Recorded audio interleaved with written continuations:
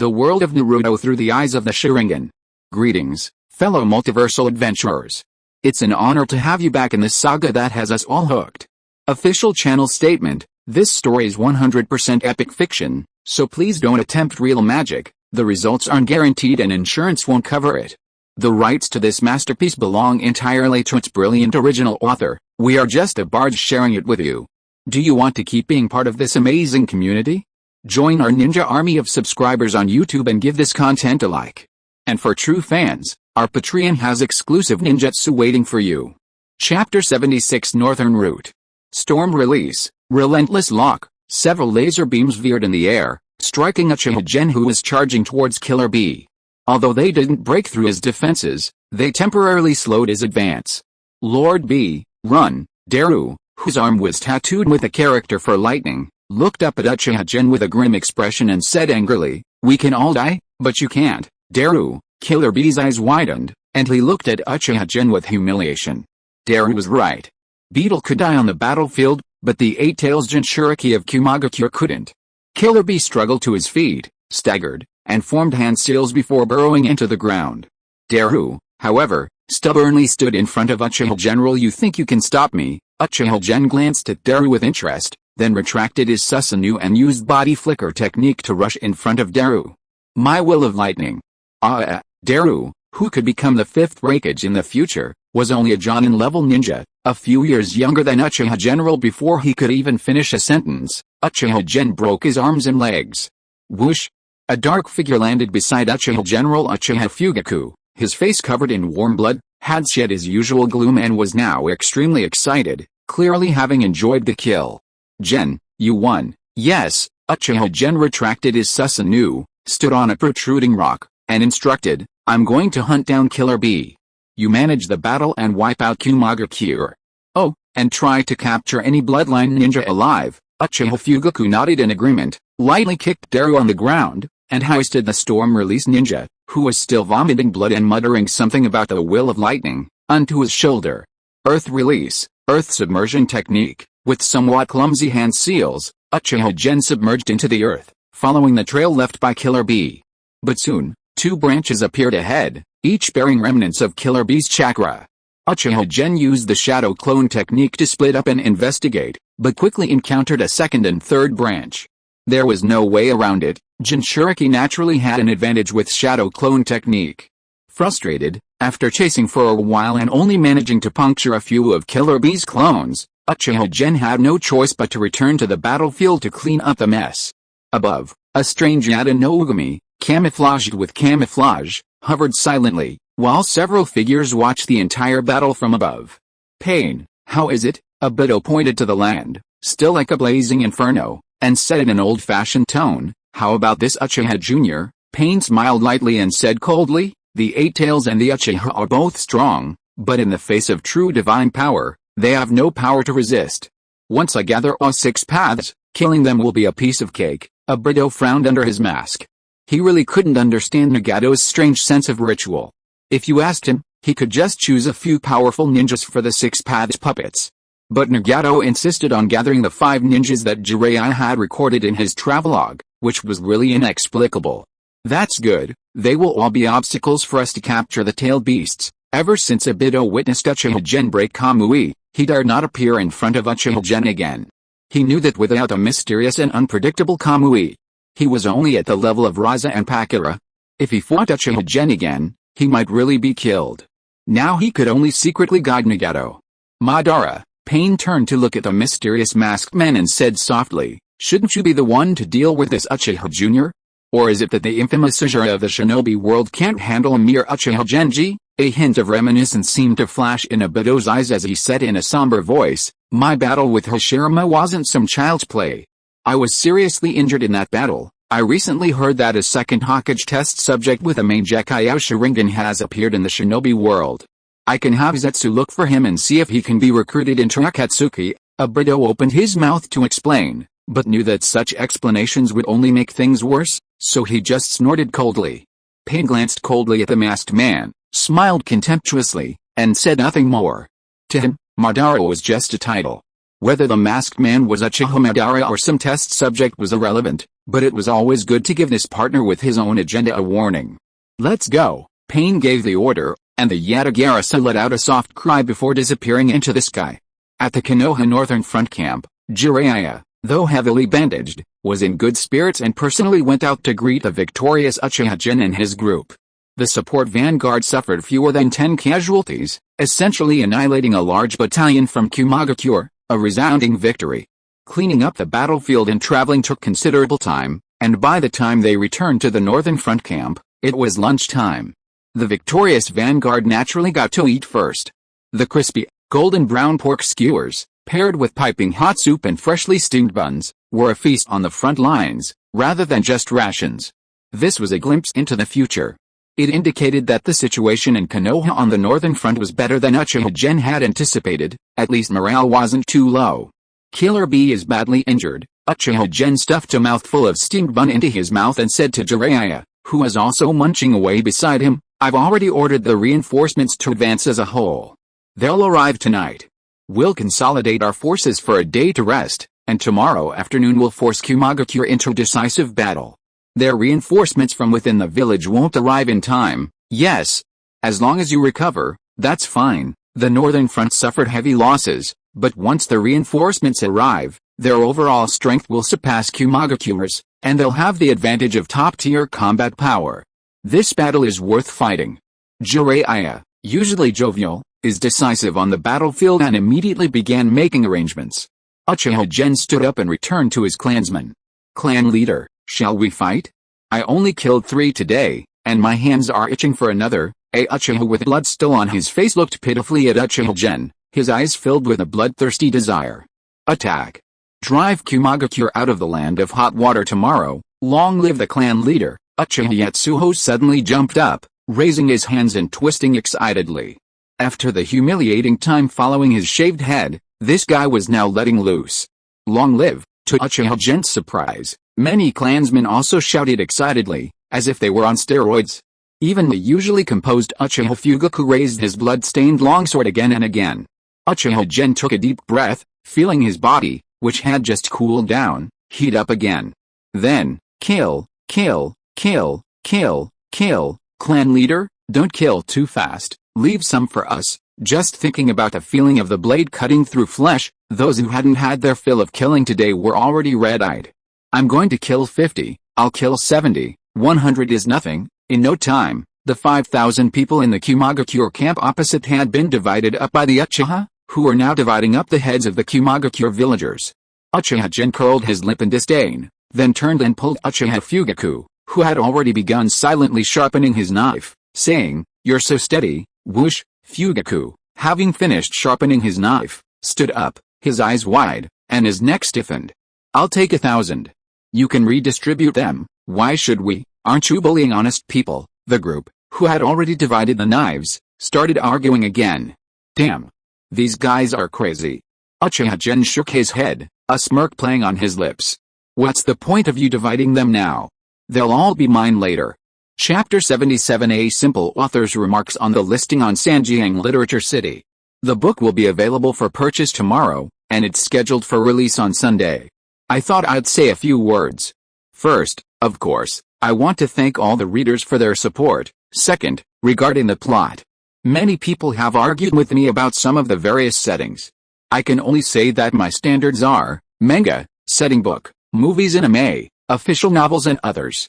For the same event, I'll accept the former, and only add content from movies and anime if the latter doesn't contradict the former. For example, many readers criticize me regarding the size of the Buddha. In the anime, the Buddha is more than 10 times the size of the Nine Tails, probably in the kilometer range. But I actually compared it to the manga. The Buddha's height is about 4 times the length of the Nine Tails, which is about 120 to 140 meters long. In the end, I said in the text that the Buddha's height is over 500 meters. As a super long-running series that has been serialized for so many years, Naruto's manga, anime, and movies have different production teams, so it's natural that there are many plot holes. I can only say that I'll try my best to maintain logical consistency while adhering to the above standards. Then, regarding updates. Tomorrow, it will release 12,000 words on the first day, then 6,000 words every day, with extra chapters for patrons. The updates are relatively few because I'm really bad at writing, and the Lunar New Year is coming soon, so my family is planning a week-long trip. Writing is hard work, so I hope everyone can support this book. The better the results, the more motivated I'll be to keep writing. Finally, I wish all my readers a prosperous and auspicious year of the dragon, with blessings, success, and a life as boundless as a dragon soaring through the sea. Love you all. Chapter 78 The Source of Advance. As evening fell, the setting sun cast its golden rays upon the layered mountains, painting the sky a warm orange and pink hue. Countless peaks, bathed in the sunset's glow, appeared solemn and mysterious. Kumagakure, Hidden Cloud Village. A resilient ninja village nestled among the mountains, renowned throughout the ninja world for its martial spirit and aggressive nature. It is also the village with the fewest rogue ninja and the most united among the 5 great ninja villages. The mountainous environment of Kumagakure is unique. Even on clear days, thunder rumbles and flashes of lightning are common. And today, from the mountaintop office atop the highest peak in the Kumagakure Mountains, roars like thunder echoed. What?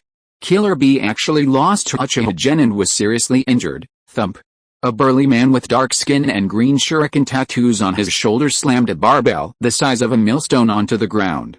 The 4th Raikage, his body covered in bulging black muscles, stared in disbelief, his deep, powerful voice tinged with doubt. He's a perfect Jinchuriki who completed the true waterfall training. How could he possibly lose? My second brother is invincible. The 4th Raikage stared intently at Troy, who had come to report, hoping this usually serious and unsmiling subordinate would suddenly say that this was a lame joke he had just come up with. That's what the intelligence from Suchidi says. It was told to him personally by the heavily injured Killer Bee. Troy, a magnet-released ninja with short purple hair, respectfully handed a scroll to the 4th Raikage Sizzle. Sizzle, the 4th Raikage took the scroll with one hand and opened it to browse, while the other hand kneaded his dumbbells and barbells, turning these specially crafted iron equipment into scrap metal with his large hands. Suddenly, a knock sounded at the door. Come in. Excuse me, Raikage-sama, a hoarse, aged voice said respectfully, and then a robust old man with white hair and beard, but a body entirely muscular without an ounce of fat, pushed open the steel door of the Raikage's office. 4 or 5 burly, dark-skinned old men in their 70s or 80s followed him slowly into the Raikage's office. This was the Kumagakure's advisory group, composed of retired jonin who were old and had made great contributions. In terms of status, they were equivalent to the Hokage advisors of Konoha and the Elders Council of Kurigakure, quite prestigious. Of course, in the Kumagakure, where everyone was united and only had as their beloved father, these advisors were just figureheads with no real power. This could be seen from the way they entered the Raikage's office. They actually knocked on the door so politely. The Hokage's assistants would just bang on the door to enter the Hokage's office. Find a place to sit. The 4th Hokage, who was worried about his sworn brother in the front lines, had no time for polite conversation with these old men and casually gestured to the sofa used for receiving guests in the office. Lord Raikage, we're here to fulfill our duties as advisors. The advisors exchanged glances before calling out in unison to the 4th Hokage. Ahem, raised an eyebrow. The oldest advisor, almost toothless, staggered forward a few steps, grabbed A's desk, and stammered, Lord Raikage, let's retreat. That Uchiha Genji has mastered Susanoo, and he's awakened the Mangekyō Sharingan. Retreat?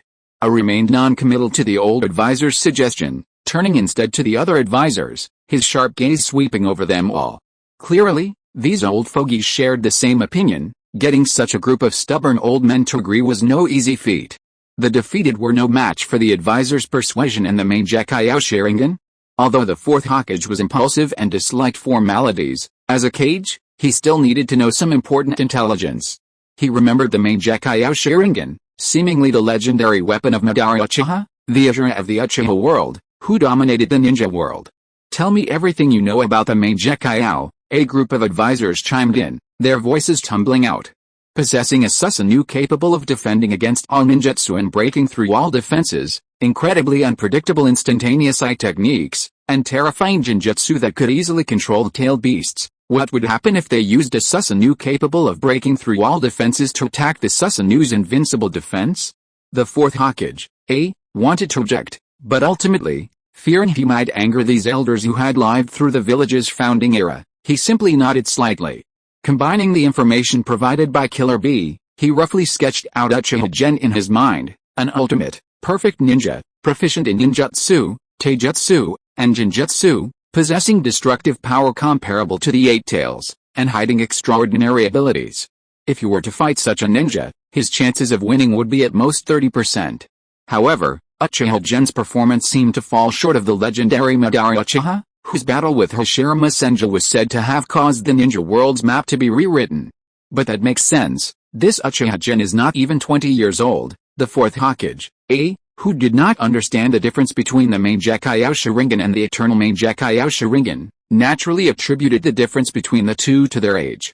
This only intensified A's killing intent. Have you all considered that if we back down now, when Uchiha Gen is 30 or 40, will the hidden cloud village have to lick his toes and beg him to spare us? The fourth Hokage's resolute face revealed a hint of ferocity, and his eagle-like eyes swept over the crowd as he said, "This ninja world is too small to accommodate a powerful hidden cloud village and a second ninja world demon at the same time. We should kill Uchiha Gen now. I'm taking Ujido to the battlefield." Several advisors were about to persuade him when the sound of hurried running came from outside the door. Lord Raikage. Lord Raikage, a blonde-haired boy burst into the office, his face contorted with panic. Konoha's reinforcements have marched to the front lines. The entire Konoha force is being mobilized and reorganized. Lord Tsuchida has determined that Konoha intends to engage us in a decisive battle. What? Could no longer contain his rage. He slammed his steel bracers onto the table, shattering it to pieces. "I'm going to the front lines now." The 90-year-old advisor hugged the fourth Hokage's leg, tears streaming down his face, saying, "It's too late to go now. The important thing is Killer B, at least we must preserve the Eight Tails within him. I can use the heavenly transfer technique." A gritted his teeth and said, "Father can do it, and so can I, boss, even if you can. The others can't." Troy, who had been silent all along, also spoke up. "Lord Killer B is severely injured, and if you go there, you will be surrounded by Konoha's experts. Fugaku cannot lose another A." Amidst everyone's persuasion, A finally calmed down, slowly closed his eyes, and said, "Have Tsuchida select a young elite force to escort Killer B back, and the rest of you stay put. Tell him that the village will immediately mobilize a force to go south with me." After saying that, A clenched his hands tightly and sighed.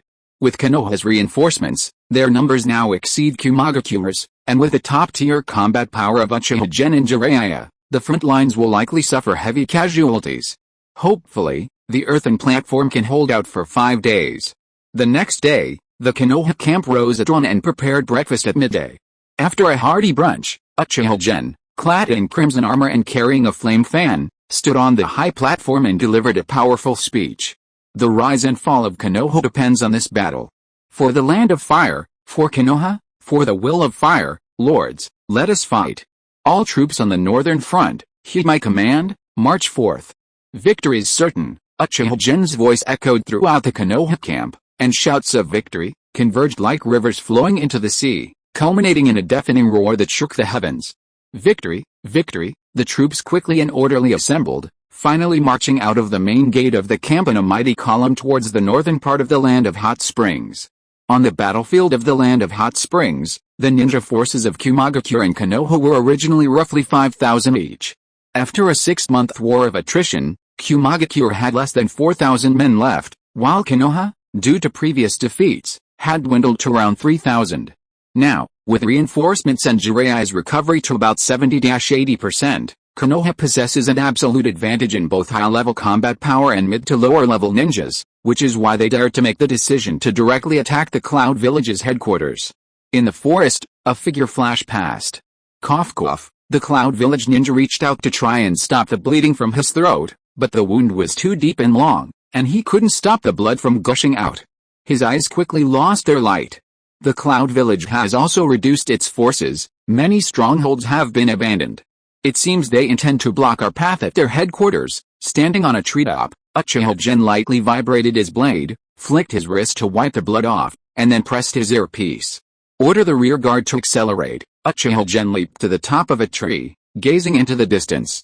He could already see sparse trees and lush grasslands ahead. Beyond this forest lay a plain several kilometers wide, the only plain in the entire Land of Hot Springs. The hidden Cloud Village's headquarters was located on the other side of the plain. Ninjas could use chakra to walk on water and trees, traversing any terrain with ease. Turbulent terrain offered no defensive advantage. Instead, the vast plain increased the pressure on enemy infiltration. Of course, this plain was also undoubtedly dotted with countless traps laid by the hidden Cloud Village, waiting for the Konoha ninjas to painstakingly search and clear them until they reached the hidden Cloud Village's headquarters. Clearing these traps might cost dozens or even hundreds of lives and a great deal of time. Instead, Uchiha Gen opened his card slot, took out the flame fan adorned with Tomo, Magatama, from his back, gripped the long handle tightly with both hands, and a red light flashed in his left eye. A trickle of blood flowed from the corner of his eye, and Uchiha Gen began to recklessly pour his chakra into the flame fan. After activating the Mangekyō Sharingan, Uchiha Gen's chakra had experienced another leap, surging from 8 chakra units to over 20, now barely qualifying as chakra saturation. After channeling a massive amount of chakra into the flame fan, Uchiha Gen activated a heavenly ruler technique in his left eye. After a brief moment of disorientation, his chakra was instantly replenished, losing only a small portion of his eye power. The next instant, a icy storm surged forth from the fan, howling along the route Uchiha Gen had planned, whipping up trees and grass, and even scraping the ground. Boom boom boom, the terrifying storm destroyed countless traps, and while explosive tags were triggered and detonated, they achieved nothing. A safe corridor several meters deep and tens of meters wide was left on the grassland, and the Konoha army quickly filed in, heading towards the Cloud Village camp. Soon, the Konoha vanguard advanced to the other side of the plain, even able to see the small figures repairing the barrier destroyed by the storm near the Cloud Village camp.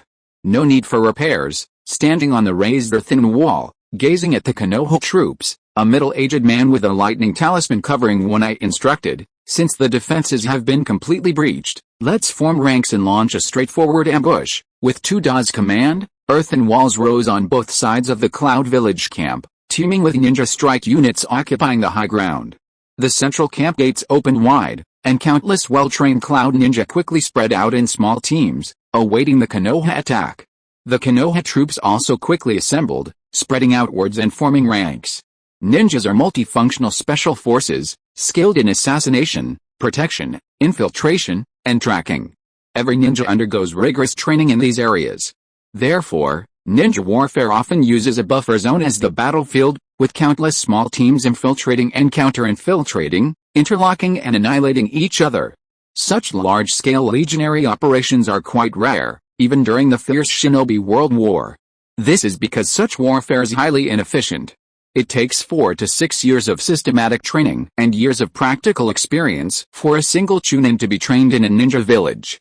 However, on a densely packed battlefield like this, a Georgian shuriken could kill dozens or even hundreds of chunin with a single casual strike. They could have played a much greater role. Top-tier combat power is the ninja world's nuclear weapon. If both sides possess it, nuclear peace can be achieved. But now, Mangekyō has lost its deterrent power. Uchiha Gen cracked his knuckles, loosened his muscles, then tapped his breastplate, raising an eyebrow at Jiraiya beside him. Want to know how the Uchiha made their name during the Warring States period? Oh, Jiraiya laughed heartily, his thick white hair fluttering in the wind. Then let me see. Alright. Uchiha Gen's eyes gleamed with Tomo as he stared at the Mangekyō ninja forces on guard in the distance, taking a slow, expressionless step forward. Tap. Tap. Tap. Step by step, Uchiha Gen's pace gradually quickened, finally launching a lone charge towards the thousands of enemies opposite him. The Cloud Village commander was visibly stunned for a moment, only reacting and ordering the ninjutsu troops to attack when Uchiha Gen had already charged within hundreds of paces of the Cloud Village's front line. The earth trembled, the ground beneath Uchiha Gen's feet shook continuously, and lightning, and a torrential downpour of fire rained down on him from the sky. However, because they were stunned by Uchiha Gen's one-man charge, these ninjutsu arrived somewhat late. Uchiha Gen scanned with his Sharingan, quickly moving forward while leaping into the air, his entire body gracefully gliding through the air like a dancing butterfly, dodging dozens of ninjutsu before landing in the Cloud Village's territory. Boom! With a kick that shattered the sternum of a Cloud Village ninja, Uchiha Gen, like a tiger descending from the mountain, began his slaughter. Chapter 79 The Source of Dance. The Cloud Ninja's main force was organized into squads, each 6 or 7 meters apart, leaving space for combat and evasion. Upon entering the crowd, Uchiha Gen was immediately confronted by several muscular men. Several cloud ninja swarmed him, unleashing lightning release, thunderclap, followed by powerful sword and taijutsu attacks, while one threw explosive tags and kunai for distraction. Their coordination was impeccable.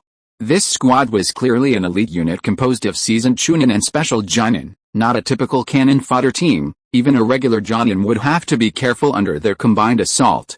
Unfortunately for Uchiha Gen, even with his eyes closed and hands removed, he wasn't as inept as an ordinary jonin. He didn't even bother searching for or dodging the combined attack. With a casual glance from his Sharingan, he deftly caught the swordsman's longsword between two fingers. To the swordsman's astonishment, Uchiha Gen suddenly unleashed his chakra, shattering the sword with the amplified power. The shattered blade, flicked by his finger, scattered in all directions thanks to his solid foundation in Uchiha-style throwing techniques, piercing through the throats of four men and leaving behind sprays of blood. The remaining hilts fell to the ground only as the men fell backward. Earth release, heart-slaying decapitation technique. A middle-aged man wearing a Cloud Village headband suddenly sprang halfway out of the ground, reaching for Uchiha Gen's legs, only to have the remaining blade, less than 3 inches long, pierce his skull. His hand was less than 20 centimeters from Uchiha Gen's legs, but after only a few twitches, it slumped limply to the ground. 8 seconds, 5 kills. Lightning release, sense. A few meters away, a ninja from another squad frantically formed hand seals, but only managed 2 before Uchiha Gen casually tossed a shuriken into his throat. Swish. Uchiha Gen's figure vanished from the side of the attacking squads. 6, 7, 8, 9. Uchiha Gen's cold, counting-like voice rang out, accompanied by the cracking sounds of bones breaking. One by one, Cloud Ninja were tossed about like ragdolls, dying without even a scream. Fingers, hands, elbows, shoulders. Uchiha Gen merely grazed the Cloud Ninja with these parts during his high-speed movement, causing them to fall one after another. Suddenly, whoosh, zzz, the sound of a sharp weapon cutting through the air, accompanied by a faint crackling of electricity. Uchiha Gen whirled around, and with a clang, blocked a short sword with his kunai. The sword belonged to a dark-skinned middle-aged man with a lightning character tattooed on his lips. Lightning release chakra was surging from his body as he gritted his teeth, increasing his power. Lightning release chakra mode, enveloping his body in lightning, activating his flesh and greatly enhancing his defense. This Cloud Village's signature technique was actually only B difficulty, and many jonin of Cloud Village had mastered it. But this jonin before him was far inferior to even Killer B, who could only sing, dance, and rap, let alone the previous A. Uchiha Gen flicked his wrist. The muscles in his right hand bulged and then shrunk, the kunai in his hand flying in a strange arc, aiming for the middle-aged jonin's nape. Taking advantage of the jonin's panic dodge, Uchiha Gen bent into a bow and kicked him in the chin. After sending the enemy flying high into the air, Uchiha Gen also leaped up, his fingers precisely reinserting into the ring on the kunai's handle, gathering his strength in mid-air to send the kunai piercing the middle-aged man's chest. A muffled thud echoed. The man lying on the ground vomited blood, trying to pull out the kunai stuck in his heart, but he couldn't muster any strength in his hand. In his final moments, he only vaguely heard a disdainful complaint, "What an ugly backup dancer, I am a genius of Mangekyō, a jonin who has carried out countless high-difficulty missions, and I even earned the approval of the former A." The man's past flashed before his eyes like a revolving lantern. Every jonin is a genius in their own story, a protagonist with talent who has undergone countless trials. But after enduring countless hardships to become a jonin, in truly high-level battles, they are merely foot soldiers to be easily dispatched. Uchiha Gen ignored the dying man, gliding smoothly to the other side like a wave, his movements fluid and graceful, each move simple yet beautiful, like a stunning painting composed of blood. The cracking of bones, the spurting of blood, and the occasional roars and screams of enemies formed the soundtrack to this battlefield of carnage. Swish, swish, swish. The sound of air being torn apart echoed in his ears. One figure after another appeared before Uchiha Gen, only to be killed like wheat being harvested, their bodies falling haphazardly to the ground, blood spurting out. Uchiha Gen was like a harvester, rampaging through the Cloud Village's ranks, utterly devastated. 3 minutes, 50 kills. An average of 1 kill every 3.6 seconds. After this rampage, Uchiha Gen's eyelids lowered, his expression unchanged, not even breaking a sweat. He hadn't used any ninjutsu or genjutsu. This amount of exercise was merely the first step of a warm-up for him. The Cloud Village, currently the second strongest ninja nation in the ninja world, possessed a high-quality ninja. If you were to recruit another 200 or 300 bandits to teach them chakra refining techniques, the group that had just died at Uchiha Gen's hands could easily form a small ninja village. The infamous puppeteer Shisui of the Red Sand's single-handed annihilation of a nation was precisely the kind of small ninja village he destroyed. In other words, he took down Shisui of the Red Sand in about 3 minutes. Another group of ninjas rushed forward, their excited faces contorted with rage, some with tears in their eyes, clearly knowing their fate was sealed. Yet, they charged forward without hesitation, hoping to carve a piece of flesh from Uchiha Gen, even if it meant dying to deplete his stamina and chakra for their comrades. The distorted ninja world gave birth to a distorted ninja village system, and these distorted villages cultivated ninjas, professional warriors skilled in all military arts, whose calling was killing. In his previous life on Earth, even modern armies would crumble and lose their fighting capacity if their casualties reached 30% to 40%, but ninjas, especially those from the 5 great villages, could truly fight to the last man. Uchiha Gen's eyes remained calm as always. He had long been accustomed to all of this during his previous life as a ninja. Then, the only thing I can do is send you all to your demise. Uchiha Gen wiped his blood-stained hands onto his crimson armor, the blood seeping into his Sengoku-era armor, making it appear even more alluringly red. Clang. A faint, almost imperceptible buzzing sound rang out. He drew his sword, the gleaming blade reflecting the undisguised killing intent in his eyes. Namu-san. Drip. A drop of water fell onto the blade, slowly spreading along the chakra-forged metal. Then a second drop, a third drop. It was raining. Uchiha tilted his head slightly, watching the pattering rain, and suddenly burst into maniacal laughter, radiating a ferocious killing intent like that of hell. The cloud ninja who had surrounded him stared blankly at his maniacal laughter, as if struck by some kind of mental shock, frozen in place. This was the moment when one could take on 1,000. Uchiha Gen was merely warming up. Standing high above, overlooking the battlefield below, Tsuchikage's face remained expressionless as he watched Uchiha Gen slaughter his comrades from Fugaku with impunity. Lord Tsuchikage, Uchiha Gen has easily killed nearly 100 of our ninjas without a scratch. We can't let him continue this rampage. A renowned Jonin, imposing and awe-inspiring, stepped forward from among the Jonin behind Tsuchikage, somewhat agitated, and suggested, I possess the swift-release bloodline limit, I can use my speed to hold him off. Let me lead the brothers. Tsuchikage glanced at the Jonin behind him, seeing their eagerness, and explained expressionlessly, no. Uchiha Gen's strength is unfathomable, even surpassing Killer Bee. Even if you went, you could only manage to hold him off at best, a moment's carelessness and you'd lose your lives. If you all die, how will we fight Konoha afterwards? But, are we just going to watch him slaughter our comrades like this? One Jonin said indignantly. This is a necessary sacrifice. In a one-on-one fight, without Killer Bee, we don't even have anyone to stall him. Don't forget, Konoha still has Jiraiya, Tsuchida, a close advisor to the Raikage who had held considerable power since the Third Raikage's era, spoke with a calm tone, his words seemingly filled with ruthlessness. But he wasn't that kind of person. A ruthless person could never gain the trust of successive Raikages. Right now, we can only wear him down with ordinary ninjas. When he's exhausted and numb, when his strength declines, only then will we have the chance to defeat Uchiha General. Only in this way can we hold the line and turn the tide of battle. Tsuchida placed his hands on the edge of the high wall, his fingertips digging deep marks into the bricks, gazing down at Uchiha Gen, whose killing efficiency had increased dramatically after drawing his sword. Everyone gets tired eventually, even the invincible Third Raikage. Uchiha Gen, a young man, certainly had far less stamina than the Third Raikage. Moreover, as the strategist of Fugaku, Tsuchida was knowledgeable and experienced, having led a series of ancient text preservation projects within the village. He possessed a deeper understanding of the legends and records of the Mangekyō Sharingan and Susanoo. Many ancient books, paintings, and murals in the Land of Lightning contained accounts of Susanoo and the strange Sharingan. As far as he knew, the Mangekyō Sharingan's users, wielding the ocular technique called Susanoo, consumed a special chakra called ocular power.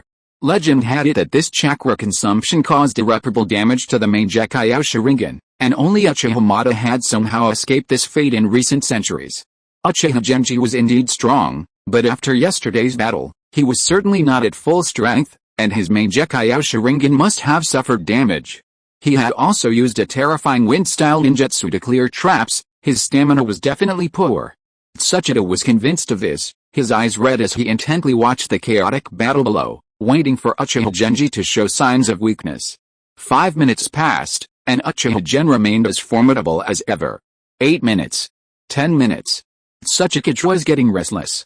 Fugaku had already lost 200 men, the losses of a medium-sized battle, yet Uchiha Gen remained energetic and showed no signs of fatigue. Lord Tsuchida? He doesn't seem tired at all. The ninja were getting impatient, their words tinged with reproach. Tsuchida paced anxiously on the high wall, then suddenly slapped his thigh, a look of sudden realization on his face. Uchiha Gen has been using taijutsu and swordsmanship in his fight, why isn't he using ninjutsu? It's because taijutsu and swordsmanship consume less chakra. He's been consciously conserving chakra, we need to force him to use a large amount of chakra to unleash ninjutsu. Tsuchida immediately had a new idea. He scratched his face until it turned bright red and even bled, only then slightly easing his guilt. He closed his eyes and said in a deep voice, during the next squad's encirclement, notify the ninjutsu units to conduct a saturation bombardment of the area where Uchiha Gen is located with indiscriminate ninjutsu. Tsuchida's heart was bleeding. Indiscriminate attack meant that Fugaku itself would become the executioner of its comrades. But this is all for Fugaku, for victory. Clang, clang. Uchiha Gen, whom Tsuchida judged to have not much chakra, unleashed 2 more dazzling sword flashes, beheading 2 Fugaku ninja. Only 95% of my chakra left. I feel a little insecure. In just 10 minutes, Uchiha Gen had already squandered 1 chakra and was considering whether to have a ninjutsu exchange and then use heavenly stealth again. He had only used each of his Mangekyō Sharingan's 2 eye techniques once, and under the effect of Susanoo, the consumption of Susanoo was not great, and his vision was still good. For Fugaku, 2 more Fugaku squads filled the gap, shouting in the local dialect of the Land of Lightning, charging towards Uchiha Gen with great fervor. Why? This group of Fugaku was different from the previous suicide squads. They completely abandoned ranged attacks such as Kune, Shuriken, and ninjutsu, shouting as they charged straight at Uchiha General. In an instant, Uchiha Gen punched a ninja in the chest, the powerful force shattering his ribs. The 3 tomos whirled in his eyes as he saw an explosive tag on the ninja's waist spontaneously combust. So, it was a kamikaze suicide squad. Uchiha Gen flicked his wrist, pinched the explosive tag, and stuck it onto a Kune, then hurled it with a whoosh, boom. The explosive tag exploded, blasting another ninja to pieces, leaving him unrecognizable. At this moment, the Fugaku ninjutsu troops on the distant earthen wall began forming hand seals, releasing countless chakra auras. Uchiha Gen turned his head and saw that the original reserve force around him had also retreated, leaving only the few cloud ninja in front of him to hold them off. So they were going to bombard him with ninjutsu. I'm tired of hand-to-hand combat anyway.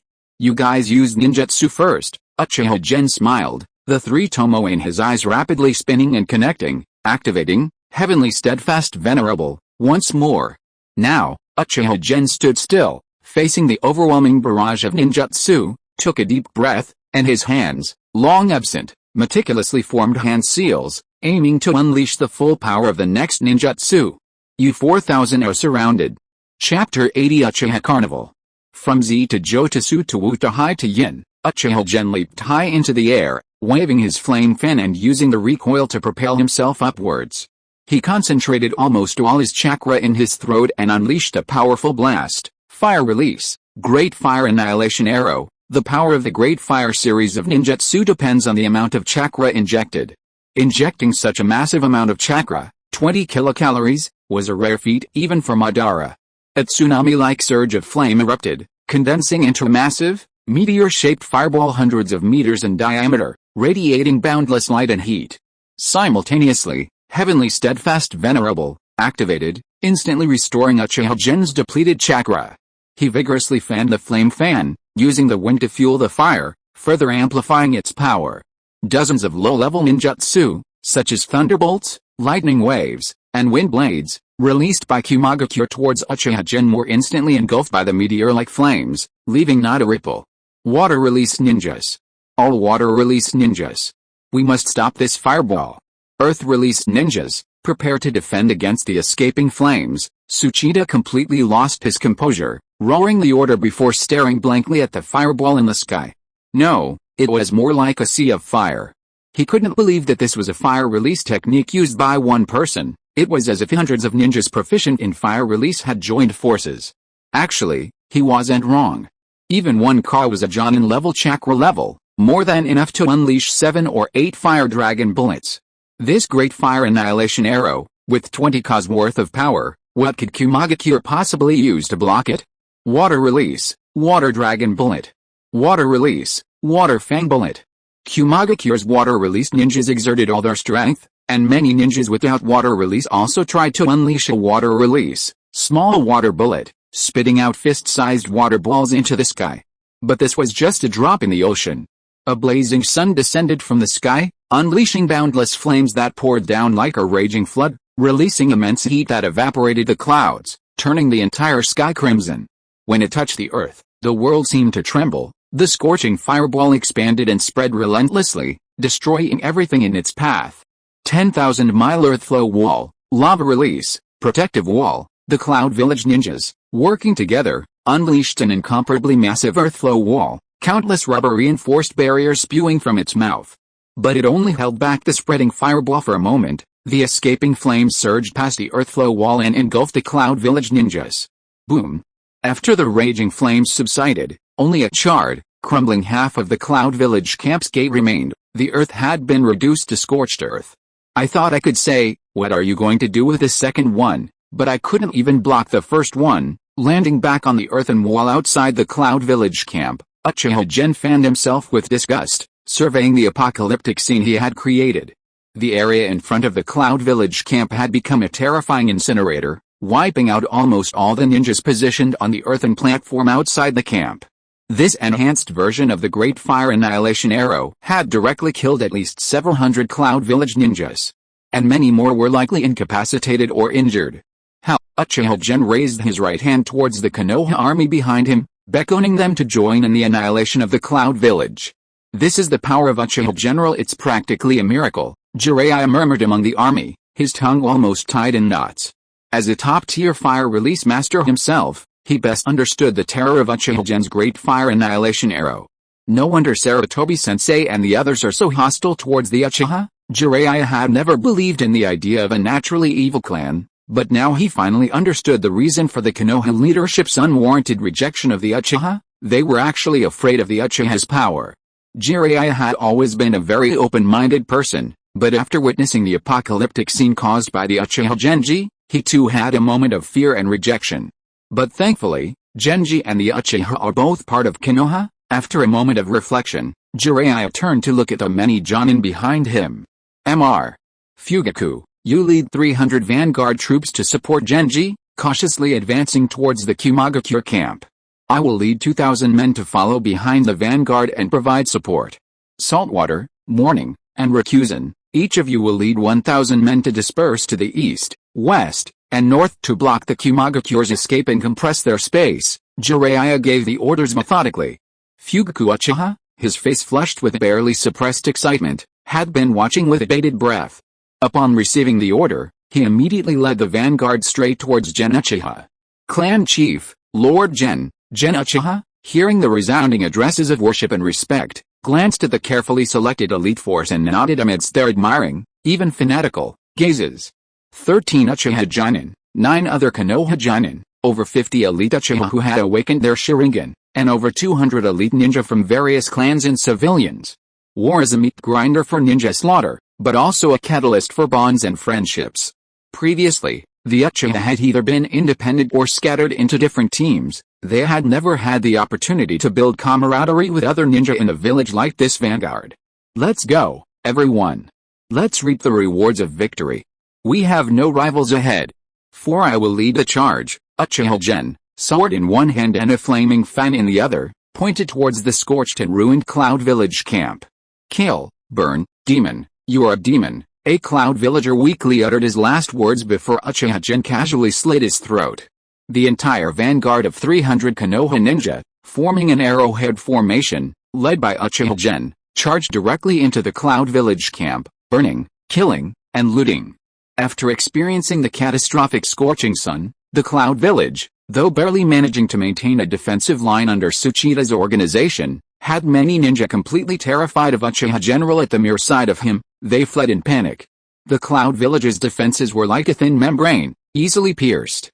Uchiha Gen also toned down his sharpness, paddling along and giving the ferocious, blood-red-eyed Uchiha and others some room to maneuver.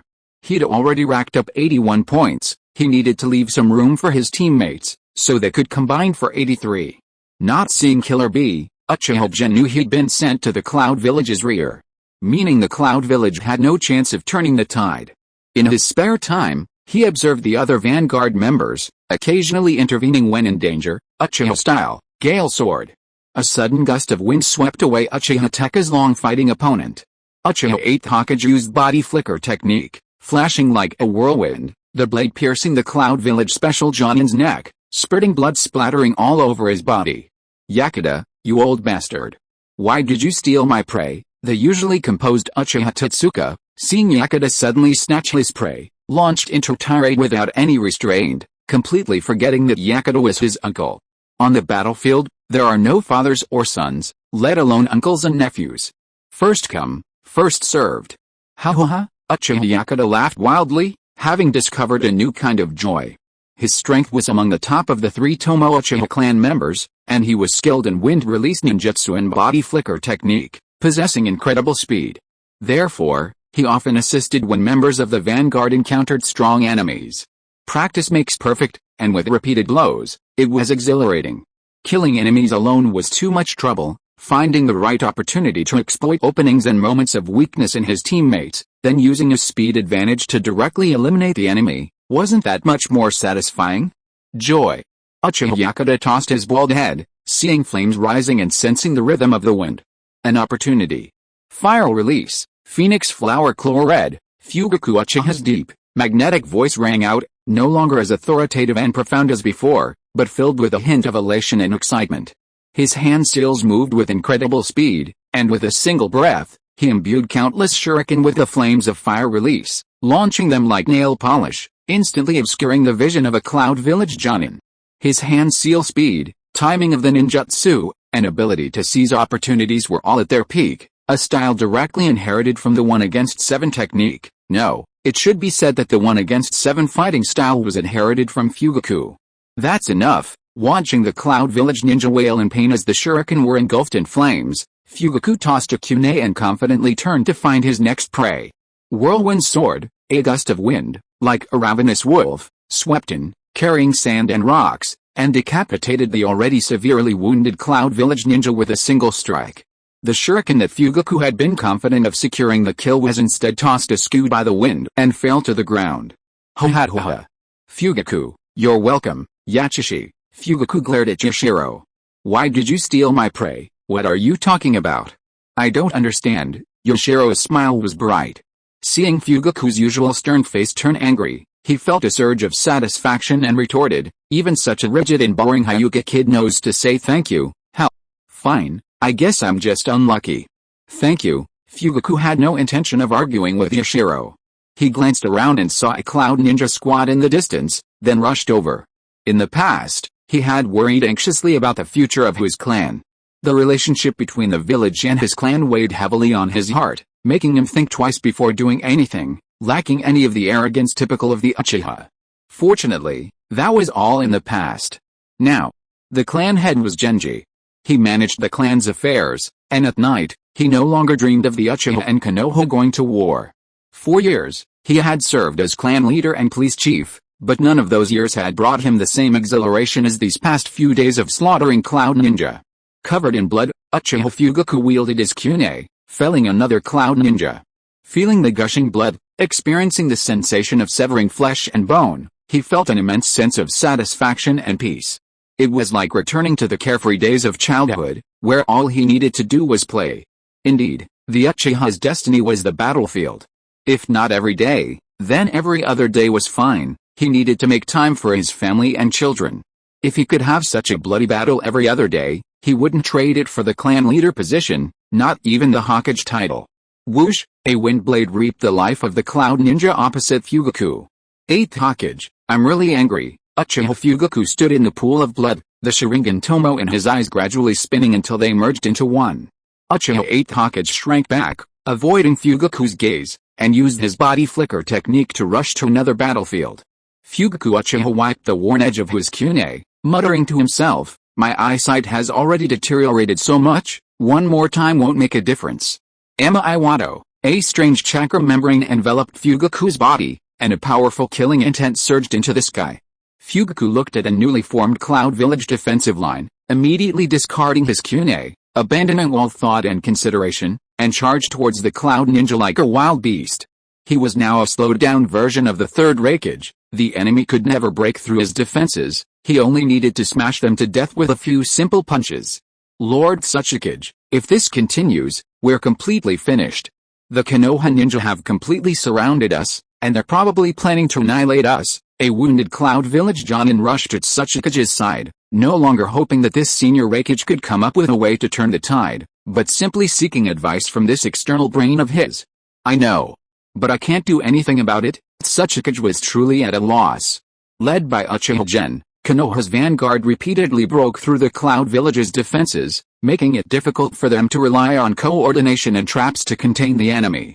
The encircling army trapped them like turtles in a jar, compressing their lines and making escape impossible for the Cloud Ninja. Of their 4,000 soldiers, more than half perished in just a few hours, leaving only a little over 1,000.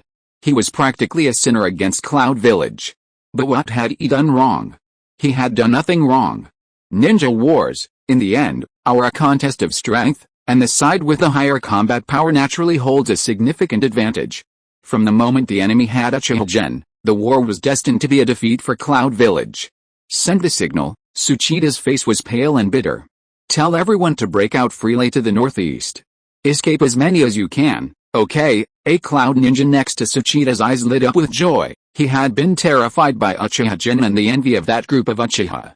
Lord Tsuchikage, you go first. No. Tsuchikage smoothed his furrowed brow and let out a long sigh. What face do defeated generals have to live on? Go quickly, I'll cover your retreat. Swoosh. A signal flare signaling retreat shot into the sky. The Cloud Village ninja, already at their last gasp, completely lost their will to fight and quickly scattered, each fleeing for their lives. Amidst a fleeing and disorganized crowd, Tsuchikage walked slowly against the flow of people, but soon a group of silent followers gathered behind him. Cloud Village, we can die, but we will never admit defeat. Looking at the dozens of people behind him, Tsuchikage's excitement surged again. It's Uchiha Gen. Tsuchikage saw Uchiha Gen in the distance, and with a sigh, humming a folk song from his hometown of the Land of Lightning, he charged towards Uchiha Gen without hesitation. He felt his body releasing adrenaline like crazy, making his entire body extremely excited, and even his chakra suddenly surged.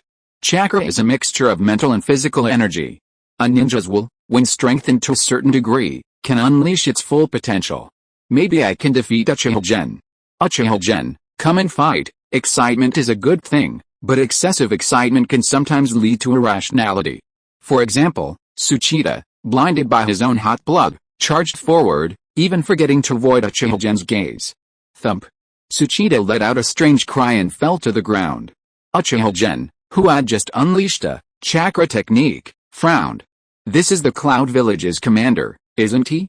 Doesn't he know I have the Mangekyō Sharingan? He still dares to look me in the eye. Today's hellish joke. Uchiha Madara took in a student named Obito, an orphan. He asked, who is your father? Obito replied, the clan that raised me. Madara nodded and asked again, who is your mother? Obito replied, the fourth Hokage and his wife, who treated me like their own child. Madara then asked, after you finish your training with me, you must want to repay them, right? Is there anything you want to do? Obito said, to become an orphan. Chapter 81 Post-War in the Cult of Evil Gods. The hidden Cloud Village hoped the earthen platform at the front could hold out for 5 days. However, from the start of Konoha's attack to the near annihilation of the hidden Cloud Village and the subsequent cleanup by Konoha ninja, less than 5 hours had passed. The lonely city wept, the setting sun stained blood, but the blood wasn't from the sun itself, but from the hidden cloud camp, every inch of land stained crimson with blood. In the hidden cloud's original command center, Several exquisitely crafted maps of the land of hot springs hung on the pure white walls. To the left of the room was a long table several meters long, while to the right, in the hidden cloud style, were barbells, arm-strengthening equipment, and other such equipment. Konoha's Jonin drank tea found in the warehouse, ate hidden cloud-style snacks, and chatted happily while looking at the meticulously drawn maps, occasionally bursting into laughter. The head seat at the very top of the long table was empty, marked with a wooden plaque that read Hirozen Sarutobi, with Jiraiya and Gen Uchiha sitting on either side. Logically, although both were commanders-in-chief, Jiraiya, with his greater seniority, should have sat in the hut seat. Jiraiya was a remarkable man, both generous and meticulous, upright yet adaptable. He earnestly invited Uchiha Gen, the hero of this victory, to sit in the main seat. Uchiha Gen naturally declined. After much refusal, Jiraiya placed Hirozen Sarutobi's nameplate in the main seat, then sat opposite Uchiha General Yet. This looks a bit like a memorial tablet. Uchiha Yatsuho used his Sharingan to cast a small genjutsu at Uchiha Gen, then stepped over the chair reserved for Fugaku and moved closer to him. Clan leader, do you know? I've killed enough, 70. Uchiha Yatsuho smiled eccentrically, raising an eyebrow, but he had no eyebrows, so the smile looked extremely sinister and terrifying. The laughter in the meeting room subsided somewhat. Uchiha Gen witnessed a female Jonin shudder in fright the moment she inadvertently caught sight of Yatsuho's smile. Thump, thump, a blood-soaked figure entered through the doorway. His clothes and skin were stained a brownish red with dried blood, leaving a bloody footprint with every step, making him look like a demon crawling out of hell. The laughter and chatter in the meeting room abruptly ceased. Fugaku, you're here. Everyone's here. Let's begin. Jiraiya glanced at Uchiha Fugaku with surprise, but still nonchalantly announced the official start of the meeting. Fugaku silently walked to Uchiha Gen's side, pulled out a chair, and sat there blankly for a long time before seemingly snapping out of his daze. His blood-covered face turned to Uchiha Gen, saying, "Shouldn't I take a shower before coming? With that murderous aura, you shouldn't be attending this meeting." Uchiha Gen shook his head and rose to begin summarizing the battle. In this great battle, Konoha, with only 300 casualties, killed nearly 3,000 Cloud Ninja and captured over 600, including the Cloud Ninja's commander-in-chief, Tsuchide. It was a resounding victory. Therefore, this summary doesn't need any innovative points, new patterns, or future prospects. Simply recounting all the achievements and accomplishments is enough to excite and delight everyone, like they were on drugs. After the summary, Uchiha Gen was about to discuss the next steps in dealing with Mangekyō when an announcement came from outside. The leader of the hot spring village had arrived. The hot spring village's intelligence network is really impressive. After all, this is the land of hot springs. The meeting room was filled with a cheerful atmosphere again. Alright, there's nothing funny. Jiraiya tapped the table lightly, his expression slightly troubled, and said in a deep voice, "That's how small countries survive. They help whoever wins. That's normal. The important thing is that the upcoming battles will force the hot spring village to contribute." Jiraiya paused for a moment, then stopped speaking. He was an unwavering pacifist, but as a mature ninja, he clearly understood the logic of how the ninja world operated. Just like this war, for the citizens and ninjas of the land of hot springs, was there any difference between the Mangekyō who actively invaded and the Konoha who were forced to retaliate? To them, both were outsiders wreaking havoc on their own land. And when faced with the same fate, would they choose to die their own comrades, with whom they had shared countless days, or complete strangers? Of course, they would choose to protect their comrades. All the leaders and higher-ranking officials in the ninja world thought this way, which is why war would begin when resources were scarce. Jiraiya's eyes were lowered. He too was trapped in this dilemma, for Konoha was more important to him than his own life.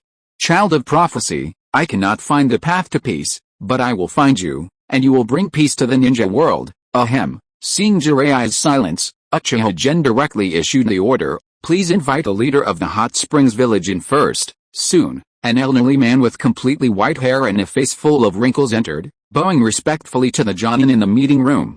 The leader of the hot springs village, Asahi, is that right? Uchiha Gen's sharp gaze sized up the elderly man, quickly concluding he was a complete weakling. This Asahi, his strength is barely enough to qualify him as a special Jonin in Konoha. He probably wasn't much better in his youth. It is indeed I. Asahi smiled obsequiously, his forward wrinkles deepening, his attitude utterly humbled. I've come specifically to reward the army. Thank you to the Konoha heavenly soldiers for driving out the Cloud Village barbarians and saving the land of hot springs from its dire straits. I've purchased 10,000 caddies of dried meat and 1,000 gan of grain. These things will soon be delivered by professional merchant ninjas. Bang! Jiraiya's second in command, Naruto, slammed his hand on the table, his previous lazy demeanor vanishing instantly. He glared at Asagi with a predatory gaze and said, Konoha expelled Mangekyō for the sake of justice and fairness in the ninja world. Was it for your things? Yes, yes, yes, Asagi nodded repeatedly. This old man was blinded by my own shallowness. However, I felt the land of hot springs' passion for protecting its own territory and country, and that's good. Naruto stared directly at Asagi, pressing him bluntly. Protecting the land of hot springs is the responsibility of the hot spring ninjas. Chief Asagi, tell me, how many troops are you planning to send? The Jonin in the tent all turned grim, their gazes fixed on Asagi. The murderous aura emanating from the Uchiha clans, especially those with their Sharingan activated, made Asagi feel as if he had fallen into an ice cave. Previously, when both Mangekyō and Konoha were on the land of hot springs territory, the hot spring ninjas could play both sides and remain uninvolved. But now that only Konoha remained in the land of hot springs, if they dared not align themselves with Konoha, then the hot spring ninjas should be expelled from the ninja world. 200, Asagi tentatively asked in a low voice. Is this all the determination the U ninja have to protect their country? 1,000, I believe the U ninja can afford 1,000 men, Naruto demanded an exorbitant amount. Asagi's breathing became heavy, the veins on the back of his hands bulged, and he pleaded in a low voice. After some haggling, Uchiha Gen finally made the final decision, 700, that's fine. That's already very little, Naruto said sinisterly. This number won't affect the future of the U ninja, however, offending Konoha might be a different story. Asagi let out a helpless sigh and finally said, alright. I understand. The wrinkles on Asagi's face seemed to have deepened, and he sighed as he took his leave, even stumbling at the door in his daze. After Asagi left. Something's wrong. There's something wrong with this Asagi? Naruto formed a hand seal to calm himself and began to close his eyes to ponder Asagi's thoughts. Yes, Naruto, one of Uchiha Gen's subordinates, added, he wasn't assertive enough, and for a ninja to stumble like that was just gilding the lily, so, he's got a problem. Uchiha Gen still trusted the Nara clan's intelligence, giving Uchiha Yatsushiro a look. Go, bring this leader of the Hot Springs ninja back. The Uchiha rarely used polite terms like please with outsiders. If they did, it meant controlling them with genjutsu and leading them back like dogs. Clan Chief Gen, he might be hiding something from us, but, before Shizuku could finish, Uchiha Yatsushiro had already vanished from his seat. This could cause an international dispute, Shizuku weakly added. 2 minutes later, Asahi stiffly followed Yatsushiro back to the meeting room, standing like a puppet before the Jonin. Naruto opened his eyes, giving Uchiha Gen a wry smile, feeling inexplicably frustrated.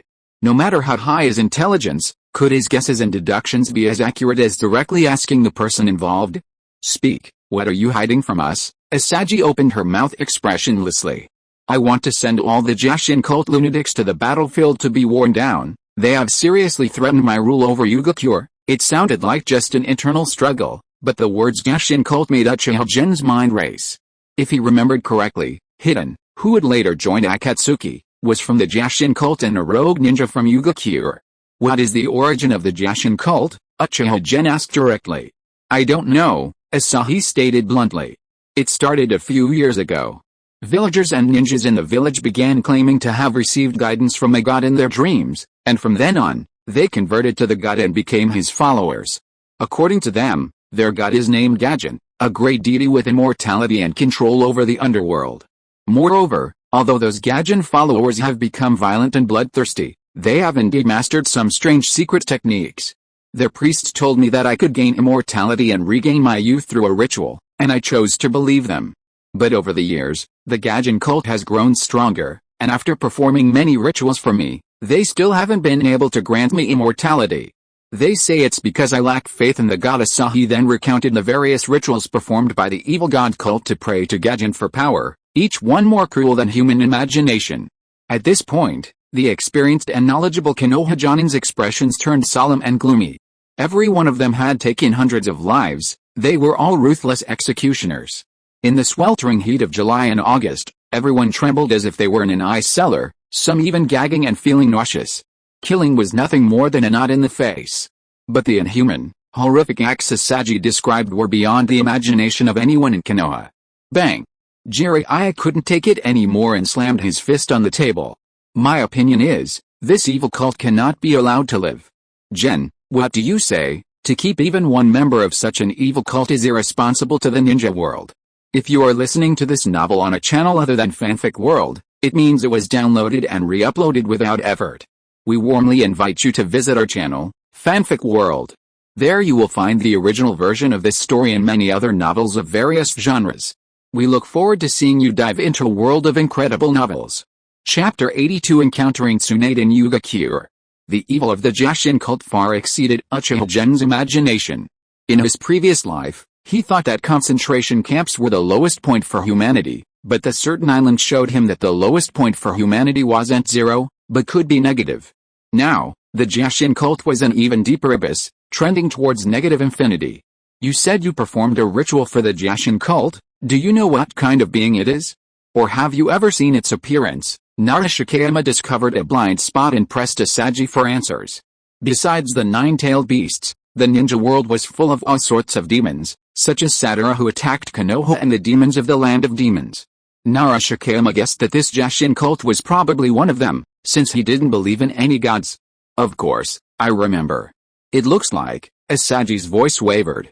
Suddenly, his eyes widened so much they almost popped out of their sockets, blood gushed from his mouth and nose, and he gripped his own neck tightly with both hands. Snap! Jiraiya snapped his hands, twisting them behind his back like pretzels, then focused chakra on one finger and pressed it onto Asagi's head. Finger seal. He then used several sealing techniques in succession, but Asagi still vomited blood and died. How about I examine his memories? A Jonin from the Yamanaka clan volunteered, but Uchiha Gen waved him off. We don't know the Jashin's abilities yet. What if you examine Asagi's memories and it influences or controls him? Forget it. Now, I'm issuing an S-rank mission. Uchiha Gen placed his hands on the table, staring intently at Asagi's corpse. Uchiho, Narishizuku. You two form a 3-person mission team with me and head to Fugaku to investigate the Jashin and the Jashin cult. The Jashin cult definitely needs to be eradicated. The mature and steady Narashikayama frowned, somewhat worried. Although the nature of the evil god is unknown, whether it's a demon or something else, ordinary ninjas probably can't handle it. Sending out Uchiha Genji, however, might lead to unforeseen circumstances on the battlefield. Fugaku won't give up so easily. The 4th Raikage might personally lead his troops south. Fugaku still has the 2 tails and the 8 tails. Without Genji, we might not be a match. I'll deal with the Raikage, Jiraiya declared confidently. His injuries were mostly healed and didn't significantly affect his fighting ability. The 8 tails won't be able to fight for at least half a month. Half a month should be enough. Uchiha Genji, who had personally injured Killer Bee, had a lot to say on this. He silently gave Fugaku a look and added, the 2 tails Jinchuriki is still young. Let Fugaku deal with her. Alright, Uchiha Fugaku nodded coldly. He couldn't be careless when fighting a Jinchuriki. He might have to use his eye technique again. Although he hadn't even showered after the battle, he was already missing the feeling of mowing down enemies with his Iwado. The sky above was overcast, and the sound of continuous raindrops filled the air. Looking at the towering peaks looming in the rain and mist, Uchiha Yatsuho wiped the rain from his hair and said, that mountain should be Mount Akatsu, where the hot spring village is located. Akatsu Castle should be at its foot. Uchiha Gen also gazed into the distance. Mount Akatsu is a dormant volcano, its last eruption likely a century ago. Because the risk of eruption is low, and because numerous natural volcanic hot springs formed at its foot after the eruption a century ago, it's a natural tourist destination. Decades ago, when the hot spring village was founded, it was located halfway up Mount Akatsu, a place then largely untouched by humans. But quickly, in the decade or so from the early days of the ninja village until World War I, Akatsu Castle spontaneously formed at its foot, attracting countless tourists to experience the hot springs. Today, Akatsu Castle is the largest tourist city and the biggest money pit among the surrounding small countries. Thus, the hot spring village is truly blessed. Finding lost cats, dogs, and children for tourists, providing bodyguards and tour guides, and collecting debts for local casinos. These low-risk, high-paying missions filled the Hot Spring Ninja's mission center. There were more than enough to do. The ninjas of Hot Spring Ninja spent most of their time on these missions, and given the village's lack of bloodline limits and secret techniques, their combat strength was predictably low. "Let's go to Akatsuki Castle first," suggested Uchiha Gen, whose external brain, Nara Saltwater, had brought with him. The evil god cult always needs a large number of sacrifices, and these sacrifices must be kidnapped and selected from tourists visiting Akatsuki Castle. In a major tourist city with a huge flow of people, the disappearance of a few dozen tourists every day wouldn't even attract attention. Okay, so, Uchiha Gen and his two companions disguised themselves, changing into clothes common in the Land of Fire, and headed towards Akatsuki Castle as ordinary tourists. The three quickly arrived at Akatsuki Castle, paid the entrance fee, and walked along the bustling streets. Three grown men together would be too conspicuous, and Akatsuki City was quite large, acting together would be inefficient. So, after finding an inn to stay in, the three of them split up to scout. Walking through the bustling crowds, Uchiha Gen silently observed Akatsuki village. Along both sides of the road were rows of natural volcanic hot springs. Some of the more upscale ones even had young women in bathrobes soliciting customers at their doors. Most of the pedestrians on the street wore genuine smiles. Everything seemed so peaceful and beautiful. However, beneath this peace lurked an incredibly ugly and disgusting evil cult. Thinking of this, Uchiha Gen couldn't help but feel a pang of sadness. Suppressing his chaotic emotions, Uchiha Gen began searching for the city's dark corners, its gray areas, its black markets, hoping to start his investigation from there. Soon, he found a casino street, just to glance at the dozen or so casinos on the street from the entrance, and a group of children waving flyers rushed towards Uchiha General. "Sir, Jingpo Casino. Jingpo Casino, you're guaranteed to win, sir. New Jingpo Casino," the children chattered noisily, promoting the casino to Uchiha General. Seeing that he didn't intend to gamble, they scattered like a tide to find their next target. "Sir, how about Jiaojin Casino? You'll definitely make a fortune if you go," a 6 or 7-year-old silver-haired boy timidly approached. "Evil god cult?" Uchiha Gen's eyes flickered. He took the flyer from the boy, examining the pictures of beautiful dealers and descriptions of various games. He casually asked, "You're so young and already soliciting customers for casinos? How much do you get paid for each casino you bring in?" "No, this is a mission assigned by our ninja academy. We are ninja students from Fugaku." The boy proudly raised his head, pulled a wooden kunai from the side pocket of his bathrobe, and excitedly showed Uchiha Gen the 3 lines engraved on it. "This is it. This is the symbol of the Hot Spring Ninja." Excellent. As expected of the Hot Spring Ninja, they even managed to make the most of their Ninja Academy students. Uchiha Gen was somewhat amused and exasperated. "Alright, let's go with this Jiaojin Casino. You lead the way." "Okay," the silver-haired boy jumped excitedly, his purplish-red eyes filled with joy. As he led the way, he rambled on, introducing the casino to Uchiha Gen. "You absolutely won't regret going to the Jiaojin Casino. This is the only casino in the entire casino district that allows IOUs. Even if you lose everything, you can win it back. Hidden, guarantee you won't regret it." The silver-haired boy ran a hand through his hair and playfully stuck his tongue out at Uchiha General. "Hidden?" Uchiha Gen looked down at the boy. "What's wrong, sir?" Hidden looked up, puzzled. "Nothing, let's go." Uchiha Gen shook his head, no longer looking at Hidden, and headed straight for the Jiaojin Casino at the far end of the street.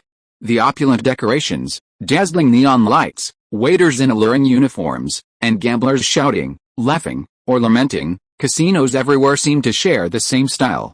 However, the casinos of the ninja world are somewhat different.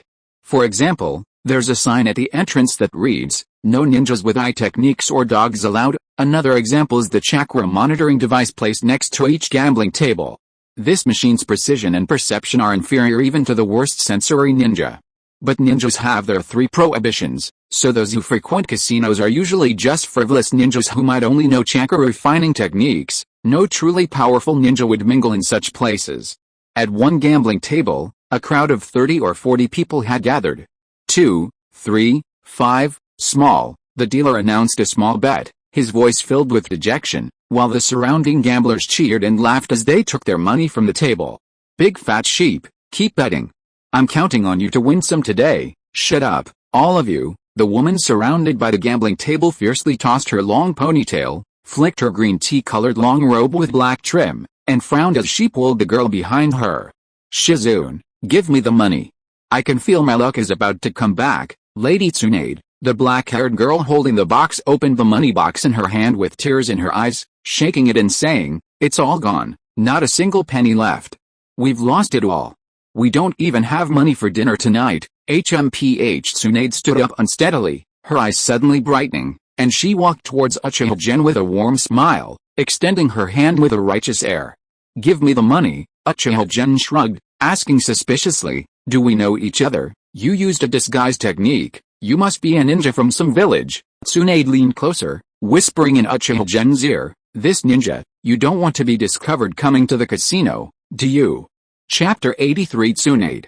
Just like finding Orochimaru with a sinister grin in the lab or Jiraiya with a lewd grin in the women's bathhouse, encountering the legendary big spender Tsunade at the casino is perfectly normal. Of course, she'll never have a winning smile on her face.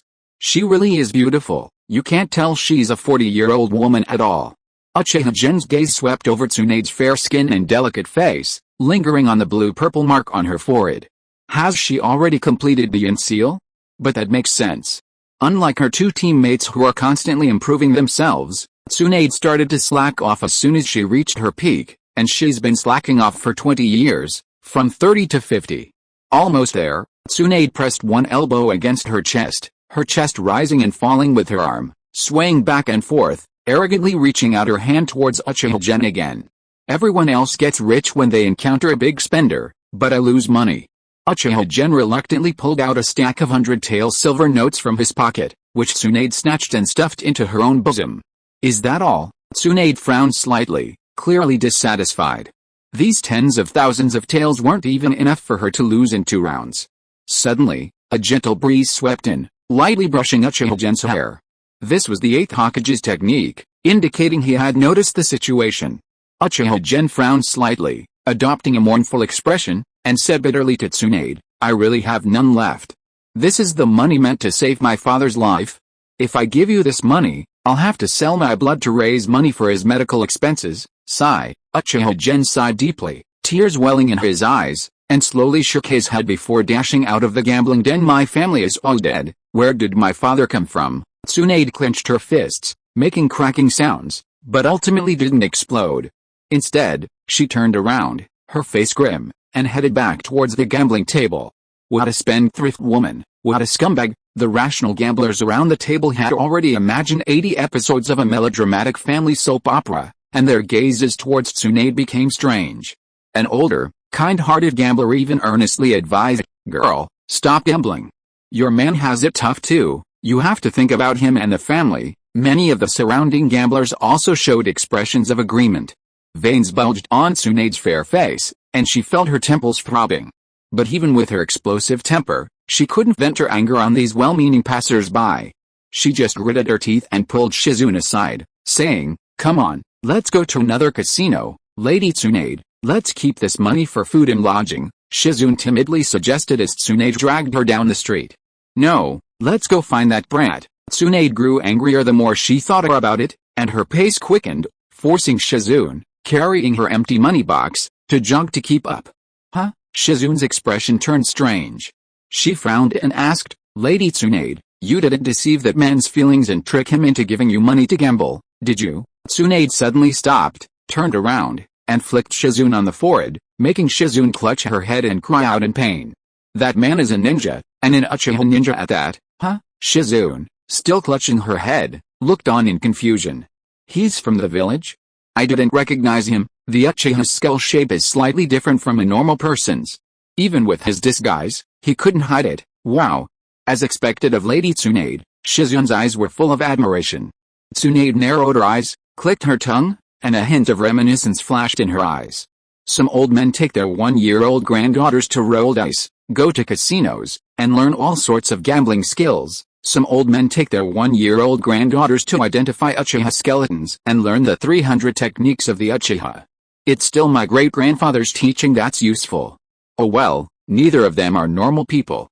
Tsunade muttered to herself, then turned to Shizune and said, "Alright, Now I need to test your tracking and investigation abilities as a ninja. Go on. I'm going to have a drink over there." Shizune rubbed her temples, muttering a complaint, but still obediently went to investigate. The 8th Hokage of Uchiha was quite efficient. He naturally possessed an Uchiha style of simplifying complex matters.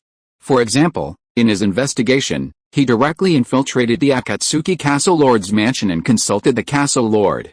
Sure enough, the Jashin cult's ability to grow to a point where even the leaders of the Hot Spring Village were wary stemmed from its deep infiltration of Hot Spring Village and Akatsuki Castle. The Castle Lord was one of the Jashin cult's major financial backers. Fearing a repeat of the situation with Asahi, I didn't have him recall the details of the evil god cult.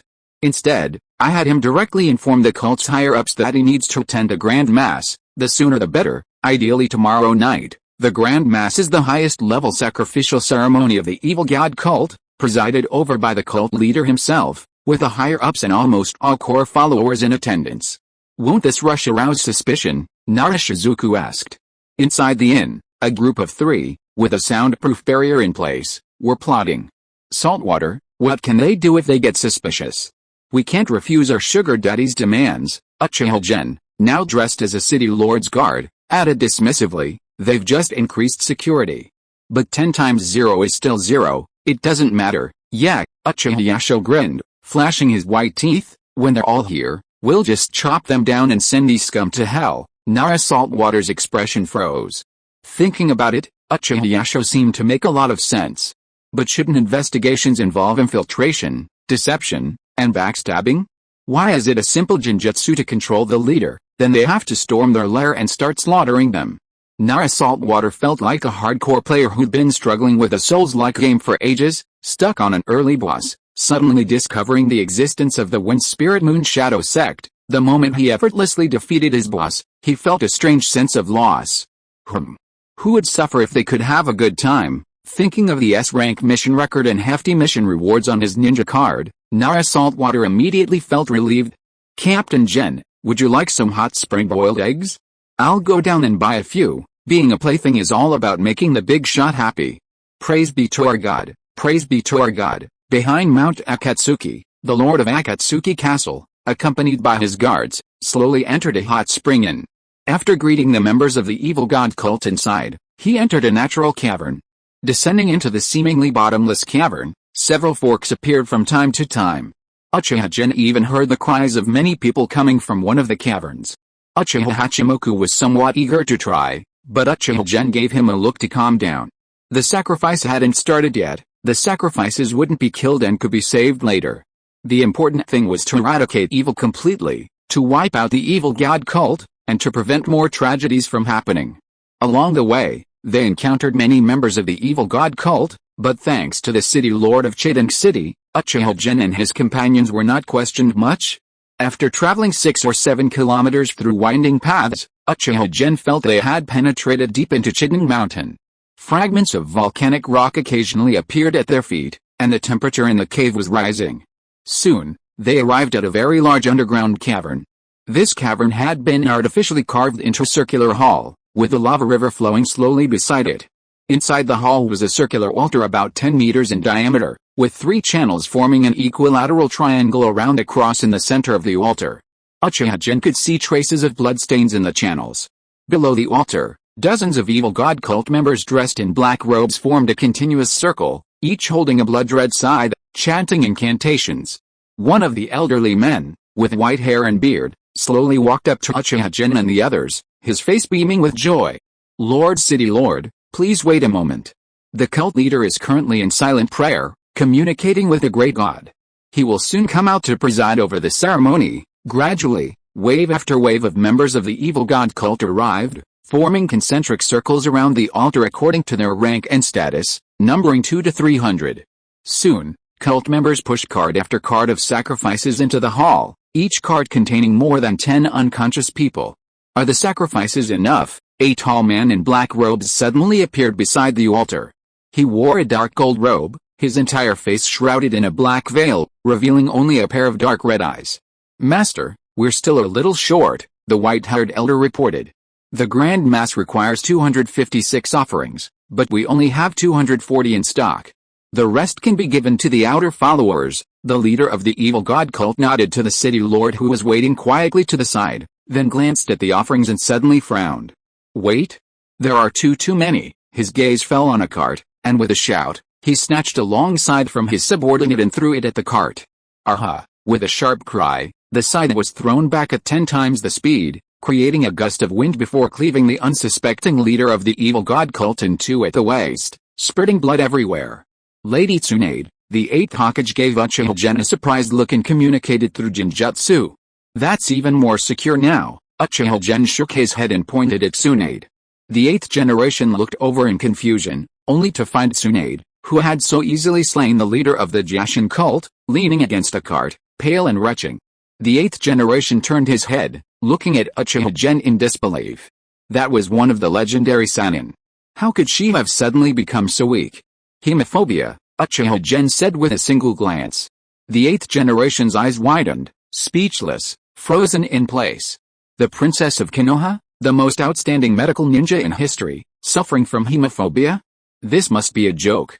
Uchiha Gen sighed softly, somewhat wistfully, saying, the fastest ninja is always late at the crucial moment, the best friends fight each other the fiercest, the kindest children kill the most, those who yearn for peace the most launch wars that sweep across the ninja world.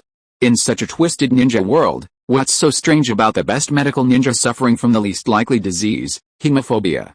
Chapter 84 Senju and Uchiha. Lady Tsunade, Shizune grabbed Tsunade's arm with one hand and supported her chest with the other, anxiously trying to help her up and escape with her. The cultists in the hall were already consciously surrounding them, but they were still somewhat hesitant due to Tsunade's attack that had just killed the cult leader. Shizune was now extremely annoyed with her half-baked intelligence-gathering abilities. Of course, she wasn't capable of tracking down Uchiha Gen and the others, but she hadn't completely lost track of them either. She had discovered some traces of a few people investigating the Jashin cult. Then, she and Tsunade investigated and infiltrated a Jashin cult stronghold. She had thought that even if Tsunade couldn't fight, she could handle the cultists, but who would have thought, why were these cultists all hot spring ninjas? Defeating a few hundred ordinary people was something even Chunin could do, but a few hundred ninjas, no matter how weak, were far beyond Shizune's capabilities. Ha ha ha. I am immortal, invincible. In the center of the altar, the leader of the evil cult, who had been severed at the waist, writhed and reattached his upper and lower body, then leaped up. Grab them. Sacrifice these two women to our god. The cultists below, having witnessed their leader's miraculous survival despite his broken waist, were instantly energized and roared as they surrounded Tsunade and Shizune. Whoosh! Shizune, barely managing to lift Tsunade, threw several shuriken to block the enemy, but the ninja were too weak. Two cultists died instantly from the kunai. The gushing blood instantly filled the air with the smell of rust, and Tsunade's legs went weak again upon smelling it. In the end, the two were blocked from retreat by the cultists. Helpless, Shizune could only help Tsunade to corner, then turn around and face the surrounding cultists with her kunai. Clang. Clang. Clang. Sizzle. Although Shizune was a medical ninja and only 16 years old, the fact that she was taken in by Tsunade meant her basic ninja skills were quite good. With simple maneuvers, she severed the necks of several cult members. But this caused Tsunade to tremble even more violently. Tsunade turned her head away, avoiding looking at the blood-stained Shizune and the corpses on the ground, trying her best to calm herself down. Being in the mountains, she couldn't even close her eyes and carry Shizune to escape. Huff, huff. Shizune, who had fought off more than 10 enemies, was panting heavily, now bearing 2 more wounds. Her extremely keen ninja senses were now a limitation. Even without looking directly at the blood, her nose could still smell it, and her ears could hear the sound of blood flowing. She shouldn't have impulsively decided to check what mission the village ninjas were on. She heard another muffled groan from Shizune beside her. Tsunade's body went limp again. Then, gritting her teeth, she suddenly pulled a box from her chest, closed her eyes, and said, Shizune, my hands are shaking. You do it. Shizune spat out a row of steel needles to delay the enemy, then leaped at Tsunade's side and took a row of silver needles from the box Tsunade was holding to her chest. Tsunade Yoshiro sighed, seeing that Shizune was about to collapse, and looked at Uchiha Gen with one hand on the sword at his waist. Uchiha Gen nodded. Let's do it. Wait. Uchiha Gen paused, smiled slightly, and said with interest. Tsunade has dared to travel the ninja world for so long, she seems to have some tricks up her sleeve. Let's see. Shizune's hands danced, and one silver needle after another was pierced into Tsunade's brain. Uchiha Gen remembered that during the Battle of the Three Sannin, Tsunade, who suffered from hemophobia, did not behave like this. Of course, it was also possible that Shizune was defeated early on and was unable to use this move. Soon, more than 10 silver needles were inserted into Tsunade's brain, completely blocking all feedback from her nervous system. Since sight, hearing, and the other 3 senses would trigger Tsunade's hemophobia, then blocking all 5 senses would solve the problem. Tsunade exhaled a long breath, cleared her mind, stopped trembling, and slowly stood up. Without the 5 senses, could a ninja still perceive the world? Yes, ninjas still have their own 6th sense, namely chakra perception. Tsunade wasn't a professional sensory ninja, but as a top-tier expert, she could at least perceive things within a few dozen meters of her body. But without the 5 senses, could a ninja still fight? For most ninjas, even experts like Hiruzen Sarutobi and Jiraiya couldn't, even if they could sense chakra. A casually thrown kunai from an enemy could take their lives. However, Yin Seal Release, Ninja Art, Creation Rebirth, 100 Healings Technique, a powerful chakra aura suddenly erupted from Tsunade's body, causing her light yellow hair to flutter. Ha! Tsunade roared, using her body flicker technique to unleash a punch. One of the attacking cultists was sent flying like a cannonball, his mangled flesh hanging on the rock face. Boom! Boom! Boom! Under her fist, all were equal, each punch a fatal blow. So strong, as expected of the legendary Sannin, amidst the thunderous roar, Yatsushiro and Saltwater exclaimed in amazement. Then, the leader of the Jashin cult, who had been watching from the altar, suddenly turned around, his dark red eyes filled with rage. So it was you who lured the enemy here? You're in cahoots with these 2 women? Lord, speak up. Speak up, clang. Pebbles from the crumbling rock wall struck the Lord, but controlled by genjutsu, he remained silent and motionless. Yoshiro, Saltwater, you 2 deal with this cult leader. Be careful not to let him take your blood. I'll go calm Tsunade down. Uchiha Gen stretched his limbs and pointed to the lava river beside him. If she accidentally falls in, it'll be all over. And if she keeps attacking like this, the cave might collapse. Mount Akatsuki is an active volcano. In an instant, Uchiha Gen used body flicker technique to leap to the top of the rock wall, standing upside down looking down at the numerous cultists besieging Tsunade, his hands already inside his ninja tool pouch. He unleashed a barrage of shuriken. Uchiha Gen didn't like the flashy shuriken techniques of the Uchiha clan, but that didn't mean he couldn't do them well. The strength of the Uchiha's superb shuriken skills depended on the Sharingan's observational abilities. Whoosh! Whoosh! Whoosh! Whoosh! Gen Uchiha produced 4 shuriken in each hand and unleashed them with a flurry of motion. The 8 shuriken traced graceful arcs in the air before clashing against each other, slicing through the throats of 8 cultists. Then, either clashing again or bouncing off hard objects like rocks, the shuriken reaped the lives of 8 more enemies. Whoosh! Were all the surrounding enemies dead? Or had they found a way to block my chakra perception? As Tsunade was filled with alarm, Gen Uchiha leaped from the dome. In mid-air, sensing the chakra fluctuations, Tsunade looked up sharply, clenching her fists, preparing to unleash a powerful attack.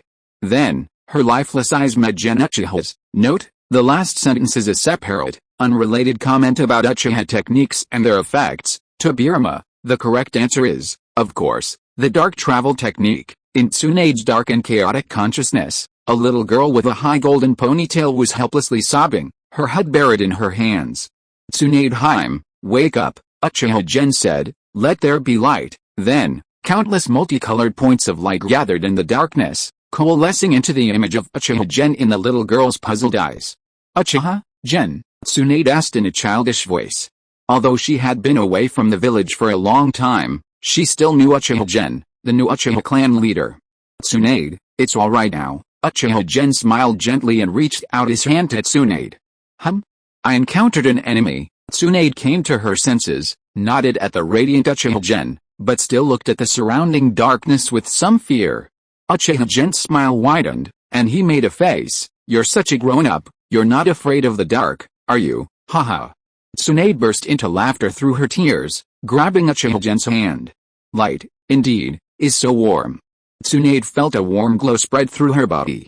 She abruptly opened her eyes and saw Shizune, her eyes still wet with tears. Lady Tsunade, you're awake. Yes, Tsunade nodded, struggling to sit up. The sight of blood again made her tremble involuntarily. Tsunade, Uchiha Gen's playful voice rang in Tsunade's ears. They say the consciousness is a reflection of one's inner self, but I never expected your consciousness to be so childlike. A blush rose on Tsunade's pale face, and even her trembling stopped for a moment. No, I have the Yin seal, I can be 18 forever. Of course, I can be 8 if I want. Tsunade glared defiantly at Uchiha Gen, then quickly lowered her head as she glanced at the blood-stained ground he had just passed over. Watch closely, Tsunade. Uchiha Gen clasped his hands together, looking at the hesitant cultists who wanted to attack, and said in a deep voice, "This is the ultimate technique personally conceived and named by the first Hokage, Senju Hashirama, recorded and completed by his friend and nemesis, Uchiha Madara, and finally learned and used by me." What? Grandpa's technique. And it was completed together with Uchiha Madara? Tsunade's beautiful eyes showed surprise. She suppressed her nausea and raised her head, looking at Uchiha Gen with a firm and stubborn expression. Just clasped his hands together. That's right, this is how Grandpa used ninjutsu. Tsunade vaguely seemed to see a bit of Senju Hashirama's shadow in Uchiha General Old Madara. Truly loves Hashirama. Even though he's practically half-buried, he still remembers a joke Hashirama made when he was young, and actually created this technique. However, this mountain isn't suitable for large-scale ninjutsu, so this technique can be used to clear the area. Uchiha Gen took a deep breath and unleashed the technique recorded in Madara's yin-yang release scroll, taijutsu secret technique, super fire release genjutsu / great shuriken 2-stage technique. Chapter 85 Evil God. Don't underestimate the bond between Hashirama and Madara. The ultimate taijutsu technique, super fire release, genjutsu / great shuriken 2-stage technique. This technique is actually the thoughts of Hashirama fist and mind of Hashirama leg created by Madara in his later years, when he cut himself and hid underground. Perhaps what he truly couldn't let go of wasn't the first Hokage's kidney strike on the rogue ninja Madara at the Valley of the End, but rather the watermelon-headed, hedgehog-headed boy with the same dream by the Naka River, who ultimately couldn't understand each other. Boom! With a deafening roar, Uchiha Gen hurled a giant shuriken, glowing crimson and radiating an eerie light, towards the dome of the hall. Countless cultists were involuntarily drawn to this giant shuriken until it suddenly shone brightly in the sky, at which point their faces turned grim. They suddenly realized that their bodies were completely out of their control, and they could only stare blankly at the shuriken in the sky with a mixture of helplessness, fear, and resentment. A cluster of eerie flames suddenly burst forth from the shuriken, propelled by its frantic spinning motion, shooting towards the cultist and igniting him. Then came 2, 3, hundreds of clusters, the flames scattering like fireworks. The cultists, frozen in place by the genjutsu, could only watch in despair as their bodies burned, until finally they were reduced to charred remains. The next second, the giant shuriken, glowing with heat after its burst of flames, abruptly disintegrated, shattering into countless sparks and fragments of metal with a crisp second-stage technique from Uchiha Gen, almost engulfing the entire underground cavern. Cover. Quick, cover! A few cult ninjas outside the genjutsu's reach desperately hid, corners, haystacks, altars, anywhere they could find refuge. But, why did these metal fragments curve? Gulp. One by one, the cultists who thought they were in safe corners collapsed to the ground, their blood staining the earth. So beautiful, Tsunade, who had been wide-eyed and barely daring to breathe the entire time, exhaled a breath of stale air, marveling at the spectacular fireworks display. For a moment, she even forgot the countless drops of blood left behind by this magnificent carnage. Without delay, Uchiha Gen quickly cleaned up the battlefield, eliminating any remaining cult members. After ensuring nothing was missed, he turned to find the leader of the Jashin cult, who was being besieged by the 8th Hokage and Shizuku. However, it seemed that Uchiha Gen was no longer needed. Although Hidden was the weakest member of Akatsuki, only able to save face through trickery like mosquito-sucking blood and stealing sanitary napkins, his taijutsu was still rated 9, far exceeding the ratings of most Jonin. This was the key to his ability to obtain the blood of masters like Asuma and Shirei to perform curses. As for the leader of the Jashin cult, his taijutsu was roughly at the same level as Shizune's, and he could only barely hold on against the 2 Jonin, the 8th Hokage and Shizuku, thanks to his immortality. Soon, Shadow Imitation Shuriken, successful, Naruto lazily stood up and used shadow imitation jutsu again on the leader of the Jashin cult. Beautiful, Yoshiro excitedly raised his sword. Let me cut off his head. A headless man can't survive. Wait, Uchiha Gen, who had just arrived, nodded to the two of them and walked to the side of the Jashin cult leader, carefully observing him. His current appearance was similar to Hidden when he used cursed magic, with black and white skin all over his body, and a large black dot on his white face between his eyebrows. Naruto quickly provided an information report. He just used a secret technique called curse jutsu, body manipulation blood, which caused black and white patterns to appear on the bodies of several Jashin cult members, and he controlled them to attack us. However, these people he controlled are not immortal. Oh? Different from Hidden's death possession blood? But it's normal for a cult leader to know more cursed magic. Uchiha Gen frowned slightly, carefully observing the cult leader with his Sharingan, occasionally making a couple of cuts on his body to sense the mechanism of his immortality. However, he couldn't detect any changes in the cult leader's chakra. The immortality didn't seem to deplete his chakra as it healed his injuries. A hint of confusion flashed in Uchiha's eyes. The ninja world should also abide by the law of conservation of energy. It's just that chakra is added as a factor, but energy still doesn't appear out of thin air. The creation of chakra also consumes the body's energy. Logically speaking, any technique should consume chakra. Tsunade, who was being helped over by Shizune, noticed Uchiha Gen's confusion and said, "It's natural energy. An energy that's omnipresent in the world but few people can perceive or use. If this energy is mixed with chakra in the right proportion, one can use Sage Mode." Uchiha Gen suddenly understood. However, a technique that could safely use natural energy shouldn't have been created by a weakling like the leader of the Jashin cult. The ultimate source still had to be the god he worshipped. "So, do you know where the evil god is?" Uchiha Gen's eyes swirled with Tomo, subtly guiding the cult leader with genjutsu. "My god, I praise you," the cult leader cried out, attempting to perform the gesture of the evil god cult praising a deity, but was firmly restrained by Saltwater's shadow imitation technique, and could only murmur with fanatical eyes. "The great omnipotent god resides within Mount Chiden, protected by endless lava flows, making it impossible for mortals to ever approach him. Therefore, we build altars in the places closest to him, praying for his favor." This was followed by a long string of meaningless praise and eulogy. If what he said is true, then this evil god lives in magma. Yasuo clicked his tongue. "If we don't eliminate the evil god cult will definitely revive." Uchiha Gen, tired of the evil god cult leader's prayers, swiftly beheaded him with a backhand stroke and wrapped his head in a cloth. "Damn it. The evil god won't let you get away with this." The severed head continued to spout nonsense. "Yoshiro, you two take this head and go evacuate the captured sacrifices.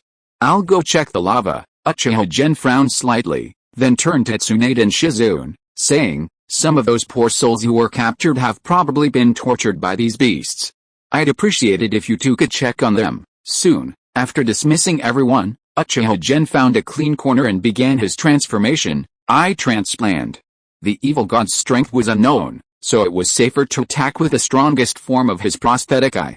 "My eye transplant surgery skills are getting better and better." Uchiha Gen completed the eye transplant in just 3 minutes and immediately used Kamui's intangibility, disappearing into the lava like a ghost, searching for traces of the evil god within the red-hot mountain. The underground lava flows were intricate and interconnected.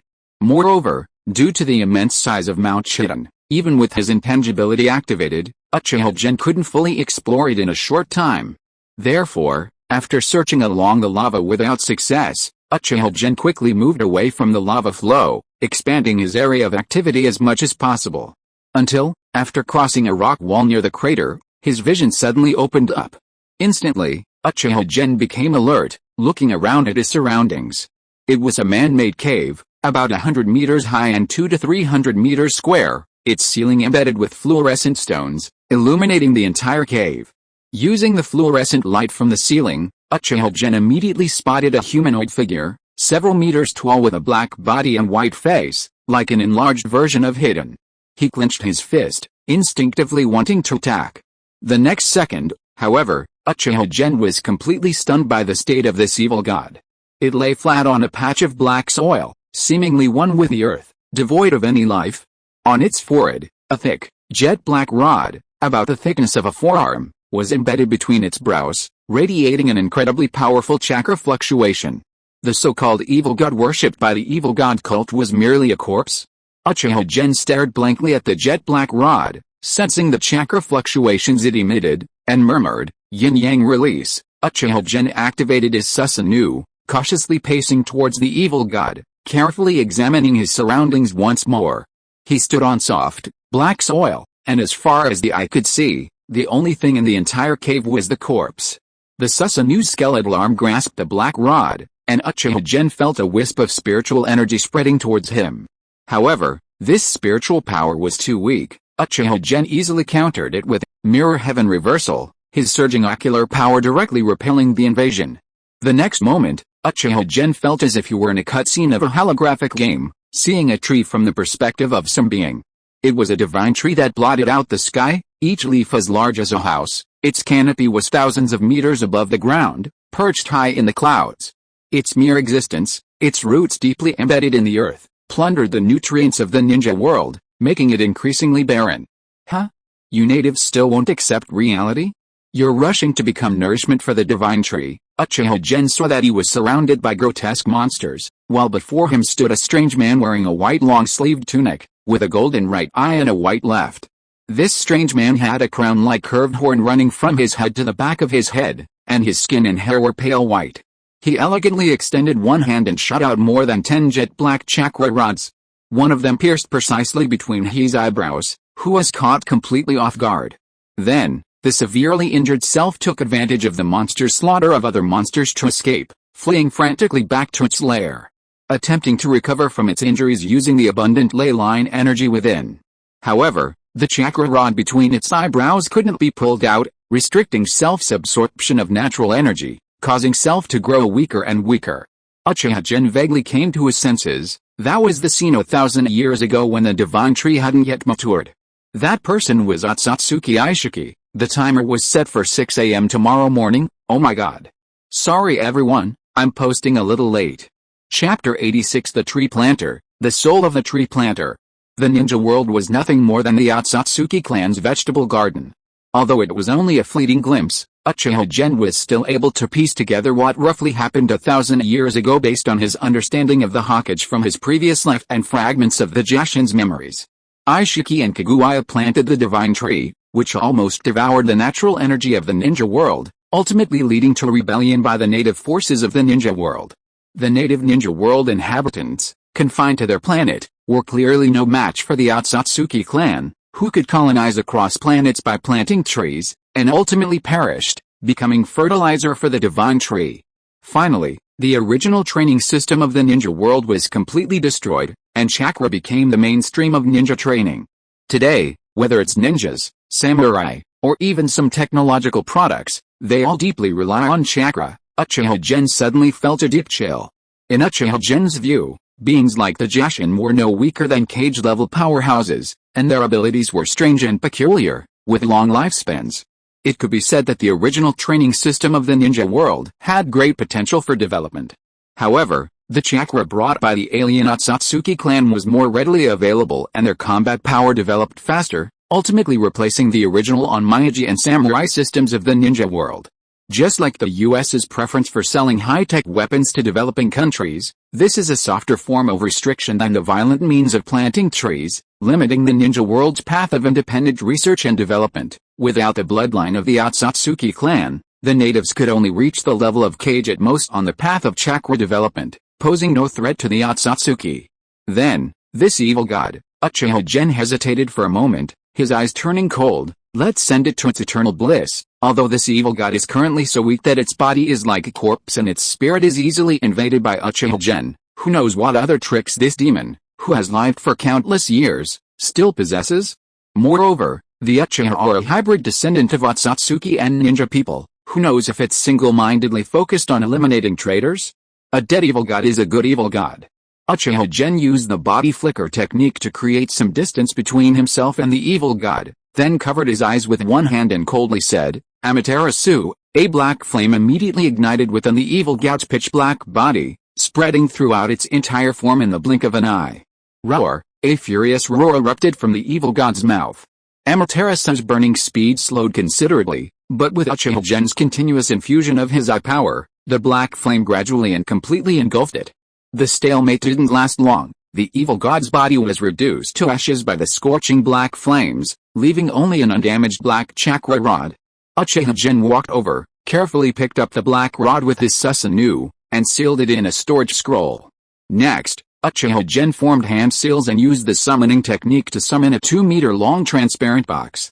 Inside the box was a near-humanoid monster crammed full of layers of gnarled roots and branches, its leaves, branches, and roots all incredibly bizarre. This was a sapling that Uchiha Gen had guided to mutate based on the first Hokage's cells after a thorough observation of the flame fan, embodying his ambition to reach the 6 paths level. To allow the sapling to mature as quickly as possible, Uchiha Gen induced it to sacrifice its maximum potential in exchange for faster growth and easier fruiting. According to Uchiha Gen's prediction, the mature form of his version of the divine tree would only reach a height of 70 to 100 meters, meaning its volume would be only about 1% of the true divine tree, and therefore its growth time would only take about 2 to 3 years. This abode left by the evil god is the most suitable place to plant the first sapling, Uchiha Gen muttered to himself, his eyes flashing with crimson light, filled with ambition. Chiden Mountain was originally a node of earth vein energy. Because the evil god was injured and unable to draw natural energy, the accumulated natural energy over thousands of years was incredibly abundant. Furthermore, this place was located deep underground within Chiden Mountain, making it virtually impossible for anyone to find, so there was no fear of anyone causing damage. But wouldn't the lack of sunlight affect the sapling's development? This thought flashed through Uchiha Gen's mind, but considering the frenzied vitality of the first Hokage's cells, which multiplied wildly even with a little water, he felt it shouldn't be a problem. Therefore, Uchiha Gen opened the glass box, exposing the sapling to the air. Previously, the sapling had been confined inside the glass box, remaining still like a normal tree, but once given space to move, its leaves and roots all began to wriggle. The sapling, once out of the glass box, suddenly exploded with a loud crack, and a dozen thick, arm-like wooden roots, like giant but slender, deformed fingers, rapidly plunged into the black soil. Then, the previously curled-up sapling quickly unfurled, transforming into a slender tree about 4 meters tall. Countless fine roots burrowed deep into the earth, beginning to draw natural energy like a pump. Uchiha Gen frowned slightly, watching the sapling rapidly split off more and more slender roots that plunged into the ground, its stump visibly thickening. It seems to be growing faster than I expected. The incredibly dense natural energy gathered was something even Uchiha Gen, who had never cultivated or sensed natural energy before, could vaguely perceive. The cracking sounds of the trunk and bark rubbing together rang out continuously, and in just a few minutes, the sapling grew 2 or 3 meters taller. Then, prepare the offering quickly. After creating a shadow clone to care for and monitor the divine tree's growth, Uchiha Gen once again activated Kamui's intangibility ability, traveling back to the surface and finding the 8th generation and the others on a small hill outside the castle of Hot Springs. The head of the evil god cult leader hasn't moved. So, did you find the evil god? Tsunade asked, yawning. No. I drove my Susanoo along the lava all the way, but I didn't find anything, Uchiha Gen lied. Konoha frontline camp. Jiraiya was engrossed in handling various affairs when he suddenly frowned and scratched his head. Shikeyama, Shikeyama, he called out twice, and Nara Shikeyama slowly walked in from the next tent. Lord Jiraiya, is there something you need? I can't approve those scrolls for you. They all need to be reviewed and signed by the frontline commander. I should have left Shinst. I would have gone to investigate the evil god cult, Jiraiya sighed, resting his chin on his hands. The people from Mount Myaboku contacted me through a summoning contract. They probably have something to discuss. I have to go there, but, the front lines, Nara Shikeyama frowned. In his opinion, Jiraiya shouldn't leave the frontline camp for even a second, but the connection between Mount Myaboku and Jiraiya was close, and he didn't know how to dissuade him for the moment. I guess Big Sister has researched some new dish and wants me to try it. It'll be quick anyway. Poof. Before he finished speaking, Jiraiya turned into a puff of white smoke without warning and disappeared from the frontline base. Lord Jiraiya, you should be a Konoha ninja, not a member of Mount Myaboku. Nara Shikisen narrowed his eyes and sighed softly. Mount Myaboku. Shima the sage lowered his hands and looked at Jiraiya, who had casually appeared in the white smoke, asking, did I disturb your research at the women's bathhouse? I'm on the front lines right now, I don't have time for that. Jiraiya blushed, coughed twice, and changed the subject, saying, no, let's not talk about that. Shima the sage, is there something you need? That's urgent. Shima the sage jumped onto Jiraiya's shoulder and whispered in his ear, nothing much. It's just that the great toad sage had another vague dream and felt it necessary to tell you about it, following the route he had walked countless times, teasing this tadpole and patting that toad along the way. Jiraiya quickly arrived at the temple where the great toad sage lived and met the ancient sage who had lived since the time of the Sage of Six Paths. Great toad sage, do you have a new prophecy to tell me? Who goes there? The great toad sage slowly opened his wrinkled eyelids, his cloudy eyes falling on Jiraiya, whose expression was solemn and utterly serious. Jiraiya cared more about prophecies than Shima and Fugaku, who had been by the great toad sage's side for hundreds of years. It's Jiraiya, you old fogey.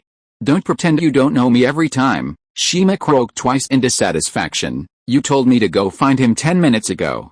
Stop pretending to be so profound, it's because I'm a little confused between dreams and reality.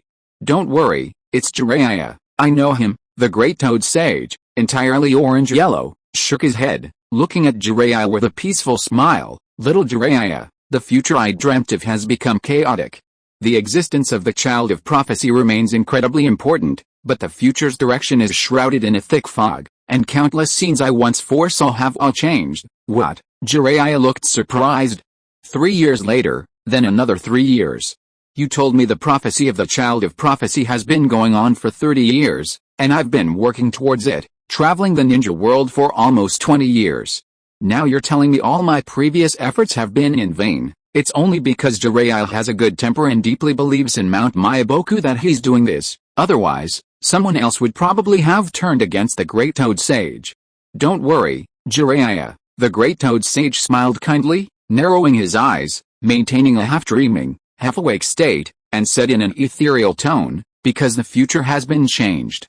The original fate of the child of prophecy is now clearer in my eyes. Jiraiya, the child of prophecy who could have determined the fate of the ninja world and brought peace to it was your disciple Minato's child, Naruto Uzumaki. Even though the future has changed and fate is unpredictable, he will still be a very important part of the future. So, Jiraiya, raise that child with hope. The child of prophecy is Naruto? Before Jiraiya could ask the great toad sage any more questions, the surrounding scenery changed rapidly once again. When he came to his senses, he was back at the front line camp, back in front of Mount Nara. Chapter 87. The war resumes. In Kurigakure, at the Mizukage building, everyone knew that the Mizukage's secretary, Gen, was the fourth Mizukage's right-hand man and most capable assistant. Madarumi glanced up at Gen sitting at his desk, tossed her hair slightly, and reported, Lord Gen, the second census of the village's bloodline ninja clans is complete. Blood, cell, and chakra samples have been collected from over 1,000 bloodline ninja from 8 clans. Very good. Gen, holding the documents, didn't look up and casually asked, how is the second phase of the Kurigakure village laboratory project progressing? And how many people have been recruited for the experiments? This, Madarumi hesitated. The laboratory is 70% complete, but 2 volunteers for the experiments count. Madarumi was speechless. In Kurigakure, even dropping out of the ninja academy was considered highly educated. Finding someone who had studied biology or engineering in the land of fire or the land of lightning was harder than finding a man who satisfied her. Then add more money and hire high-paid staff from outside the village. Yuan shrugged and asked, how much money is left in the village's accounts? Asked Master Yuan to approve another budget, another 100 million for the lab. Madarumi was a little dumbfounded. The annual naming fee from the daimyo to Kurigakure was only about 1 billion, and the village could earn several hundred million from mission commissions and such. An annual budget of 1.5 billion was already considered wealthy for the village. But this money had to be used to provide relief to the families of the fallen, maintain the operation of the mission system, and provide subsidies to the border guard forces. They had already approved 300 million for the lab's construction and 50 million for its maintenance every year, which Master Yuan had painstakingly saved up.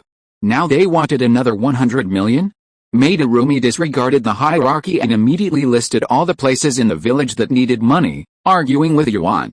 The village-run laboratory is the most important and crucial task for the village right now. Gen interrupted Madarumi's long-winded speech, instructing, Tell Elder Genji to extend the village's wartime allocation system for another year. Save the money for the laboratory first. With over 10,000 ninjas in the village, if each one saves a little, the money will come out, right? Let the people suffer a bit more, Genji will bear the blame. Madarumi hesitated slightly, but finally nodded in agreement. There was no other way. Although Yagura and Genji's leadership of Konoha had engaged in extravagant spending like building the laboratory, overall they had done a decent job, at least better than the third Mizukage. In this world where everyone was competing to be the worst, even though Uchiha Genji controlled the Mizukage, misappropriated Konoha's funds, and was involved in large-scale laboratory projects, he wasn't considered the worst. At least he wasn't constantly scheming about how to give the entire Konoha ninja clan a family-wide ascension bucket. By the way, I'll be on a long-term mission later, but the bloodline sampling work must be completed on time and in full. A glint of light flashed in Gen's eyes as he chuckled, dismissed Hirumi Mei, and left the unfinished documents marked for Yagura.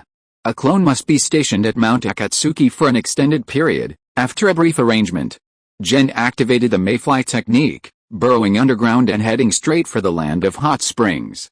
To wait for his clone, Uchiha Gen stayed at Mount Akatsuki for a day and a half after annihilating the Jashin cult before setting off westward to return to the battlefield. However, while he could be slow, the fourth Hokage, would not. His sworn brother's serious injury and the collapse of the front lines had turned the fourth Hokage into a frantic king, wishing he could cross mountains and rivers to be by his side. With half a day to assemble the troops and 4 days of forced march, the Cloud Village's support troops arrived at the front lines many days earlier than Konoha had anticipated. Boss, in the hazy moonlight, the fourth Hokage, who had arrived a step ahead of the main force, led a few of his men into the heavy and dejected camp.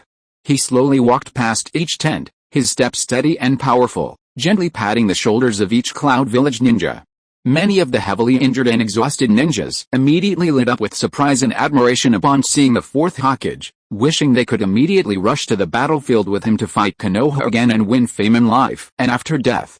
Simply used his firm and powerful voice, such as "keep going and go for it," to quietly boost the morale of the entire camp. Big Brother, Killer B, leaning on his cane, hopped to the fourth Hokage on one leg, his eyes reddening behind his small sunglasses, and he lowered his head dejectedly, saying, "I'm sorry." Killer B was very remorseful. In his opinion, if he hadn't been so willful in investigating the landslide incident and accidentally encountered Uchiha Gen in a duel, Cloud Village wouldn't have suffered such a crushing defeat. In a normal battlefield encounter, even if he were no match for Uchiha Gen, he could retreat under the cover of others, maintaining a strategic threat to Konoha. Konoha would never dare to launch a decisive battle. It's not your fault, nor Tsuchida's. We all underestimated Konoha, and we underestimated Uchiha General the fourth Hokage, knew this wasn't the time to assign blame, but rather to regain control. He swiftly began reviewing documents and handling various frontline matters. Although he had received briefings beforehand, he still found it hard to believe the first-hand intelligence from the Jonin who had escaped from the front lines. 200 kills in 10 minutes with taijutsu is nothing. He believed he could do it, or even better. But a fire jutsu releasing a fireball hundreds of meters in diameter, more powerful than a tailed beast ball, that was a bit fantastical. The fourth Hokage lowered his mental simulation of his chances of winning against Uchiha General. The losses suffered by Kumaga were even more heartbreaking for him. There are only 600 or 700 people in the rear camp now. Even if Konoha captured the same number of Cloud Village ninjas, they could negotiate a ransom. Cloud Village has suffered more than 2,000 casualties in this battle. Back then, the third Hokage's perfected lightning release, Sacred Body held off the enemy alone, which allowed Cloud Village to suffer the fewest losses in the 3 wars. However, this defeat has brought Cloud Village's war losses to the same level as Iwagiri Village. In other words, it's like the fourth Hokage lost his father for nothing. The fourth Hokage frowned, snorting like thunder, venting his anger. No, he couldn't hold back anymore. Tsuchikage Troy, the thought of Tsuchikage's unknown fate sent another pang of fear through the fourth Hokage. He roared and summoned a Cloud Village Jonin with short purple hair and very prominent lower eyelashes. "Boss, how is the situation on the front lines now?" The fourth Hokage tightened the bracers on his wrist, and crackling blue lightning crackled around his body. "Konoha has pushed the battle line forward by over 100 miles, and we've been forced to strategically retreat. Let's go." The fourth Hokage, flung open the tent flap, clenching his fist as he gazed at the night sky, which seemed as deep as an inkwell, and looked towards Konoha. Although it was late summer, the night wind still carried a chill. A dark and windy night is the perfect time to kill. The hair on the fourth Hokage's bare chest stood on end from the sparks crackling from his body. I'm really angry right now. Swish. Swish. Swish. 3 figures flashed through the bushes. Aburame Shiki leaped onto a treetop, his movements incredibly light. Even when traveling at full speed, he was completely silent. Because his body was indeed very light. The fattest in Konoha was undoubtedly the Akimichi clan, while the thinnest was the Aburame clan, the number 1 Musashi clan in the ninja world. The Aburame clan members allow insects to parasitize their bodies, feeding them with their own chakra and nutrients, naturally resulting in their slender physiques. Even more tragically, the girls of the Aburame clan are all incredibly flat-chested, possessing impressively small breasts at a young age. We can only digest this internally anyway, it's always our own children who get hurt, Aburame Shiki thought to himself with a hint of sullenness, but his face remained expressionless, and the small sunglasses covering his eyes made him appear even more mysterious and aloof.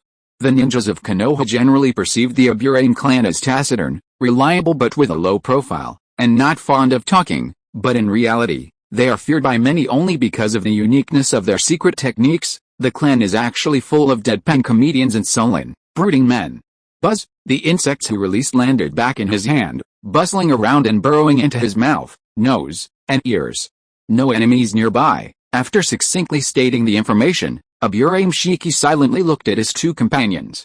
Fugaku Uchiha nodded, trying to force a smile onto his fierce face, but afraid of scaring the 2 Jonin who were on the mission with him, so he also turned his expressionless gaze to the third person.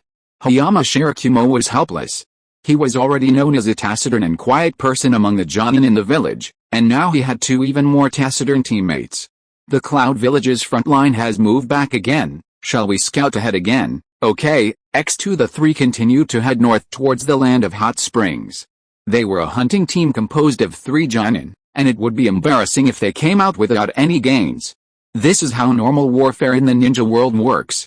Cannon fodder squads guard outposts and front lines, elite squads hunt down cannon fodder squads, and Jonin hunting teams gank elite squads everywhere. As long as they are not surrounded by a large force or unlucky enough to encounter a Jinchuriki, the Jonin squads are more than capable of rampaging across the battlefield. Whoosh!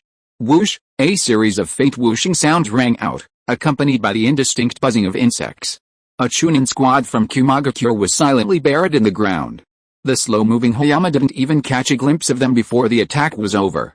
I'll use the body flicker technique later. I need to make sure my blade draws blood. Suddenly, zzz, a furious roar of thunder followed, and a thick hand wrapped in lightning swiftly pierced towards Hayama's head. So fast. Hayama's face darkened. He hastily drew his sword, reversed his grip with his right hand, and swung the blade to unleash a powerful wind blade. However, despite being a wind release sword technique that countered lightning release, it was directly shattered by the lightning. Leaf flicker technique. Hayama instinctively used his most proficient and skilled leaf flicker technique, his entire body suddenly dispersing into leaves to dodge the attack.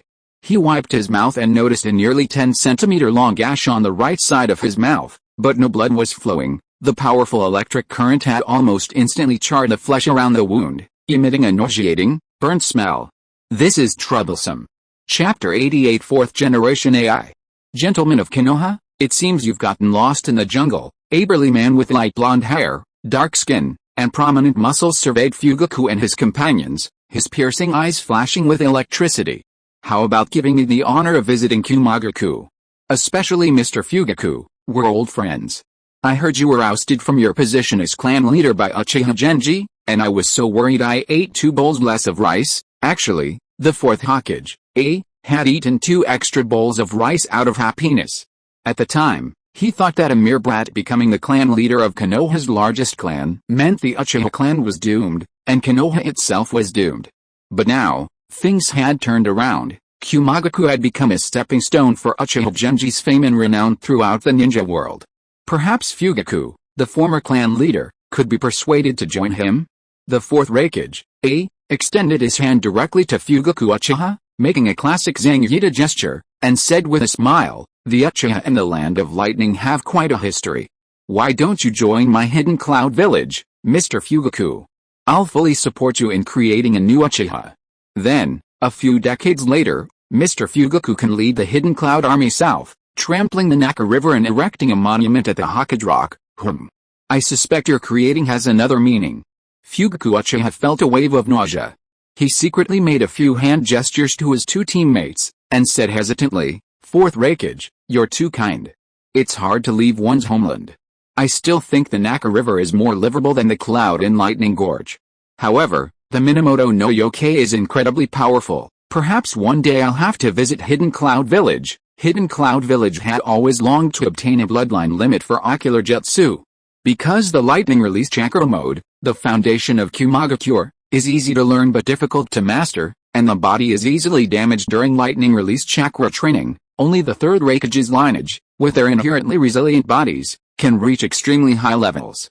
If one had the Byakugan to observe the flow of chakra within the body during training, the lightning release chakra mode could certainly be mastered by many more people. The fourth Raikage glanced at Fugaku's expression out of the corner of his eye, confirming that Fugaku was truly convinced of Uchiha Genji's sincerity, and realizing that he probably couldn't subdue him, he abandoned the idea of becoming the sixth A, the Mangekyō Sharingan Thunder God, and lightning surged from his body once more. Lightning release, lightning plow blade. The fourth Raikage's body transformed into a streak of light, shooting out like a cannonball, his hand forming a blade as he fiercely slashed at Uchiha Fugaku. The hand blade tore through the air. He saw it. A red light flashed in Fugaku's eyes, and he waved his hand, shooting out several kunai, which clanged and struck the fourth Raikage, but all scattered. He was using shuriken jutsu. Fugaku tightened the silken threads in his hand, the specially made steel wire emitting a hazy white light as it tried to entangle the fourth Hokage, but was easily snapped off. The fourth Hokage charged forward like a runaway dump truck, this method utterly ineffective against him. Uchiha style, great fire sword, blazing flames danced on the blade, bursting forth in a dazzling display. Wind release, wind net. The experienced Shirakumo Hayama also unleashed a gust of wind to aid Fugaku. In an instant, a torrent of explosive flames poured forth from the blade like a tsunami. However, even this flames, powerful enough to incinerate steel, could not stop the fourth Hokage. Clang, the sharp blade clashed with the fourth Hokage's hand, severing not a fleshy arm, but Fugaku's carefully nurtured sword. Boom. Fugaku was sent flying by the fourth Hokage's attack, and Aburame Shiki opened her arms, unleashing a cloud of insects that formed a net to catch him. Secret technique, insect ball. The fourth Hokage, suddenly felt the lightning release chakra beneath his feet weaken. Looking down, he saw the grass beneath his feet was now covered with countless insects, which, under Aburame Shiki's control, suddenly rose up and swarmed towards him, trying to devour him. The dark swarm of insects swirled and coalesced into a black cloud, enveloping the fourth Hokage. So many insects could devour a person in a second or two. A little trick, the fourth Hokage chuckled, his body crackling with lightning, and the swarm immediately thinned out, countless insects falling to the ground and carpeting it. No matter how much the Aburame family's insects were modified and cultivated, their resistance to fire release and lightning release was still not high. The next second, an arm covered in lightning pierced through Aburame Shiki's abdomen, but no blood spurted out.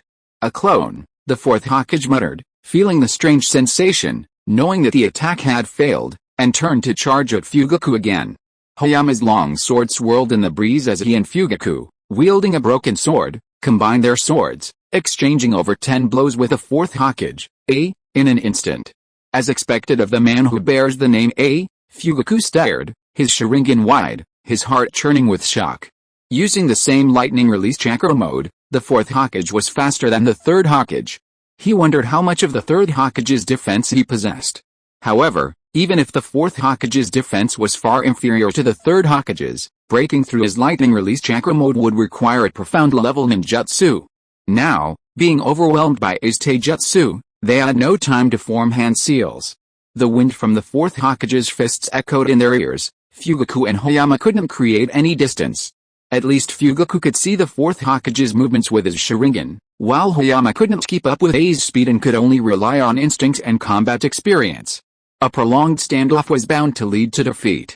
Suddenly, the fourth Raikage, unleashed a powerful elbow strike, slamming it into Hayama's hands, which were gripping his sword. Hayama was sent flying, leaving a deep gash in the ground before crashing into a tree and coming to a stop, coughing up blood. He's gotten faster again. Fugaku's expression turned grim. He felt his three-tomo-dynamic vision was no longer keeping up with the fourth raikage. Shisui, take Hayama and escape. I'll cover your retreat. After parrying another punch from the fourth raikage, Fugaku felt a faint sign of a fracture in one of his hands. Fugaku, run! After parrying another punch, a trickle of blood seeped from the corner of Fugaku's mouth. Seeing Fugaku single-handedly holding off the fourth raikage, Shisui was deeply moved. If he were an Uchiha, he would probably have awakened his Sharingan by now. Fugaku, thank you, I will avenge you. Although Fugaku was still panting heavily, Shisui had already sentenced Fugaku, who was covering their retreat, to death in her heart. He gave Fugaku one last, deep look. A swarm of insects quickly gathered, lifting Shiki and the injured Hayama, transforming them into a black cloud that flew towards the Konoha camp. I ignored the fleeing Shiki and Hayama. He understood the principle of cutting off one finger rather than injuring all 10 besides. In his view, he could catch up with Shiki and Hayama after dealing with Fugaku. Finally gone, Uchiha Fugaku breathed a sigh of relief. Only the Uchiha Gen knew he also possessed the Mangekyō Sharingan. Whether from the perspective of stepping down as clan leader or protecting his own intelligence, he was reluctant to reveal his Mangekyō Sharingan to non-Uchiha. When he was first ousted, he thought of ending his life as a wife and mother, but after fighting alongside Uchiha Gen, his thoughts changed. Gen would definitely strive for the Hokage position in the future. So, let him be the leaf basking in the sunlight. Perhaps I can become the deep-rooted root of the Uchiha? The fourth Hokage, should be killed. Giving this achievement of killing the enemy village's cage to Genji would be a huge bargaining chip for him in his bid for Hokage. The black Tomo and Fugaku Uchiha's crimson eyes spun rapidly, then merged together in an instant. He saw it. His body twisted abruptly, narrowly dodging the fourth Hokage's attack, and his broken sword appeared out of nowhere, aiming for the fourth Hokage's eye. Clang. Closed his eyes in time, then shattered Fugaku's broken sword with both hands, retreating for the first time in the battle. Fugaku Uchiha, has he gotten faster? The fourth Hokage knew the taboo of fighting Uchiha, always fighting by watching Fugaku's hands, feet, and abdomen, never making eye contact with him, so he naturally didn't know Fugaku's three-tomo had upgraded. But even this simple move made him realize that Fugaku Uchiha had become even more troublesome. Fugaku, having forced the fourth Hokage back, didn't press his advantage. Instead, he gasped for breath, wondering what Genji Uchiha would do next. An Uchiha, of course, takes their clan leader as their benchmark. Genji would first launch into a condescending taunt, spouting witty remarks that would infuriate anyone. Recalling Genji's demeanor during the clan leader's struggle, Fugaku suddenly pointed at the fourth Hokage, a smirk playing on his lips. At first, the usually stern Fugaku wasn't used to such unrestrained laughter. But soon, as if something within his soul had been awakened, Fugaku's laughter grew increasingly fluid, even transforming from imitation into genuine, heartfelt hysteria. It turned out that completely releasing one's inner constraints, a hearty laugh, could be so exhilarating. However, the fourth Hokage, a barbarian from Kumaga, had no idea about the noble Six Paths bloodline's invincible laughter frames or laughter time-stopping law. After a brief moment of surprise, the fourth Hokage, suspecting that Fugaku Uchiha was suffering from rabies, transformed into lightning and punched him. Cough, humph, the laughter abruptly stopped before it even finished, and Fugaku coldly snorted, his body twisting into a pretzel to dodge A's attack. Fugaku was momentarily stunned, then shouted, "Wait a minute," but A ignored him, quickly turning and rushing towards Fugaku again after missing his first strike. Why didn't he stop? Fugaku stared at the lightning hurtling towards him, his mind filled with confusion. When I used the Mangekyō Sharingan and introduced my abilities, Genji stopped attacking too. This fourth Hokage, must be out of his mind. Lost in thought, Fugaku found his arms tightly gripped by a lightning bomb. The fourth Hokage, unleashed a burst of lightning-released chakra, leaping into the sky with tremendous force. The crackling electricity, mixed with terrifying power, slammed Fugaku into the ground, heavenly rock cave. Boom! The earth groaned in pain, a massive crack appearing. Inside the crack, Looking at the incredulous fourth Hokage, Fugaku finally asked seriously, "Didn't you hear me call stop?" Even the ultimate steel muscle-bound A couldn't help but show a silly, Shiba Inu-like expression upon hearing this question. Huh? Meanwhile, Uchiha Gen was still on his way, leaping over trees to get there. Today's joke: in the battle against pain, Jiraiya didn't actually die, but was severely injured and recuperating at the bottom of the sea. After recovering, he surfaced, only to hear, "I've prepared 600 billion explosive tags for you," before being severely injured again. After recovering and surfacing, he only heard one sentence: "I've already sent the 10-tailed beast ball to the sea." Jiraiya sighed helplessly and hurriedly swam along the waterway towards land for a day and a night. When he surfaced again, it was the Valley of the End. Boom. Boom. Boom. If you are listening to this novel on a channel other than Fanfic World, it means it was downloaded and re-uploaded without effort. We warmly invite you to visit our channel, Fanfic World. There you will find the original version of this story and many other novels of various genres. We look forward to seeing you dive into a world of incredible novels. Chapter 89: AI vs Fugaku. Uchiha, are you out of your mind? You think you can just stop whenever you want? Do you think you're the reincarnation of the Sage of Six Paths? Such a big deal. He glared fiercely at Fugaku, then vanished abruptly, reappearing in midair, lightning release, heavy waterfall, the elbow strike, crackling with lightning, crashed down on Fugaku like a mountain, aiming for his head again. Instantly, the earth trembled, and the birds and beasts of the entire forest were startled by the deafening roar. But Fugaku remained unharmed, not even a speck of dust on his clothes. The fourth Hokage, widened his eyes, pushing his movement speed to the limit, unleashing countless ferocious attacks like a torrential downpour. This doesn't conform to ninjutsu at all. How could there be a defense in this world stronger than the Cloud Village's lightning-released chakra armor? Could this be the invincible Susanoo, a defense that can never be breached? But why is it so different from the recorded descriptions?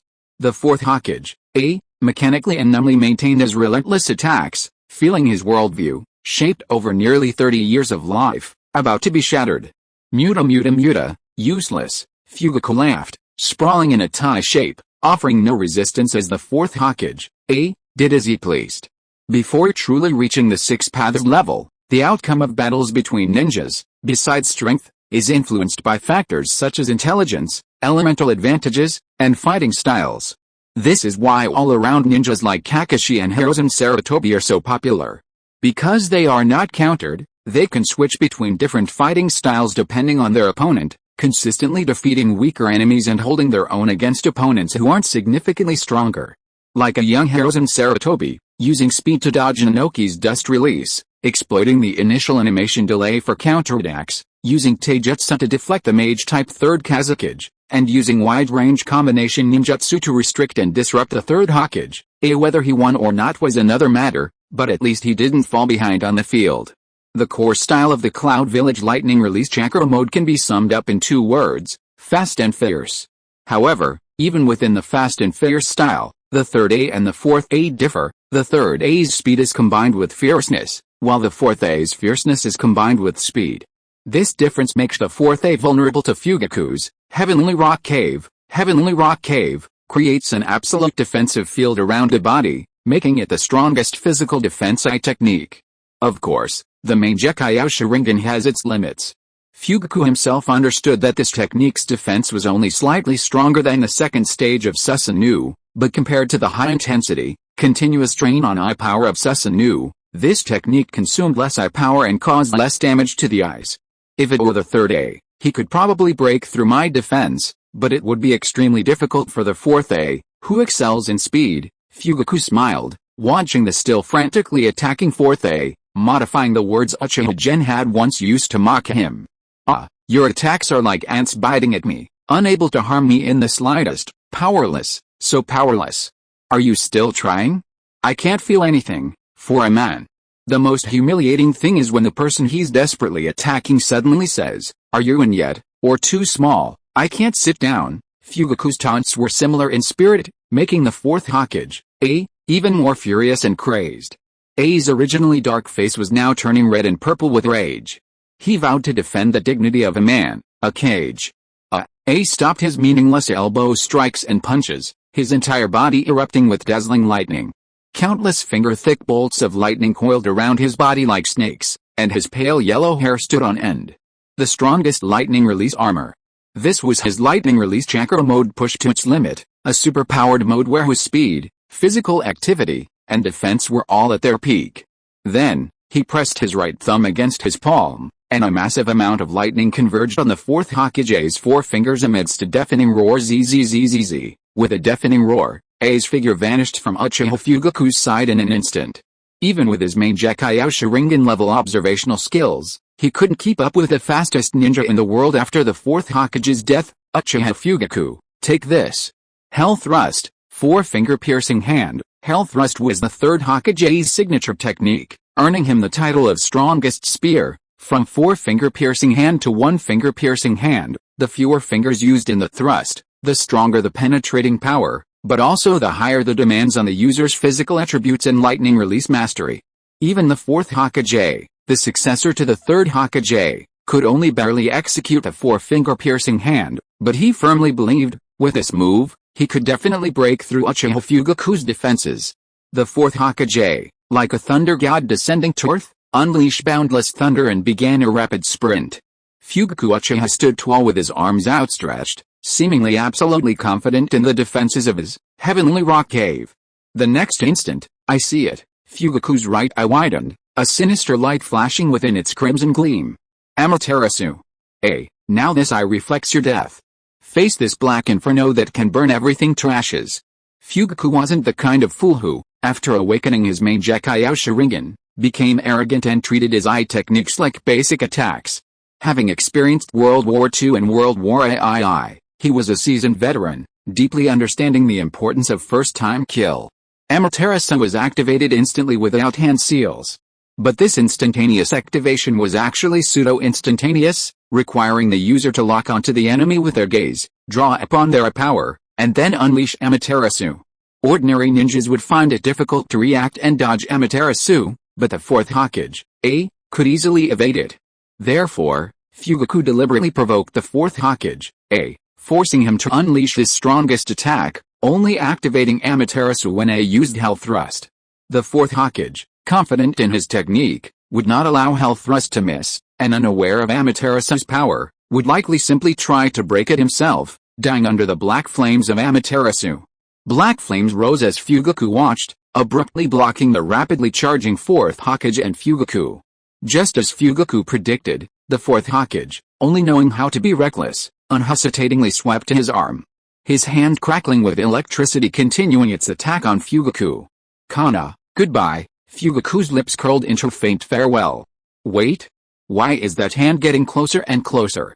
Fugaku's plan was perfect, but he forgot one thing, Amaterasu's burning also takes time, especially since the fourth Hokage's body was currently covered in highly condensed lightning release chakra, further slowing down the spread of Amaterasu. Boom. Four incredibly hard fingers, wreathed in leaping lightning and ominous black flames, slammed powerfully into Fugaku's chest. Any technique claiming absolute defense seemed destined to be shattered in the end. Susanoo, Fugaku howled, a purplish-red chakra phantom emerging from his body. Before he and his Susanoo were sent flying backward, crashing through 7 or 8 large trees. Bang! Boom! With a deafening crash, Fugaku was slung onto a giant tree. Large patches of bark cracked and peeled off, and fallen leaves landed on Fugaku's shoulders and hair, making his already vomiting blood appear even more pathetic. Even worse, the Amaterasu black flames that Fugaku himself released were now quietly burning the ribs of his Susanoo. PFFT, the Susanoo's skeletal arm grabbed Fugaku's chest, scooping him out of the tree pit. Fugaku waved his hand slightly, and the solid chakra at the Susanoo's ribs immediately detached, quickly burning away along with the black flames. So that's how you counter this, the fourth Hokage, remarked.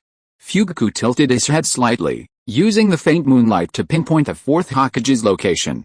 The fourth Hokage, stood on a tree that Fugaku had broken, his face cold, his eyes flashing with a fierce light. Amaterasu had already spread to most of his right hand. He had discovered the abnormality of these black flames, they were inextinguishable. Was prepared to sever his own arm, but Fugaku's method of causing the Amaterasu to detach gave him a flash of inspiration. He didn't know Susanoo, but he could materialize chakra. Whoosh! The fourth Hokage, clenched his fists, unleashing a thunderous roar. A flash of lightning appeared within the black flames, and a surge of azure lightning chakra roared and surged, ultimately enveloping the black flames before being casually tossed aside by A. The air was thick with the acrid smell of burning lightning and the stench of blood.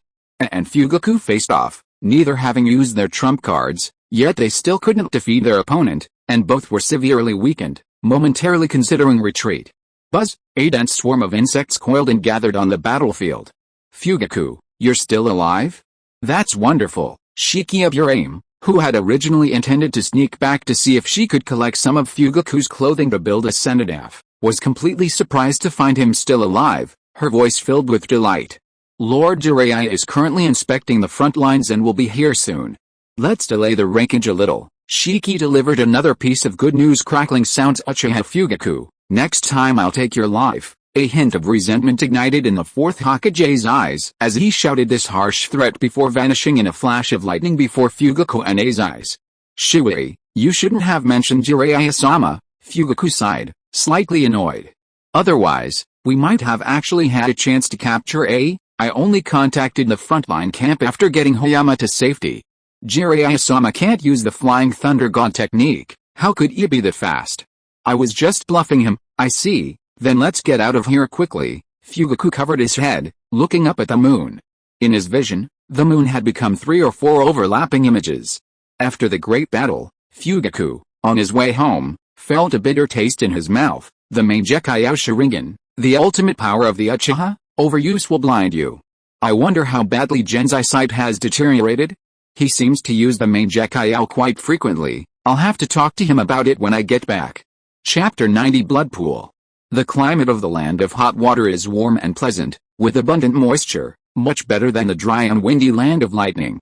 Inside the newly expanded Cloud Village camp, Yujidoni, leaving the land of lightning for the first time in her life, looked around with great interest, appreciating every scene different from the land of lightning. Even a simple wildflower or a small insect captivated her. The path of a Jinchuriki is destined to be lonely and solitary. Yujidoni has been the Jinchuriki of the Two Tails since she can remember, and even in the Cloud Village, which is known for its tolerance and understanding of Jinchuriki, she has received more alienation and disdain from people since childhood. However, all that is in the past. She has mastered half-tailed beast transformation without losing her mind. Next, if she can pass the test of the Waterfall of Truth, she will become a perfect Jinchuriki and be respected like Killer Bee. Filled with anticipation, Yujido excitedly entered the tallest and largest tent in the center of the camp.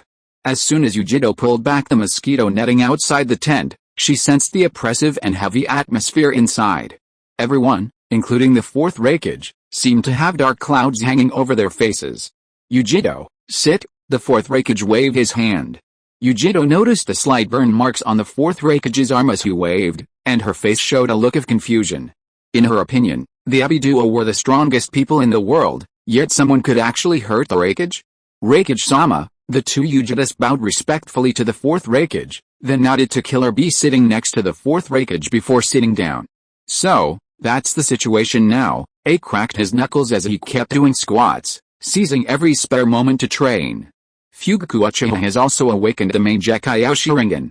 I fought him, and it was a close call. Fugaku himself admitted that Gen Uchiha's strength far surpasses his own, so I'm highly likely no match for Gen Uchiha. I estimate my chances of defeating or suppressing him are less than 20%, and the possibility of killing Gen Uchiha in a one-on-one fight is practically zero. The fourth Hokage, was frank, not boasting about himself for the sake of appearances. Everyone else in the tent lowered their eyes, lost in thought. In terms of high-level combat power, if the fourth Hokage and Fugaku Uchiha were evenly matched, and Killer Bee and Jiraiya were evenly matched, then was Yujido, who wasn't even a perfect Jinchuriki, supposed to fight against the strongest opponent, Gen Uchiha? What a joke. At the Jonin level, Konoha, led by the Uchiha clan, was stronger. Only at the Chunin and Jinan levels were Kumaga-kure and Konoha generally on the same level. This battle wouldn't be easy. But it had to be fought. Having endured the Third Shinobi World War, the Nine Tails Rampage, the Monster Invasion, and the defection of Danzo and Orochimaru, Konoha is at its weakest point since its founding.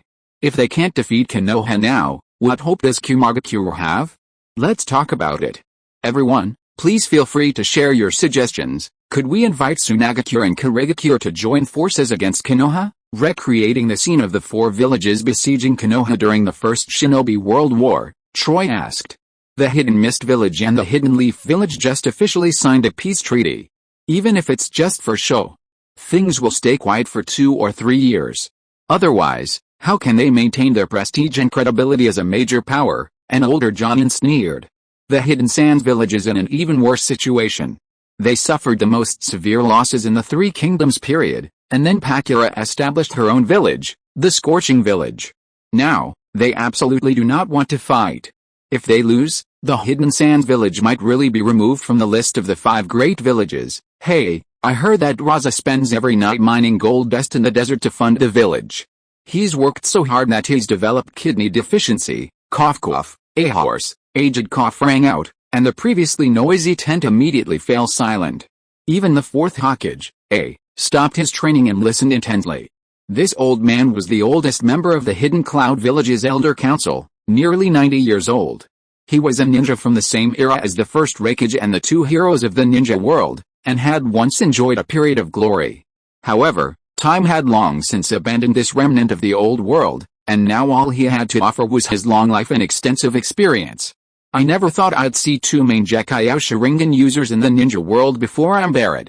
What a disappointment. The old man made no attempt to hide his disgust for the Uchiha and the Mangekyō Sharingan. He took a deep breath, a hint of reminiscence in his eyes. To deal with the Uchiha, we need to find those ninja clans that have been their enemies for hundreds of years. These clans know best how to deal with the Uchiha, and they may even have methods for dealing with the Mangekyō Sharingan Uchiha passed down through generations. Senju, Uzumaki? The 4th Hokage, had also read about this in records. The Senju Uzumaki alliance had fought against the Uchiha Hagoromo alliance for a very long time. But the Senju had now retired and were allied with the Uchiha, and the Uzumaki clan had long been exterminated. 4th Hokage, have you ever heard of the Blood Pond clan? This clan was once very powerful during the Warring States period, and they were rivals of the Uchiha for many years, the old man reminded him. Blood Pond? The 4th Hokage, shook his head, indicating he had never heard of it. The old man sighed and began to recount the origins of the Blood Pond clan to the 4th Hokage. The Blood Pond clan was once the first-rate ninja clan, second only to the Senju and Uchiha clans, and at its peak, it was no less powerful than the Hyuga and Kaguya clans. They possessed a blood dragon eye ocular technique, powerful genjutsu abilities, and could manipulate blood to perform various secret techniques. However, later, for unknown reasons, the daimyo of the Land of Lightning suddenly launched a full-scale crackdown on the Blood Pond clan, hiring the Uchiha, who were hostile to the Blood Pond, to hunt down and capture them. As far as I know, this clan was later exiled by the daimyo of the Land of Lightning to Valley with an extremely harsh environment. After listening to the old man's story, the 4th Hokage rubbed his temples and closed his eyes in deep thought. Exiled over 100 years ago, how much of the Blood Pond's heritage and skilled ninja remained? Were their methods of dealing with the Uchiha outdated? He didn't know. But at least it was a worthwhile attempt. The 4th Hokage, opened his eyes, grabbed paper and pen, and immediately wrote a letter to the daimyo of the Land of Lightning, requesting a pardon for the Bloodpool brothers, ordering them to fight for the Hidden Cloud Village. Regardless of past hatred, that was a matter for the daimyo 4 or 5 generations ago, and had little to do with the current daimyo. Among the 5 great nations, the daimyo of the Land of Lightning had the most harmonious relationship with the Raikage. He figured the daimyo would grant this request. So, from now on, we'll proactively slow down the intensity of the war, mainly engaging in a protracted, guerrilla war with Konoha. Let's wait for Killer Bee to recover, and then see how much help the Bloodpool brothers can provide. The 4th Hokage, methodically arranged the war effort. The intensity of the war on the Land of Hot Springs battlefield plummeted, with at one point even experiencing 3 consecutive days without any casualties from the Hidden Cloud Village or Konoha. On the battlefield, Uchiha Gen repeatedly set traps, attempting to ambush the A and B brothers. But these 2 Hidden Cloud barbarians seemed to have developed a mind of their own, slippery and engaging in guerrilla warfare with Uchiha General. Coincidentally, Uchiha Gen also wanted to stay in the Land of Hot Springs a little longer, waiting for the sapling of the divine tree he had planted to grow and bear fruit, so he began to shirk his duties. Under these circumstances, the battle lines between Fugaku and Konoha remained unchanged, with only minor skirmishes like one side capturing 2 nodes and the other wiping out 2 squads. Several months passed in the blink of an eye. Fast forward to late October, and the usually warm land of hot springs finally experienced 2 cold rains, bringing a slight chill. On an autumn morning, a thin layer of mist shrouded the world, like a veil of nature, tranquil and mysterious. On this beautiful morning, a transport corps from Konoha village slowly escorted carts of supplies into the Konoha camp. While checking the accounts, Uchiha Gen noticed that Jiraiya seemed somewhat distracted. "So you secretly went to town 100 miles away to drink and carouse again?" Uchiha Gen teased Jiraiya, reviewing the various intelligence reports sent from the village. "How could this be?" Jiraiya snapped out of his daze, one hand on his hip, his gaze slowly drifting towards the land of rice fields. He smiled, then pulled out a scroll from the intelligence he had been reading, gesturing for Uchiha Gen to take it. Uchiha Gen took the scroll. The first page featured a photo of Orochimaru carrying a snakeskin pouch. According to the record, Orochimaru had fought an unknown ninja a month ago, causing a great commotion, and was subsequently captured by Konoha's Anbu while fleeing. Nagato, they've already started inviting Orochimaru to join Akatsuki. Uchiha Gen's expression darkened slightly. Akatsuki seemed to be recruiting faster than he remembered. Could it be that the setback he had caused Obito had led Obito to set interview KPIs for Nagato? Uchiha Gen secretly noted this information down, deciding to pay closer attention to Akatsuki's movements in the future. Meanwhile, at the Cloud Village base. These were also transport trucks, guarded by numerous ninjas, but the Cloud Village's trucks didn't carry supplies. Instead, they contained huddled people. If there was anything strange about them, it was that the drivers and guards were Cloud Village's dark-skinned ninjas, while those confined in cages were pale, almost sickly white, handsome men and women. These were the Blood Pond clan, exiled to Hell Valley. On an open space, the fourth Hokage, surveyed the hundreds of people confined in the trucks, a satisfied expression on his rugged face. Hell Valley, as its name suggests, was a hellish environment, rife with miasma and surrounded by lava. However, this extreme environment also selected the most adaptable and resilient ninjas. These 400 or so people were mostly young and strong, and like the Uchiha, possessed the ability of genjutsu. With such a fresh force, Cloud Village could reverse its disadvantage in mid-level ninjas. The fourth Hokage, brandished a pardon decree signed by the daimyo of the Land of Lightning, shouting, "You ninjas of the Blood Pool, you wretched wretches trampled into hell by the Uchiha. Now that you've returned from hell, do you want to kick the Uchiha clan, who have tormented you for a century, into the valley of hell?" No one responded to the fourth Hokage, but red lights illuminated the plaza. Pairs of scarlet eyes flashed with a chilling red light, but within that light were not the familiar black tomo of the ninja world, but rather eye-shaped pupils. Chapter 91 Oyakaso Flame. The blade flashed like a wheel, decapitating like wheat being harvested. 2 Cloud Ninja were caught off guard, their heads severed, warm blood gushing out like fountains, staining the soil red. The heads, their faces blank, rolled twice before their eyes, still showing lingering shock, gradually lost their light. "Call me Uchiha Little Genjin." Uchiha Totsuka flicked his long sword, pulled out a rag to wipe away the remaining blood, his 2 tomo-shaped Sharingan eyes cautiously surveying his surroundings. Only after confirming that the entire Cloud Ninja squad was wiped out did he relax. A teammate next to Tekka saw Uchiha Tekka sheath his sword and immediately clicked his tongue. Yeah. What Uchiha Gen, what Uchiha Fugaku, Inagasa, they're all just little Tekka, Kazumach Surya Chiriki, do you have to be sarcastic to survive? But Gen and Fugaku are one thing, my brother is really bad, I wouldn't even look down on him as little Tekka. Tekka wrinkled his nose and grimaced, took a couple of steps and then lightly jumped, nudging his much taller teammate with his shoulder. Terrifying. It was an Uchiha shoulder thrust. So powerful, the man with brown hair leaned back exaggeratedly, grinning and sticking out his tongue, teasingly saying, as expected of the Uchiha, a seemingly ordinary shoulder thrust, and my internal organs are already burning. What to do? I was planning to go back and marry my girlfriend after this battle. I've even thought of names for the children, a boy will be named Moji, and a girl will also be named Moji. The Uchiha don't have a technique called the Uchiha shoulder thrust, but Yuan just said that the Uchiha have a secret taijutsu called the Uchiha throw, which only the strongest members of the clan can master. Taiho looked up at the gloomy sky, sheathed his sword, blinked, and closed his Sharingan. Also, Jenny said not to mention things like going home to get married or last mission on the battlefield. It's bad luck. Where in the ninja world is there such a saying? And what about hand-to-hand combat? Did Gen-sama really say that? You're not making it up, are you? It was the clan leader who said it. I remember it very clearly. Seeing Ichiro's skepticism, Tetsuka's face turned red with anxiety. I've always remembered Jenny's words. Do you believe I can activate my Genji God indirectly? Uchiha Tetsuka had been a devoted fan of Uchiha Gen since childhood. Especially after Uchiha Gen's rise to clan leader, he became a complete fanatic, resolutely imitating Uchiha Gen in his clothing, ninjutsu, taijutsu style, and every word and action.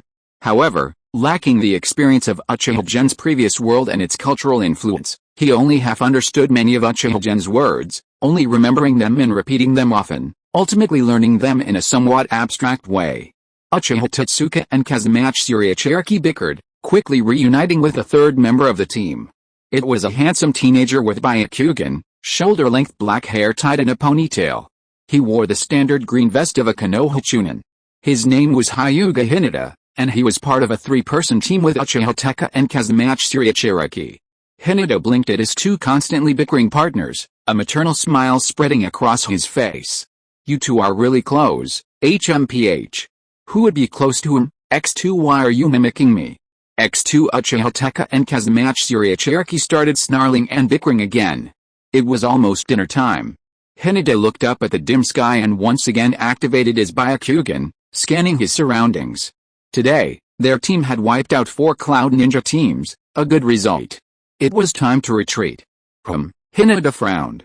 The previously noisy Teka and Cherokee immediately quieted down, instantly returning to alert status.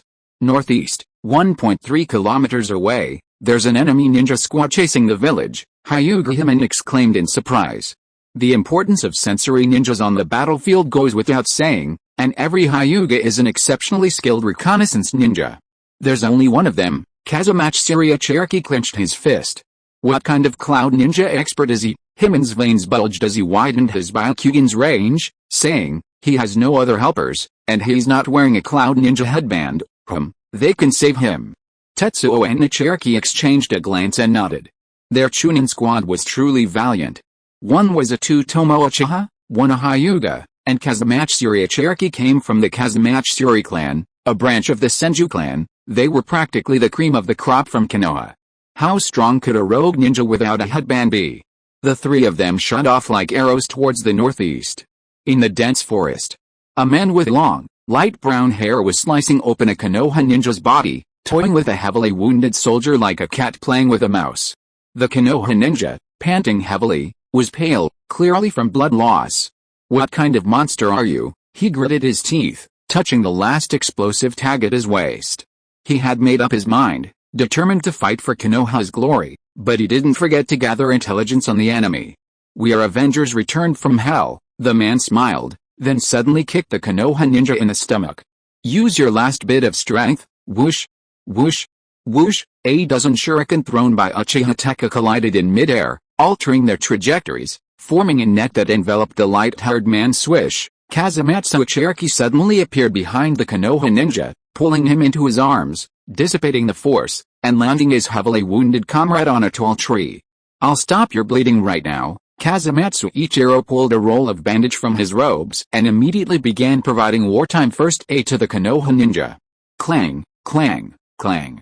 In an instant, the sound of shuriken clashing together rang out as the dazzling array of ninja tool throws was completely blocked by the 4 kunai fired by the enemy. Tetsuka, hidden behind a tree, frowned. It wasn't surprising that the shuriken were blocked, but what was strange was that the opponent had only fired 4 kunai, using the clash of the ninja tools to block his attack. The opponent's throwing technique seemed to faintly resemble Uchiha-style throwing techniques. This kind of throwing technique, looks like I've hit the jackpot. Ha ha ha. Let me, Mangekyō, take your lives. The brown-haired man suddenly laughed loudly, twisting his foot and charging towards Tetsuka. Uchiha Tetsuka hooked his finger and pulled back. Tiny lights appeared on the shuriken that had fallen to the ground, and steel wires, under his control, totted and blocked the enemy. These specially made steel wires were concealed and transparent, extremely inconspicuous in the twilight. easily overlooked and easily injured by the fine threads. Then came the Phoenix Flame. Tetsuka had already formed the Phoenix Flame hand seals, but the enemy suddenly stopped in front of the steel wires he had laid out, spitting out a mouthful of blood. The dense threads, stained with blood, immediately became conspicuous. The bloodstains on the wires seemed to move as if alive, rapidly attacking Uchiha Tetsuka along the wires. What the hell? Tetsuka was startled, stopping his hand seals, severing the steel wires with a swing of his hand, leaping forward, his eyes fixed on the enemy. The enemy, surprisingly, was also looking at Tetsuka at that moment. Their gazes met for a fleeting instant. Foolish, utterly foolish, daring to meet my gaze. Tetsuka was overjoyed, forming hand seals and activating a genjutsu. Illusionary tree strangulation. This was a highly difficult genjutsu. Even with a Sharingan, Tetsuka needed hand seals to activate it. In his opinion, it would easily capture the enemy. Fatally, Tetsuka seemed to hear a cold laugh. The instant Tetsuka activated the genjutsu, the enemy's whites suddenly turned crimson, their pupils abruptly contracted into ovals, and blood flowed from the corners of their eyes. Tetsuka's movements, previously as elegant as a seagull, suddenly froze, and he fell straight to the ground, landing face first. In Tetsuka's eyes, vines suddenly sprouted around him, binding him and pulling him towards the ground, rendering him immobile. He knew this was the reaction to the genjutsu. But how could this be? Tetsuka spat out the mud that had gotten into his mouth, struggling but unable to break free of the genjutsu. He was very familiar with this feeling. It was exactly like this when he was caught in a 3-tomo genjutsu during a training battle with a 3-tomo jonin from his clan. Whoosh! Hyuga Hinata emerged from the shadows, his hand forming a sword-like finger, striking at the vital points around Mangekyō's body, temporarily holding off the enemy. Seeing this, Kazumatsu Cherokee also rose to attack. The next moment, boom! The heavily injured Konoha ninja's face showed terror as his body rapidly expanded, exploding. Accompanied by a deafening explosion, Kazumatsu Cherokee, the team's main fighter, was thrown back by the massive shockwave, crashing through several trees before collapsing to the ground. Cherokee, Uchiha Teka roared, his eyes suddenly bloodshot, and the genjutsu vines that had been controlling him began to fade. The 2-tomo in his eyes slowly rotated, faster and faster, drawing closer until a 3rd tomo was about to appear. He's not dead. He's not dead. A frantic shout escaped Mangekyō's lips. In his haste to create distance between himself and Hinata, he was struck twice by Hinata's fists. Cough cough. He's not dead. I deliberately controlled the power of the explosion. He's just seriously injured, Mangekyō added. Tetsuka turned to look, and sure enough, Kazumatsu Cherokee, who was pinned under the tree, was still breathing despite being mangled beyond recognition. Thank goodness he's not dead. Tetsuka breathed a sigh of relief, the fire in his heart dissipating considerably, and the spinning speed of the tomo in his eyes gradually slowed, returning to its original 2-tomo form. Mangekyō also breathed a sigh of relief upon seeing this.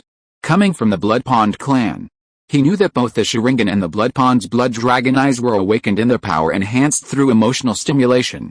Therefore, the clan's long-standing experience was, before killing an Uchiha, don't kill his teammates, to prevent the Uchiha from going berserk.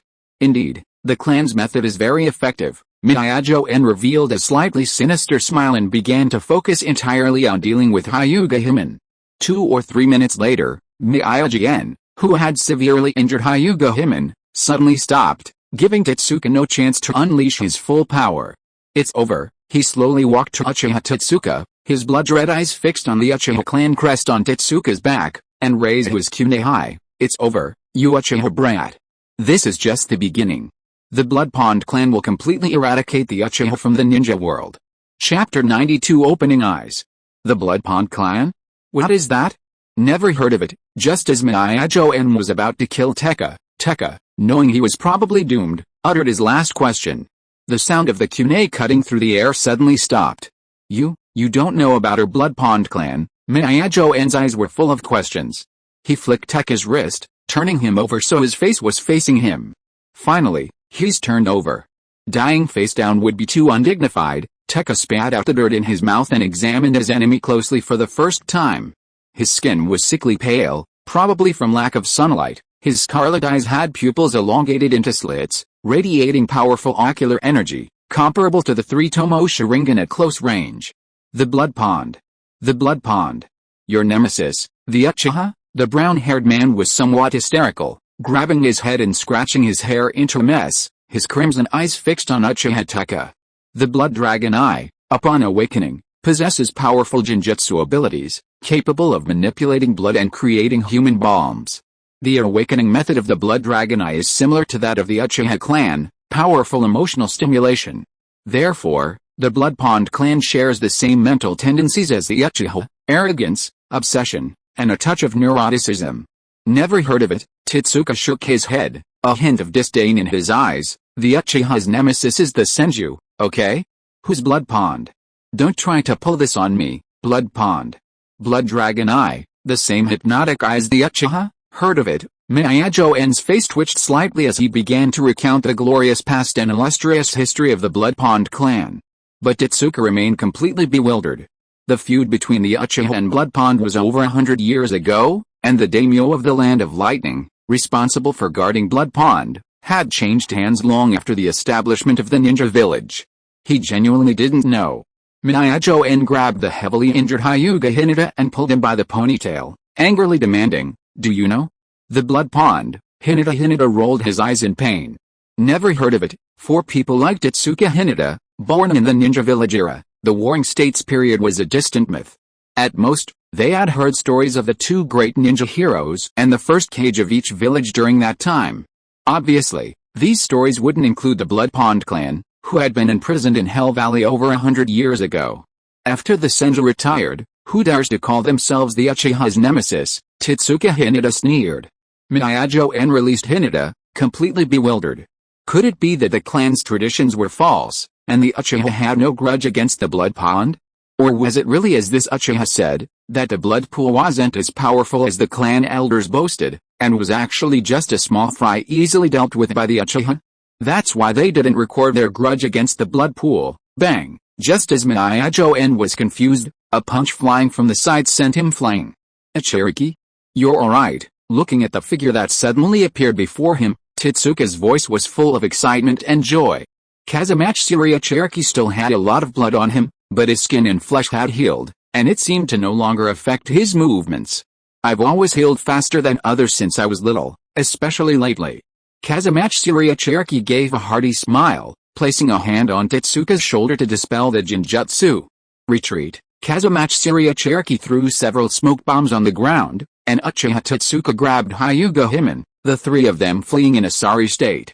Cough cough. Amidst the smoke, Mangekyō, who wasn't seriously injured, was still somewhat puzzled. He had some doubts about the supposed arch-enemy relationship between the Blood Pond clan and the Uchiha. "Should I go back and ask the clan leader?" Mangekyō muttered absent-mindedly, tracking the route the three had taken. Soon, Mangekyō, who had only ever fought against the environment and wild beasts in Hell Valley and hadn't received any professional ninja tracking or counter-tracking training, lost track of his target. He didn't continue hunting Konoha ninjas but returned directly to the Cloud Village base. "Yan, why are you back so soon?" the Blood Pond clan member who stayed behind at the base asked anxiously. "I need to speak with the clan leader." "Why are you in such a panic?" Mangekyō glanced at the clan member with suspicion, seeing a hint of guilt in his hastily averted gaze. "What's wrong? What's wrong?" Mangekyō suddenly felt a pang of unease, a bad premonition. Could something have happened to Chizuki? Chizuki was his wife, who had been seriously ill since giving birth. The clan leader said he's going to enforce the clan rules on Jinyu, the clansman stammered. The clan rules, in reality, meant execution. The Bloodpool clan, due to the extremely harsh environment of Hell Valley, had a long-standing clan rule: the elderly, the weak, and the seriously ill must be executed to avoid wasting the clan's food and water. But we were about to be pardoned, about to join Cloud Hidden. Jinyu. Uchiha Gen staggered, then unleashed his fastest speed ever, rushing towards his family's residence in the base. That boy Yan returned earlier than I expected. On a high platform in the camp, the head of the Blood Pond clan gazed at the flickering figure in the camp and respectfully addressed the tall and imposing fourth Hokage. To the side, Yan is the most talented among the younger generation of the clan. With his talent, he will definitely be able to awaken the true Blood Dragon Eye, thus being able to rival and defeat the Mangekyō Sharingan Uchiha. Is this the Blood Pond's so-called method to deal with the Mangekyō Sharingan? The fourth Hokage, was somewhat displeased. As the Raikage, he truly looked down on such methods. The Uchiha's Sharingan and the Blood Pond's Blood Dragon Eye are essentially the same. The head of the Blood Pond clan spoke softly, his eyes narrowed to slits, as if talking to himself. Emotions stimulate our yin release, causing a dramatic change in our power. But unlike the Sharingan, which has 4 stages, 1 to 3 Tomo and Mangekyō, the Blood Dragon Eye only has 2 stages. Awakening the Blood Dragon Eye involves a true awakening. To deal with the Mangekyō Sharingan, you need an awakened Blood Dragon Eye. Alright. Raikage, the Blood Pond clan has the means to deal with the Mangekyō Uchiha that we promised you, and we hope you won't forget your promise to the Blood Pond clan. The fourth Hokage, rested his hand on the railing, nodded solemnly, and pointed one finger to the sky, saying, "Heaven is our witness, and all Raikages have testified to this. Fugaku will treat the Blood Pond clan well, extending our love to our descendants. As long as the village exists, the clan will live in peace. Then, I thank you, Raikage." The Blood Pond clan chief bowed to the fourth Hokage, straightened his faded and tattered clothes, and was genuinely happy. As the clan leader, he had lived up to the expectations of everyone in the blood pool, except for one person. No, a heart-wrenching, utterly tragic cry echoed through the heavens. Then, this old man should also go to his death. The blood pool clan leader laughed lightly, but his expression quickly turned solemn and stern. He still had to put on a show of a rigid, wicked clan leader forcing a virtuous woman to her death, a wise and courageous new clan leader eliminating evil and bringing joy to all, using his own death to celebrate the rebirth of the blood pool clan. Inside the blood pool's territory, Mangekyō's ailing wife was dead. Mangekyō's eyes were empty and lost. His hands hung limply at his sides, his fingers trembling slightly as he brushed against his beloved body. Finally, his entire body trembled violently. "I am now in the true hell." His figure appeared so lonely and helpless in the twilight's afterglow. A tear of blood welled up from the corner of his eye, tracing a path down his cheek and falling to the ground, silently soaking the earth. However, the more the tears of blood flowed, the redder the whites of Mangekyō's eyes became, turning a purplish red, then shining brightly, until finally, they were a vibrant, ruby-like crimson. Mangekyō, holding his wife, stunned for a long time, Mangekyō finally snapped back to reality, his heart burning with rage. He would kill the old ghost who had killed his wife. As this thought formed in his mind, the tears of blood that had been dripping onto the ground began to move across the earth as if alive, quickly gathering in a reservoir in Fugaku. Although it was only a few drops of blood, they possessed an incredibly powerful corrosive force, easily turning the entire reservoir's water blood red. A blood dragon slowly opened its crimson, crystal-clear eyes, its gaze filled with endless savagery and killing intent. Every drop of blood on its body trembled slightly, forming lifelike dragon scales and whiskers. On the lake's surface, which had been frozen like a blood-red mirror, ripples suddenly appeared. The crimson water flowed backward, and with a loud bang, it rose from the sky, unleashing a shower of blood. A flying dragon formed from blood mist coiled and snaked, rushing straight towards Mangekyō, enveloping him within its inner dragon body. Susanoo, the fourth Hokage, watching from afar as the blood dragon materialized into a chakra body and sensing its powerful chakra aura, suddenly paused, recalling the Susanoo that Uchiha Fugaku had once used. Susanoo seemed to share a similar essence with this blood dragon, except one was a skeleton samurai and the other a dragon. "Uchiha General, your death is near." The fourth Hokage, widened his bull-like eyes, straightened his back, and suddenly exuded a chilling aura. "It's actually the blood pool." Uchiha Gen looked at Tekka, his brows furrowing slightly, not understanding why the blood pool, imprisoned in Hell Valley, would suddenly fight for Fugaku. A powerful bloodline clan aiding Fugaku, and one that, like the Uchiha clan, possesses ocular jutsu, is clearly not good news. As everyone knows, Naruto is also known as the Legend of the Eyes in the Five Villages Clash, and those who wield ocular jutsu are never lacking in skill. It's alright, just a clan that the Uchiha once easily crushed. Seeing Uchiha Tekka still brooding over his defeat in the ocular power contest, Uchiha Gen lightly tapped Tekka's brow, chuckling nonchalantly. "The Uchiha could imprison them in Hell Valley before, and now we can send them to Hell too." Uchiha Gen stretched, stood up, and stepped out of the tent. A gust of autumn wind blew, and a withered yellow leaf slowly landed on Uchiha Gen's shoulder. He picked up the leaf, poked a small hole in the middle with his finger, and held it up, gazing through the hole towards Kumaga-kura. If this is your trump card, I'll show you what cruelty truly means. How about we end this war before winter arrives? And Anbu interrogated a rogue Konoha ninja. Traitory crime, life imprisonment, the rogue ninja said. I also conducted human experiments. Then 20 years, the rogue ninja added. I also defiled the body of the previous cage. 5 years. What if I start a ninja world war? The Anbu exclaimed. Good heavens, sir, why didn't you say so earlier? You're acquitted. Chapter 93, War begins. Intelligence arrives naturally? In the following days, the already ongoing battles between Konoha and Kumaga-kura suddenly escalated several levels in both frequency and intensity.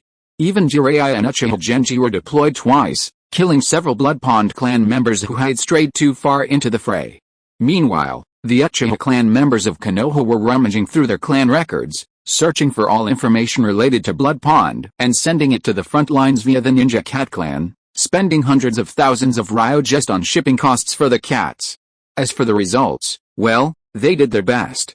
Basically, it was all just scattered reports. Clan leader X one-shotted the Blood Pond clan leader. The Uchiha are invincible. Blood Pond's ninjutsu? No good. The Uchiha are good. A whole lot of these reports were just empty words devoid of any real information. There's no way around it. It's like the rivalry between Glider and Jordan, RNG and SKT, or the battle for the strongest Hokage between the 3rd Hokage and the 1st and 7th Hokage. You can fool people with phrases like arch-rival or evenly matched, but nobody actually believes the former can be compared to the latter, right? The Blood Pond, the second strongest hypnotic eye technique clan in the late Warring States period, was just a weakling who wouldn't even dare compete with the Hyuga for the second strongest eye technique clan at their peak. What title you have? What eye technique do you have?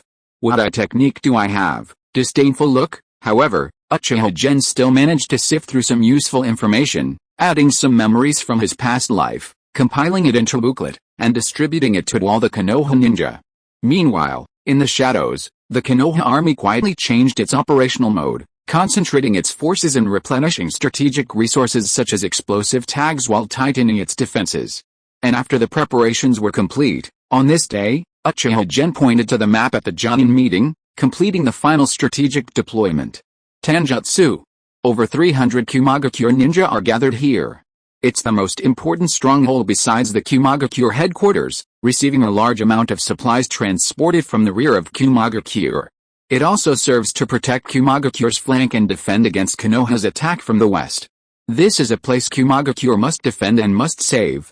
Fugaku, your mission is to lead a group of elite troops to attack this place directly.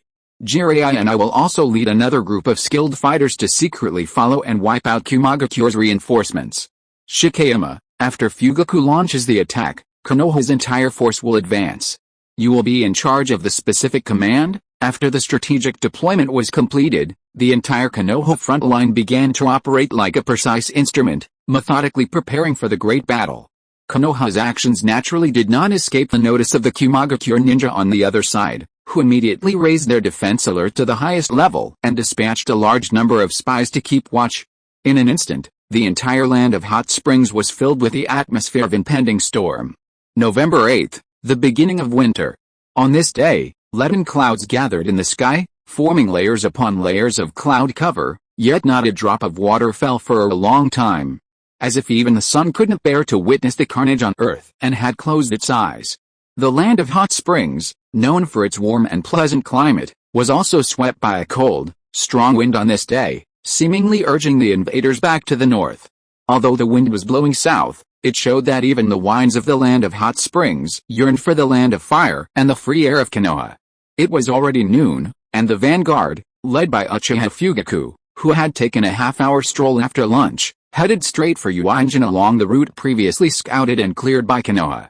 Over 300 elite assassins, chosen by the elite, charged directly towards Uchiha without any concealment, ignoring the spies and sentries of Kumaga-kura along the way.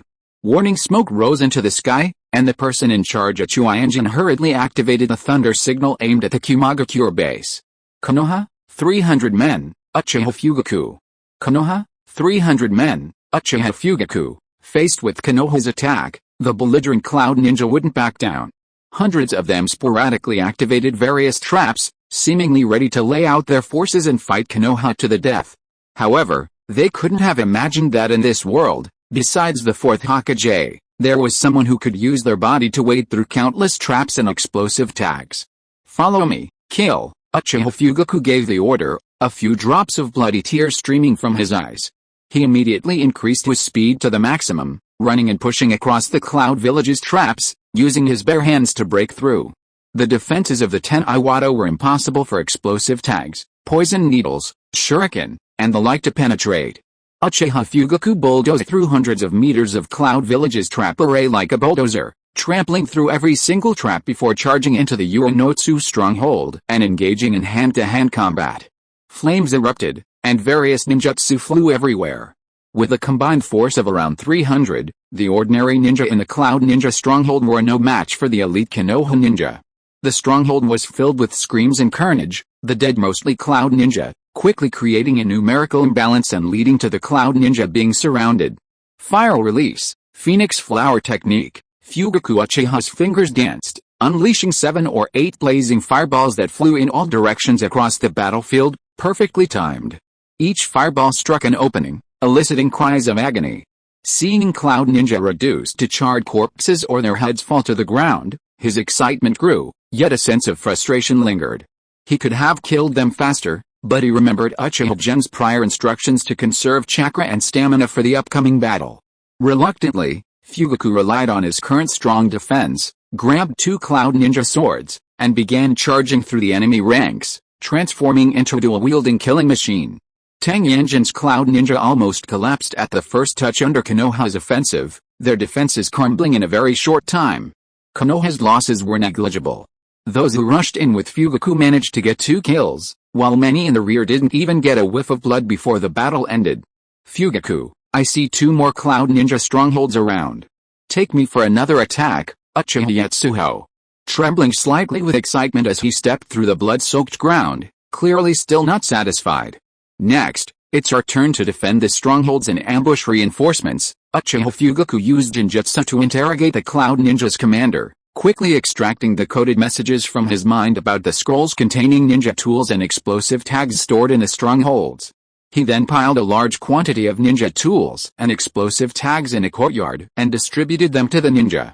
Konoha provides each ninja with a supply of explosive tags based on their rank, and only the best quality is procured: explosive tags from the Uchiha clan, soldier pills from the Akimichi clan, and kyune from the land of craftsmen. But you can never have too many explosive tags. Even a single ordinary tag can sell for 1,000 ryo, and those used by the Cloud Ninja are of even higher quality and therefore more expensive. After everyone replenished their supplies and made a small fortune, the morale of the entire vanguard was even higher. Fugaku, who had been wealthy before, even though he wasn't the Uchiha clan leader anymore, never lacked money less than 1,000,000 ryo, so he naturally looked down on this meager amount. He took nothing but 2 finely crafted broadswords from the Cloud Ninja. These swords were specially made for a particular school of swordsmanship in the Cloud Ninja, nearly 2 meters long including the hilt, with a broad, thick back, quite different from the small katanas and katanas commonly used by ninjas, possessing a rugged beauty. Fugaku, wielding 2 large swords, stood imposingly atop the castle tower of the stronghold, unfazed by the fierce winds. 3 kilometers away in Yunjin, on a grassy field, Killer Bee stopped, standing on the tender grass, covering his earpiece, gazing at the hills beside the distant river, his heart heavy. His reinforcements had arrived quickly. However, Konoha had still captured Yunjin in a very short time. "B, let's do it," Troy urged beside him. "Even if there are any Cloud Ninja left inside, they're prisoners." "Yes, I understand." Killer Bee collected his thoughts, glanced at the 2 Ujido beside him, and quickly entered half-tailed beast form. "Ujido, watch closely, how to use the tailed beast ball." In his half-tailed beast form, Killer Bee roared to the sky, a smooth, black sphere gradually forming in his mouth. "It's here." At the same time, Fugaku on the castle tower widened his eyes, sensing the undisguised, powerful chakra aura from afar. The next second, the tailed beast ball, symbolizing boundless destructive power, shot out with unparalleled force. A nearly 20-meter-long purplish-red phantom rose from Fugaku Uchiha's body atop the castle tower, 3 intertwined Magatama-shaped energy orbs shooting from his chest. Boom! The Magatama and the tailed beast ball collided between the castle tower and Killer Bee's location. A massive explosion erupted from the plane, the deafening roar echoing across the land, the shockwave even toppling a small tree beside Killer Bee. A large oval crater, 600 or 700 meters in diameter, appeared on the plane. Go! Charge! Killer Bee shouted to the ninjas behind him, then turned his gaze to the brown-haired man who had been standing silently outside the Cloud Ninja Circle. Mr. Yen, I'm counting on you. Yen nodded indifferently, seemingly unconcerned about everything. Having received a positive reply, Killer Bee charged ahead, heading straight for Yu Yanjin, who originally belonged to the Cloud Ninja. A flock of black crows, startled by the earlier explosion, took flight, cawing and circling before finally landing several kilometers away. Besides the 8 tails, even the 2 tails has been mobilized. Having received the intelligence, Uchiha Gen turned to Jiraiya, who stood motionless atop a giant toad, his hands clasped in prayer. Well, are you ready? No problem, I'm ready to unleash my power. Jiraiya tossed his waist-length white hair, exuding a strange, harmonious aura, and nodded with unwavering confidence. Then let me repeat the intelligence, Uchiha Gen began, but Jiraiya grew impatient. I've repeated it so many times on the way here, no need to repeat it again. That's true, Uchiha Gen didn't insist, instead taking a beautifully crafted white flame patterned mask from his robes and placing it on the toad at Jiraiya's feet. This is, Jiraiya asked, somewhat puzzled. I heard your sage mode isn't perfect and makes you look ugly. Uchiha Gen pointed at the mask and winked at Jiraiya. I'm afraid it will affect your image among the women of Konoha? Ha, thanks. The mask looks nice, I'll take it. Jiraiya laughed heartily. The toad under his feet croaked twice, and he suddenly gathered his strength and leaped into the plane. Chapter 94 The battle begins. Intelligent Sage Kamo Jiraiya, please report. On the plane, 2 armies faced each other, the atmosphere heavy with tension. According to ancient custom, the commanders should have offered platitudes to gain the moral high ground and boost morale. However, Killer Bee, skilled only in singing, dancing, and rapping, lacked any semblance of seriousness, while Fugaku Uchiha was also taciturn and reserved. Therefore, after a brief standoff, both sides became restless and ready to attack. Suddenly, dozens of the Land of Fire's newest Walkmans rained down from the plane, scattering haphazardly before simultaneously unleashing a burst of rousing music. Drums and strings mingled, creating Jiraiya's signature entrance theme. A toad carrying Jiraiya leaped dozens of meters into the midst of the battle, Jiraiya on its head spreading his arms, hopping on one leg, performing a head-shaking dance, his waist-length white hair whipping into a circle. Bareback covered by the sky looking up, the hero Jiraiya this is me. He then stopped dancing and struck a comical pose, one hand covering half his face with a mask, the other hand outstretched, fingers outstretched, introducing himself, the Toad Sage of Mount Myaboku, one of the legendary Sannin, the hero Jiraiya, here to greet you. The ninjas from both sides of Konoha and Kumaga were stunned by this entrance, momentarily speechless. A BGM before the entrance, a self-introduction like a stage prophecy, Uchiha Gen's eyes lit up, as curious and excited as a child finding a new toy. Of course, he would never sit on a toad or dance such an ugly dance. But, first the Toad Sage, then the legendary Sannin, and finally himself, Uchiha Gen savored Jiraiya's self-introduction, seemingly able to see his attitude towards life in it. He was first the teacher of the Child of Prophecy, then the partner of Tsunade and Orochimaru, and finally himself. His entrance with its own BGM already made Jiraiya the coolest guy. Therefore, Uchiha Gen chose the most ninja-like method. He suddenly appeared in the Cloud Village's formation, stepping on the heads of 2 Cloud Ninjas. Uchiha Gen, amidst the Cloud Ninjas' exclamations, Uchiha Gen slightly bent his legs, showcasing a difficult split kick. After kicking the 2 Cloud Ninjas away, he moved like a ghost, stepping over the heads, arms, and weapons of several more Cloud Ninjas, avoiding their attacks without a trace of injury, and landed beside Jiraiya, casually dusting off his clothes as if brushing off some dust. The entire process of Cloud Ninjas welcoming Commander Gen was smooth and seamless, without a trace of sarcasm. Judging from the Cloud Ninjas' reactions, it was clear that Uchiha Gen's entrance brought them more humiliation and fear. Swoosh! Bang! Seeing Jiraiya and Uchiha Gen make their cool entrance together, Troy suddenly pulled the trigger of his signal flare. A specially made signal flare shot into the sky, exploding like fireworks to form the character 2, lasting for over 10 seconds. This was the secret signal between him and the Raikage, signifying that Uchiha Gen and Jiraiya were both present. Then, the enemy's 3 top fighters are all at Uchiha, the 4th Hokage, quickly gave instructions on battle preparations, mobilizing the main force to intercept Konoha's overall advance. Then, looking west towards Uchiha, he suddenly transformed into a bolt of lightning, covering a distance of nearly 30 kilometers. The Raikage arrived at the battlefield in less than a minute amidst the raging thunder. Boom! A large crater was smashed into the front of the battle formation, raising clouds of dust.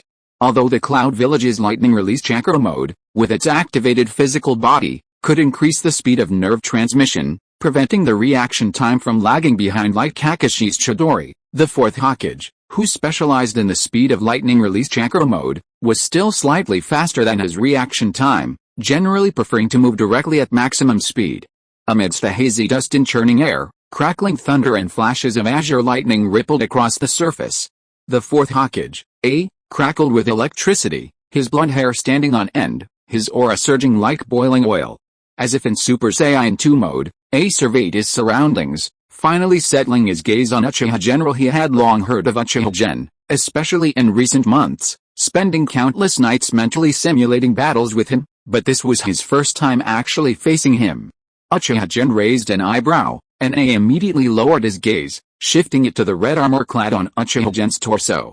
He had recently intensified his training in judging an opponent's limbs based on their torso. The Sharingan was indeed incredibly intimidating. But with A's lowered gaze, the Cloud Ninja's momentum weakened further. "I've got an inspiration." At that moment, the ever-unconventional Killer Bee raised his arm, struck an exaggerated pose, and began scribbling in his lyric book. Finally, he slammed down his pen. "I finished the Song of Victory." With that, Killer Bee began humming, singing utter nonsense and utterly awful. Opening champagne halfway through was one thing, but opening it right at the start? Uchiha Gen frowned, unable to bear the incessant cacophony of the cacophony for even a few seconds. Damn it, that despicable octopus brother. He's using his pig slaughtering noises to mentally corrupt the Konoha people, stealing our fighting spirit and trampling on our minds. Fire release, great fireball technique. The fireball that Uchiha Gen casually spat out became the signal for the battle to begin.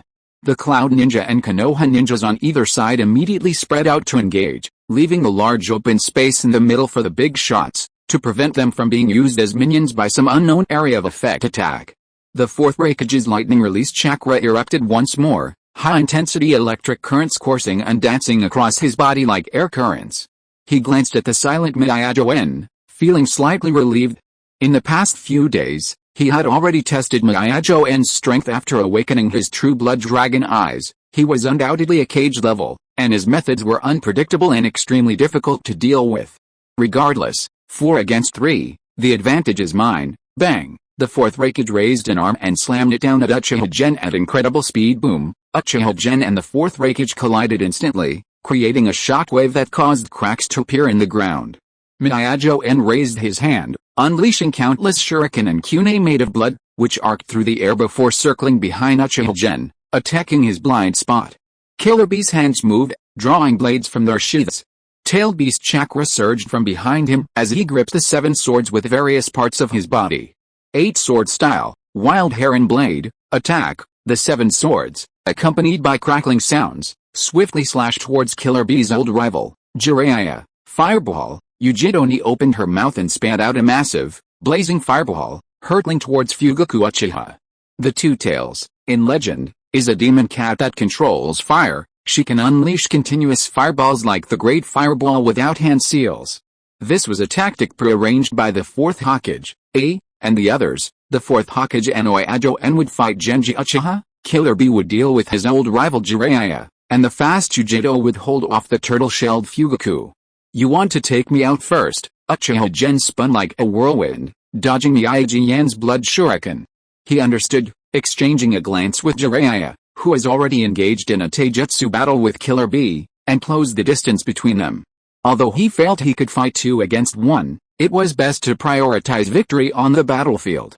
"Why can you choose your opponents however you want?" Using the momentum from the 4th Hokage's attack, Uchiha Gen leaped back, his index and middle fingers crossed, and he softly shouted, "Shadow clone technique." Boom! The shadow clone that suddenly appeared instantly began forming hand seals. Ha! The fourth Hokage transformed into a bolt of lightning, bypassing Uchiha Gen's main body, and slashed directly at the clone-forming hand seals not far from Killer Bee and Jiraiya. The next moment, a smile appeared on Uchiha Gen's face, Uchiha Flame Formation. The clone pressed its hand, brimming with fire-release chakra, to the ground, causing a rumbling sound. The Azure Prison Fire transformed into a barrier, rising up and trapping Jiraiya, Killer Bee, and Uchiha Gen's clones within. Then, the shadow clones dissipated, and most of Uchiha Gen's chakra returned. Outside the fire array, Uchiha Gen used the shadow clone technique again, creating shadow clones to maintain the fire array. Tactics successful, Uchiha Gen smiled, turning his gaze to the lone Mangekyō. This is the exhilarating combination technique between me and Jiraiya. Close the gate, release the toad. The Sage mode of Mount Myaboku has many weaknesses. It can only last 5 minutes, and one cannot move while absorbing natural energy to refine Sage chakra. Especially since Jiraiya's Sage mode is still half-baked, it has even more flaws, making it difficult to apply Sage mode in actual combat. But no matter how many weaknesses there are, they cannot diminish the power of Sage mode. The ninjutsu, taijutsu, and genjutsu are all enhanced several times over, greatly improving sensory and defensive abilities. It also allows the use of various Sage techniques and secret arts, giving a ninja a qualitative leap. In Sage mode, Jiraiya is capable of single-handedly fighting and delaying the strongest Abi duo of Fugaku, allowing his other powerful ally, the more lethal Uchiha Gen, to devise a plan, stagger their actions, and quickly eliminate Fugaku's remaining forces. Phew, it really is ugly. Entering Sage mode, Jiraiya let out a long breath, touching his much larger and slightly protruding nose, and put on the white fire pattern mask given to him by Uchiha General Poof. Two small, skinny toads suddenly appeared on Jiraiya's shoulders and began chattering. "Little Jiraiya, why are you wearing a mask, honey? It's fashionable for young people these days." Jiraiya straightened up, looking at the fourth Hokage, and Killer Bee, who were trying to break the fire array on either side, and said in a deep voice, "Boss, big sister, like I said before, I'm asking for your help. Hurry up and fight. I still need to go back and cook for the kids." Shima, the sage with purple hair, tucked a bowl and spoon in her hand into her waistband, and together with Fugaku, the sage with white beard, they formed hand seals and said, "Sage art, twin life technique." Parts of the two toads' bodies miraculously fused with Jiraiya's shoulder, helping him to regulate and control the natural abilities and Sage chakra within his body. Next to take the stage is Jiraiya, the Kawamoto hero, who prepared his Sage chakra in advance.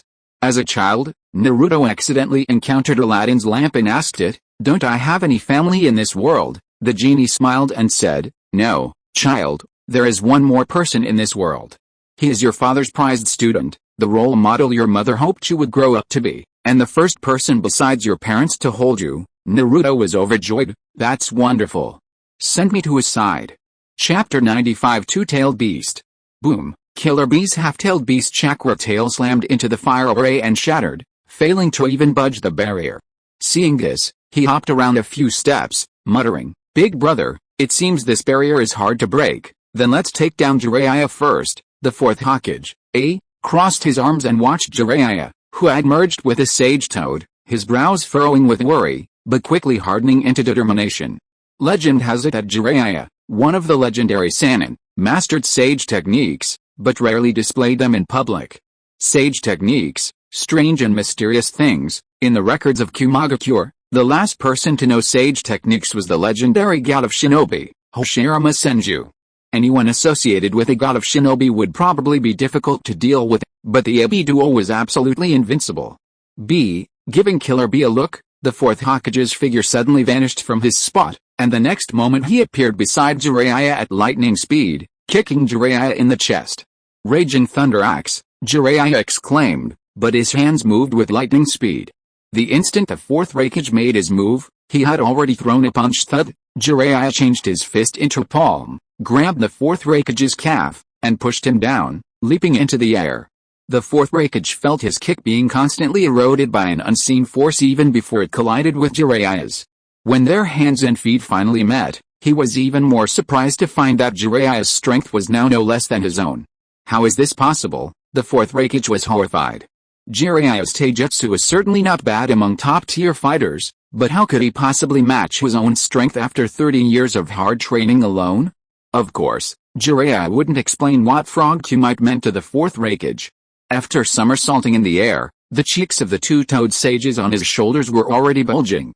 Tongue-bind, water slash, Shima-sage unleashed a long, snake-like tongue that coiled around fourth Hokage, while Fugaku sage spat out an extremely concentrated jet of water. Fourth Hokage dodged the tongue with lightning speed, then crossed his arms to block the water jet with his lightning release armor. The immense force of the water pushed him back dozens of meters.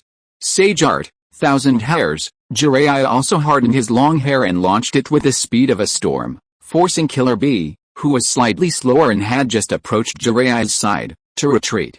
That's pretty strong. Fourth Hokage looked down at the red mark on his arm from the impact of the water jet, his face showing a solemn expression as if facing a formidable enemy.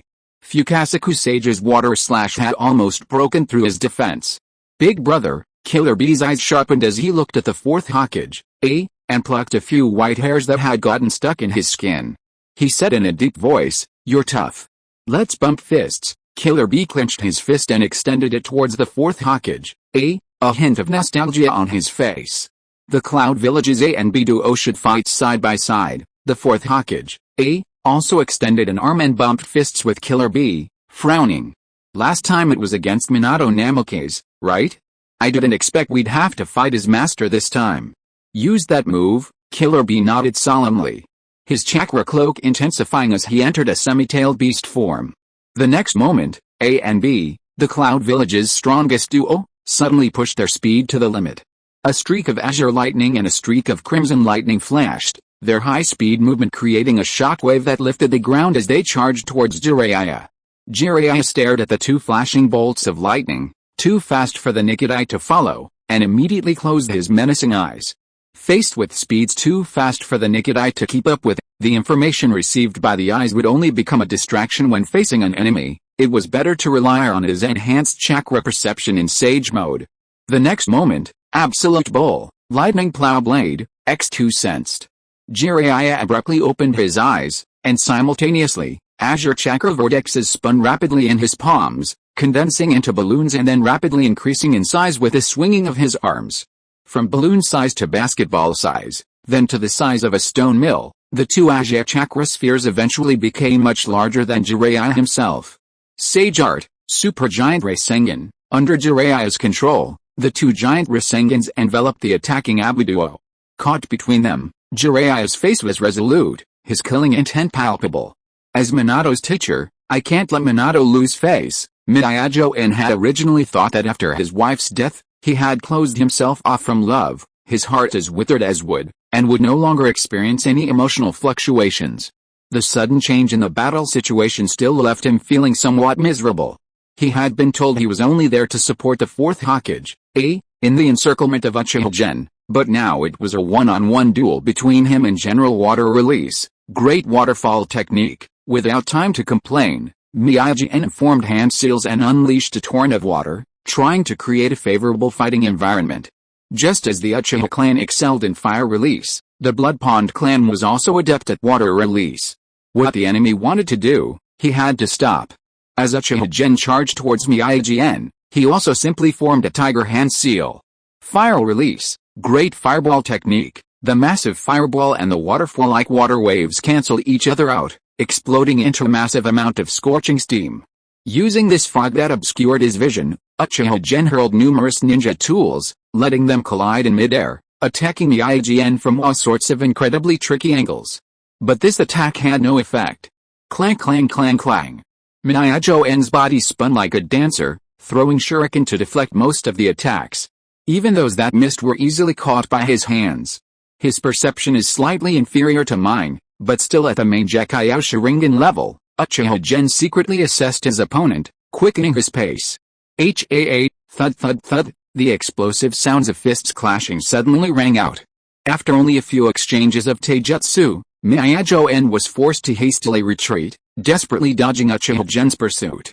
Uchiha Gen pressed forward, leaping into the air, drawing his flame fan from his back. With a flick and a gust of wind, he blasted the flustered Mangekyō far away. Buzz! Mangekyō rolled to his feet, his face ashen, utterly terrified. After just a brief exchange, he realized that even with his blood dragon eye, comparable to the Mangekyō Sharingan, he was still qualitatively inferior to Uchiha Gen in every aspect. He swallowed hard, then quickly used a kunai to cut a deep gash in his wrist, spurting out a large amount of blood. A pool of hot blood splashed onto the damp ground, and the originally dense mist quickly condensed into a trickle, flowing towards Mangekyō's feet. Mangekyō's eyes blazed with blood-red light, radiating an eerie and terrifying aura. Roar! Instantly, crimson blood shot into the sky, transforming into a gigantic multi-headed blood dragon that protected Mangekyō, coiling its body and baring its fangs as it attacked Uchiha General. You're the #1 bootlegger in the ninja world? Bootlegging the Uchiha's hypnotic eyes wasn't enough, you even bootlegged Susanoo? You could say it's different paths leading to the same goal.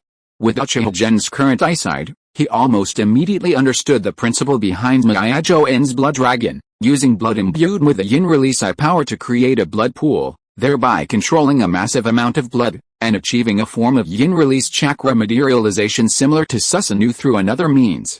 While it's true that pirated versions aren't necessarily inferior to the originals, your blood dragon technique has one unavoidable weakness. Uchiha Gen raised a finger and waved it at Mangekyō, his other hand gripping the hilt of his sword. Click, he drew his sword halfway, his crimson eyes fixed on Mangekyō, protected by the blood dragon technique, a defiant smile spreading across his face.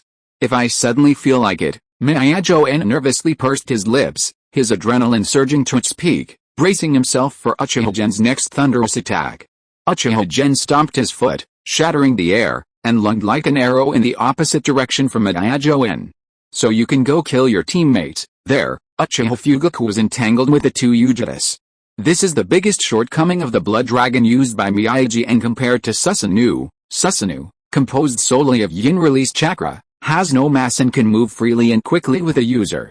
The blood dragon, when fused with a large amount of water, has a massive size and considerable mass, making it far less convenient to move and reconstruct than Susanoo.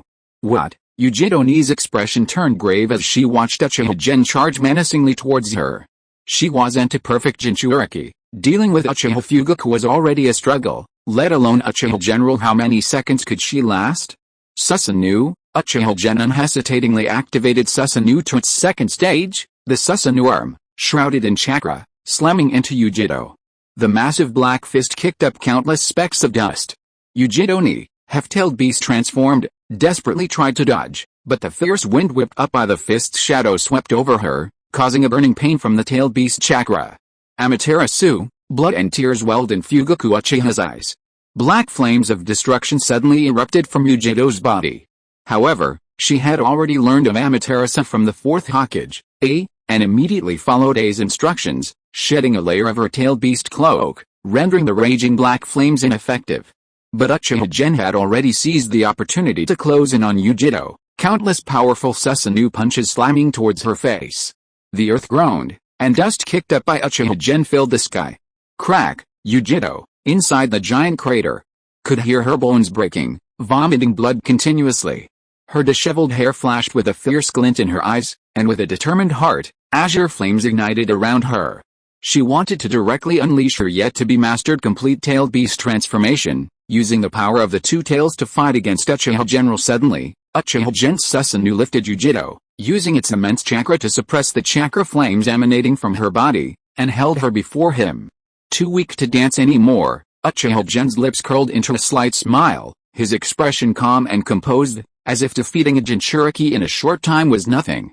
Cough cough cough, Uchido's eyes were filled with hatred. The woman of the mountains was never a submissive leopard. She gripped a kunai and stubbornly thrust it at Susanoo. Clang, the kunai struck Susanoo, only breaking the tip. Uchido, however, cracked her own hand from the force of the blow. Then, Uchiha Gen pulled Uchido close, calmly meeting her gaze. The crimson light in his eyes brightened further. Genjutsu, Sharingan, powerful ocular energy surged like a dam bursting, overwhelming Uchido's consciousness.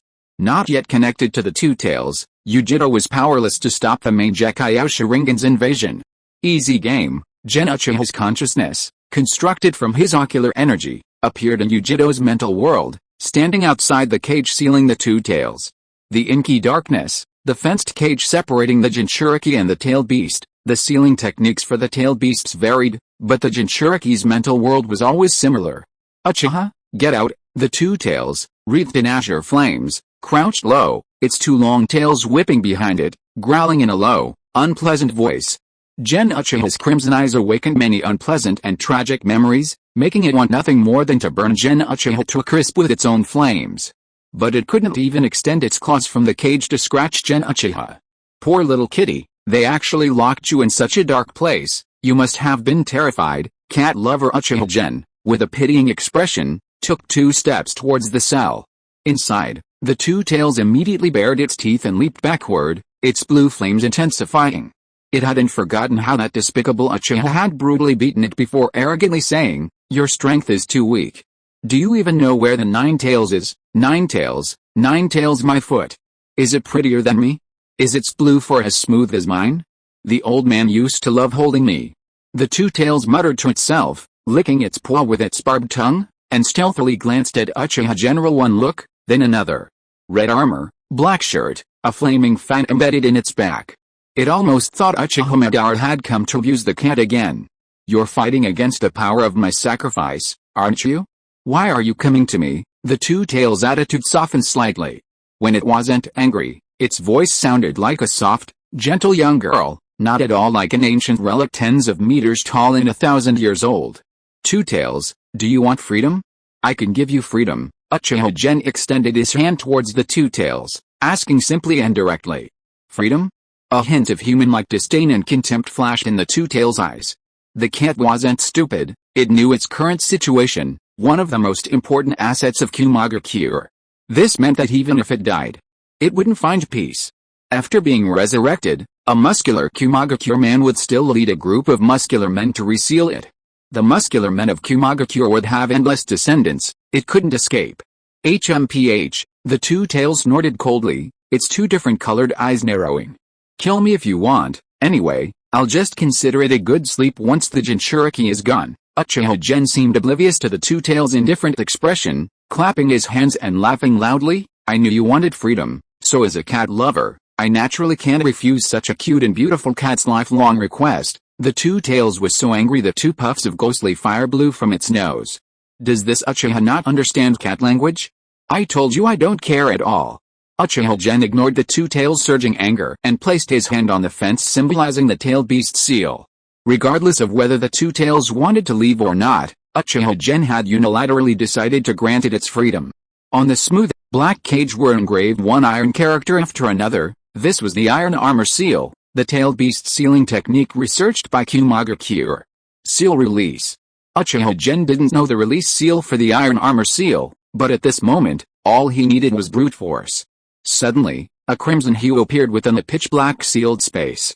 The entire sealed space trembled under the influence of this crimson power, and countless bright red light spots formed a storm that swept across the sealed space, engulfing and crushing the sealing formula.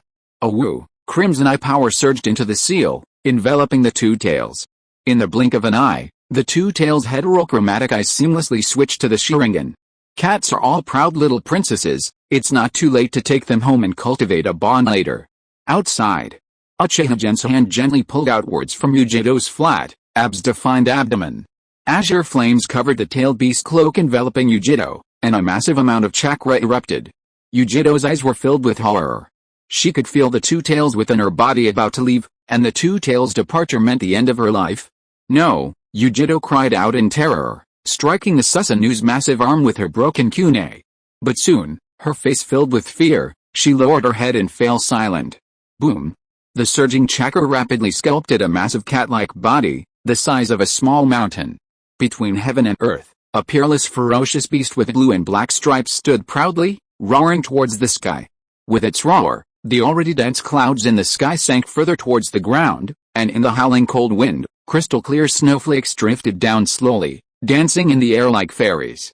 "Winter has come." Uchiha Gen raised a hand, catching a snowflake falling from the sky with the back of his hand, quietly watching it melt on his palm.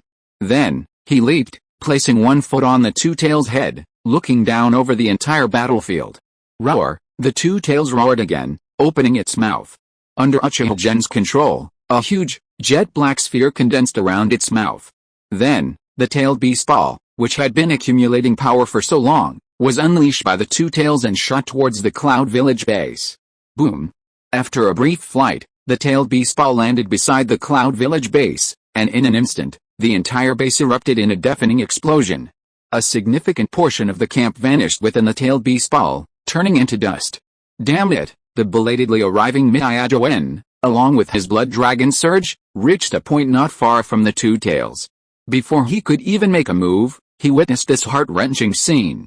His infant daughter, Susanoo, was still inside the Cloud Village base. Uchiha Gen, a tear of blood streamed from Mangekyō Gen's eye, his expression one of uncontrollable madness. His eye power and chakra began to surge wildly, his anger and sorrow causing his power to rise without end. Rumble. The Uchiha fire formation collapsed with a deafening roar. With his hair disheveled, Jiraiya leaped away, dodging the fourth Hokage's enraged attack. He twisted his shoulder and spine in a reverse joint motion, delivering a powerful knee strike to Killer Bee's elbow, which was wrapped in a tailed beast cloak. Instantly, the two were sent flying in opposite directions. Killer Bee carved a deep gash in the ground, while Jiraiya formed a foot seal, summoned a giant toad, and used its bulging belly to spring forward, landing at the two tails' feet. Gen, well done, Jiraiya smiled slightly, wiping the sweat from his brow, and laughed at the Abe brothers in the distance. It seems that Fugaku has lost this war. Fourth Raikage, why don't Konoha and Fugaku just call it a day? Jiraiya, seeing Jiraiya's saintly side resurface, Uchiha Gen snorted disapprovingly.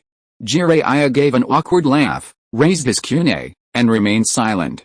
Although he could be considered innocent, his personality was closer to the first Hokage than the future Naruto. They possessed great character and virtue, but they wouldn't forgive everyone without limits like Naruto, and they could also be ruthless and decisive when necessary. With the two tails under Uchiha Gen's control, negotiating peace with such a significant advantage would indeed be a betrayal of Uchiha Gen and all the Konoha ninja who had sacrificed themselves over the past 6 months. This is the final ultimatum. On the two tails' head, Uchiha Gen stroked the pale blue cat ears, larger than himself, and casually looked at the fourth Hokage, whose eyes were blazing with fury. Fugaku will pay Konoha a total of 10 billion ryo in war reparations, promise to maintain its ninja force below 12,000, and abandon its military alliance with the Land of Frost and the Land of the Moon. With each sentence Uchiha Gen spoke, the fourth Hokage's already dark, rough face darkened further, his eyes wide with rage, and streaks of azure lightning crackled around him. This isn't about negotiating peace with Fugaku, it's about making us Konoha's dogs, Konoha's slaves. Fugaku will never be slaves. A powerful aura emanated from the fourth Hokage, his eyes filled with an unwavering, death-defying resolve. This is your choice. A cold smile curled at the corner of Uchiha Gen's lips as he gripped the two tufts of sky-blue chakra markings on the two tails' head and yanked them back forcefully. I choose you, two-tailed cat. The words had barely left his lips when a surge of black, materialized chakra erupted from Uchiha Gen, spreading like a tide along the black markings of the two-tail. The dark chakra transformed into scale-like armor, covering the two tails' entire body. Sharp cat claws sprouted curved, jet-black blades at their knuckles. Finally, the two tails' head was covered by a helmet of round, scale-like armor, revealing only a pair of fluffy, illusory cat ears and murderous Sharingan eyes. I choose you, Super Blue Cat. Deidara hated the Uchiha clan. So when he self-destructed to go to heaven, he desperately hoped there wouldn't be any Uchiha there. After spending half a day in heaven, he immediately requested to go to hell. Demiurge complained to the angel, there are too many Uchiha in heaven, the entire Uchiha clan is in heaven, of course there are too many, how many Uchiha are in hell? 1, quickly transfer me to another prison, okay, then congratulations, you'll soon be in the same prison as your Akatsuki comrades, who, of course, it's 1 against 7. If you are listening to this novel on a channel other than Fanfic World, it means it was downloaded and re-uploaded without effort. We warmly invite you to visit our channel, Fanfic World. There you will find the original version of this story and many other novels of various genres. We look forward to seeing you dive into a world of incredible novels. Chapter 96: The Defeated Cloud Village. Nearly 50 years later, the Susanoo of Might and Magic has reappeared. The turnover of ninjas is rapid, They die in droves on the battlefield and in missions like harvesting leeks. 50 years is a distant era for the ninja world, where the average lifespan is only 30-odd years and the turnover rate is extremely fast. Moreover, during Madara and Hashirame's final battle, very few ninjas were even able to sit in the spectator seats. Therefore, almost no one in the entire ninja world knew that Susanoo could actually ensnare a tailed beast. Hachi, what kind of technique is that? Killer Bee asked the Eight Tails, Jayuki, in his mind. He always consulted his elder brother when in doubt about internal matters and called on Jayuki when unsure about external affairs, while he himself simply continued playing music and dancing. I don't know either. Jayuki's voice was also tinged with doubt. Even after living for 1,000 years, it had never known that the power of the Six-Path Sage's descendant could be so smoothly combined with a tailed beast. Jiraiya, Fugaku, go clean up the battlefield and strike at the Hidden Cloud Village's remaining forces. Uchiha Gen ordered the two men without any politeness, his hands clasped together, his shoulder-length hair, which hadn't been carefully styled in a while, bobbing wildly in the surging chakra. Boom! A tremor shook the plain. A gigantic bull-headed octopus appeared on the plain. Killer Bee could only enter his complete tailed beast form. The enormous Eight Tails, Jayuki, stared menacingly at the Two Tails, which was now clad in Susanoo, and shot out several tentacles, wrapping them around the Two Tails. The fourth Hokage, transformed into a bolt of lightning and leaped onto the Eight Tails' head, facing Uchiha Gen from afar, finally not at a disadvantage in terms of height and imposing presence. Even now, do you still want to resist the invincible me? Uchiha Gen covered his head with one hand. The drain on his eye power from the Susanoo armor made him feel a long-lost, intense pain, but the surging eye power also made his fighting spirit even higher. The Two Tails, clad in imposing armor, stomped heavily on the ground, its unparalleled force causing an earthquake-like tremor within hundreds of meters. Uchiha Gen's expression grew increasingly arrogant and deranged as his eye power surged forth. Cat among cats, Genji among ninjas. Today, I, Genji Labu, clad in crimson armor like a giant Magatama, wielding a white-faced fan with the Magatama symbols, and riding my supreme twin-tailed ghost cat, will defeat, ravage, and humiliate the three heroes of Kumagakure. Fully armed, the Two Tails carved long furrows in the ground with its front paws, slowly assuming an attack stance. Roar! The Two Tails roared, lunging forward with incredible agility and flexibility, its massive body flashing after images as it attacked Killer Bee and the others. Although Kurama, the Nine Tails, has always looked down on its 8 brothers from the same mother, each of the 8-tailed beasts, from 1 tail to 8 tail, possesses unique skills. The 3 tail has the strongest defense, the 1 tail has the best sealing techniques, and the 7 tail is the only one that can fly. The 2 tail, however, is the fastest and most agile of the tailed beasts. Let this battle show the world what a real battle should be like, let them understand the arrival of a new era. The 2 tail slightly opened its mouth. Uttering the impassioned voice of Uchiha General, his booming shouts echoed in all directions, causing many ninjas far from the main battlefield to instinctively listen, their jaws dropping in astonishment. Tall is beautiful, big is strong. Piloting a Gundam is the romance of a ninja and the symbol of true strength. In that instant, countless ninjas were captivated by Uchiha Gen's ultimate beauty and power, and from that moment on, they plunged headlong into the deep pit of independently developing and creating Gundams. Roar! The 2 tails swung its claws, which covered Susanoo, and like a falling meteor, it grabbed the 8 tails' chest, tearing off a huge chunk of tailed beast chakra before the 8 tails could react. Then, its 2 tails whipped around the massive octopus, sending it flying. So fast, Mangekyō had barely seen the 2 tails make its move when the 8 tails was already tumbling towards him, smashing a huge chasm dozens of meters wide into the ground. Mangekyō's blood dragon extended 2 dragon-headed arms, blocking the tumbling 8 tails. The moment the 8 tails stopped, it opened its long-prepared maw without hesitation and unleashed a series of small-tailed beast balls towards Uchiha General Blue Cat. Use Nebula Storm Crack, Trainer Konoha Gen shouted. Dark chakra flames surged down the 2 tails' neck, converging like flowing cherry blossoms at its sharp cat claws. The claws, radiating dazzling light, danced in after images, blocking all incoming tailed beast balls. After mercilessly slicing through everything in its path, each swing of the cat claws unleashed several shimmering, black tomo-like blades, hurtling towards the 8 tails and the blood dragon with unstoppable speed. Above the earth, a blazing sun rose, its endless light and heat tearing a gaping hole in the clouds, turning the once snowy landscape into a sweltering oven, as if winter had turned into midsummer. Fortunately, the Cloud Village people possessed excellent qualities. Even in temperatures thousands of degrees, they never complained of the heat. The disheveled fourth Hokage, moved like lightning, covering thousands of meters at several times the speed of sound, instantly appearing behind Uchiha Gen and unleashing a chop to the neck. However, Uchiha Gen countered with a flame fan, precisely blocking the attack. The collision of flesh and wood produced a crisp, metallic clang. Uchiha rebound. Uchiha Gen's lips curled into a slight smile as he shoved the back of the flame fan with his other hand. The sudden gust of wind sent A flying hundreds of meters before Killer B caught him with a single leg. Seeing that Uchiha Gen was holding the upper hand against three opponents, Jiraiya and Fugaku, who had initially been worried, no longer hesitated. They immediately dispersed to finish off the elite Chunin and Jonin of Kumaga-Kure. And Killer B wanted to help, but were powerless to do so. Now, relying on the resilient Eight Tails as a meat shield, the three of them could still hold their own against Uchiha Gen, occasionally unleashing a few tailed beast balls for a devastating but ultimately ineffective counterattack.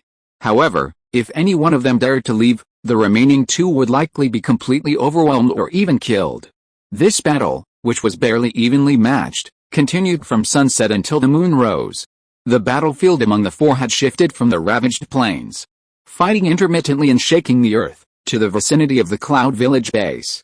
Uchiha Gen covered his blurred vision. The Two Tails' full body armor had been reduced to half body armor, and while continuing to control the Two Tails towards the Cloud Village base, he looked down on Killer B and the others with a smug expression. Uchiha Gen's eye power was almost depleted, but Killer B and the other two were in far worse shape.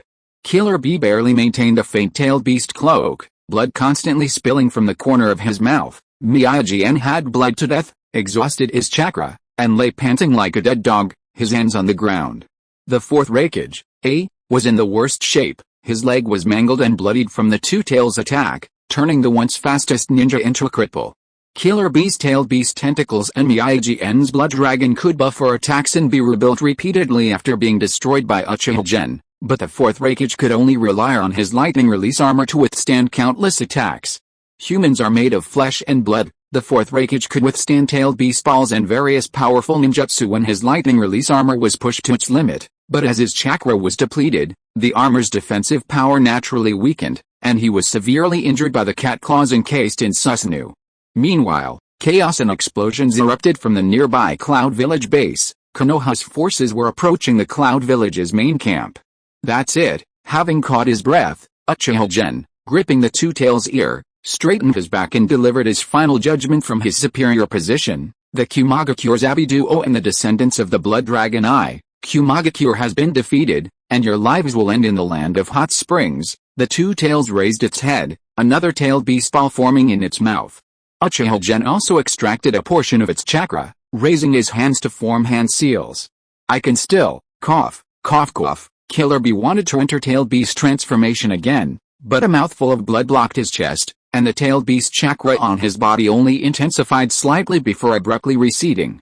Beetle, you can't enter tailed beast transformation again, the Eight Tails roar echoed in Killer B's mind. Your body has already suffered immense damage, entering tailed beast transformation again will kill you. I have to. Killer B's eyes were incredibly stubborn, coughing up blood and gritting his teeth, forcibly extracting the Eight Tails chakra snap. Mangekyō, who had been kneeling on the ground, suddenly dissolved into a pool of blood and vanished without a trace. Water clone technique. Unlike A and B, Mangekyō had no sense of belonging to Kumaga-Kure. He felt he had already done right by fighting to this point, and he couldn't bring himself to sacrifice his life for a chance to turn the tide and defeat Uchiha General, so he fled. Mangekyō's escape meant that Killer B and the fourth Hokage were completely trapped. Plan B. The fourth Hokage took a deep breath, glanced at Killer B beside him who was still diligently extracting chakra, and gave a relieved smile. Plan B in Kumaga-Kure meant escaping or retreating, just a more palatable way of saying it. Killer B frowned slightly, knowing that continuing the fight was hopeless, and nodded emphatically, okay. Sizzle, the two sped up, fleeing for their lives, but the fourth Hokage, who should have been faster even with a limp, fell behind Killer B. He then abruptly turned and charged.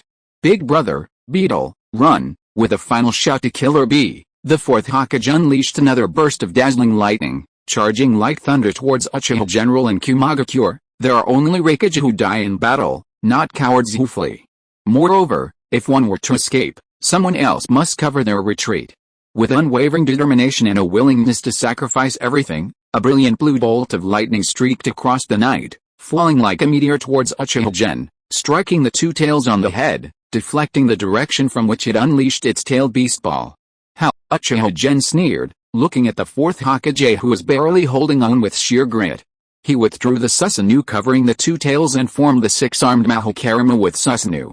Six-fist shadows rained down on the fourth Hokage like a storm, bombarding him relentlessly. Aura aura aura aura aura. In the distance, Killer Bee looked back, his steps slowing until he finally stopped. The dazzling lightning beside the two tails had been suppressed in a small corner by the boundless darkness. Last time, he escaped, and Kumagakure lost. If he escaped again this time, would Kumagakure win? He might as well die with his brother.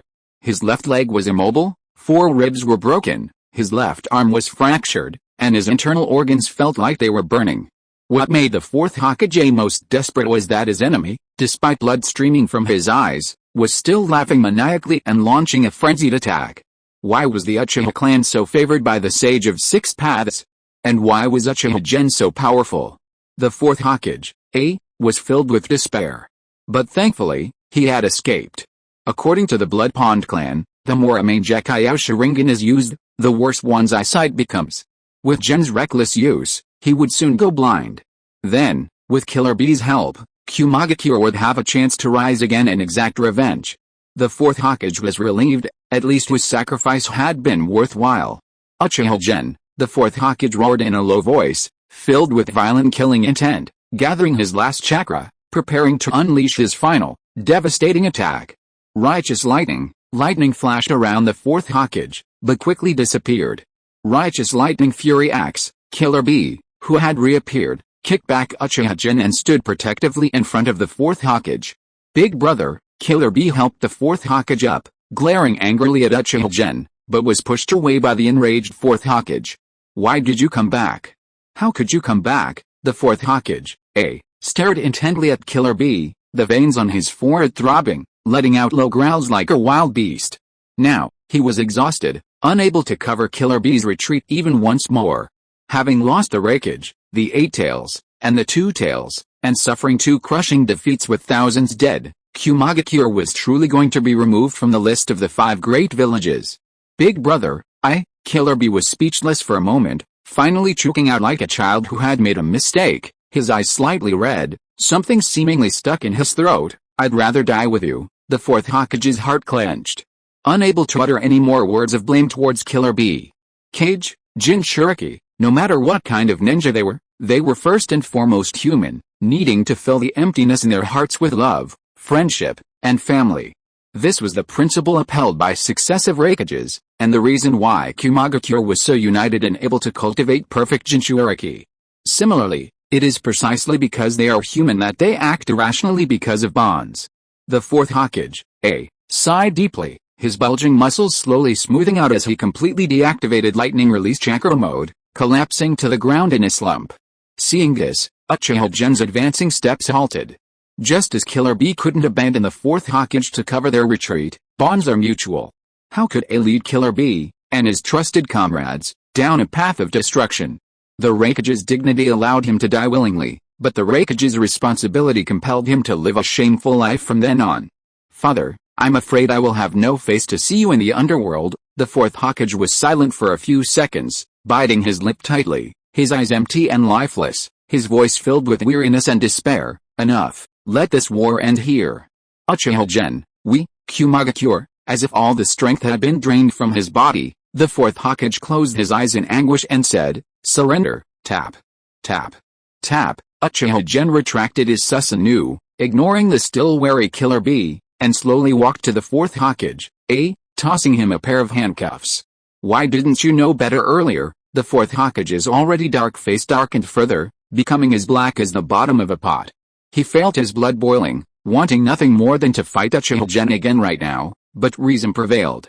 As the first rule of a Kage, he must never act impulsively. Glancing back at the weary and still somewhat confused Killer Bee, the fourth Hokage picked up the handcuffs and very conscientiously put them on. They were just iron shackles, he could break free anytime he wanted, but this showed his surrender. It's best to end this war as quickly as possible.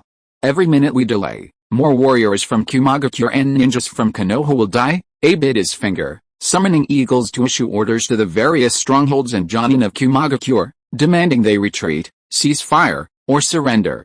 After the fourth Hokage, issued dozens of orders, Uchiha Genji summoned many of the ninja cats of the Ninja Cat clan to inform the Uchiha members still fighting, instructing them to inform Jiraiya and the others of the ceasefire. The dark clouds gathering in the sky descended lower and lower. A few snowflakes had begun to fall this afternoon, but due to the interference of the battle between Uchiha Genji and the others, large flakes finally began to swirl and dance as they fell to the earth, soon creating a white curtain across the land. This war was finally over. Life as a prisoner was extremely agonizing and painful. They were only given 3 bowls of thin porridge a day, barely enough to see the bottom of the bowl, to keep them from starving.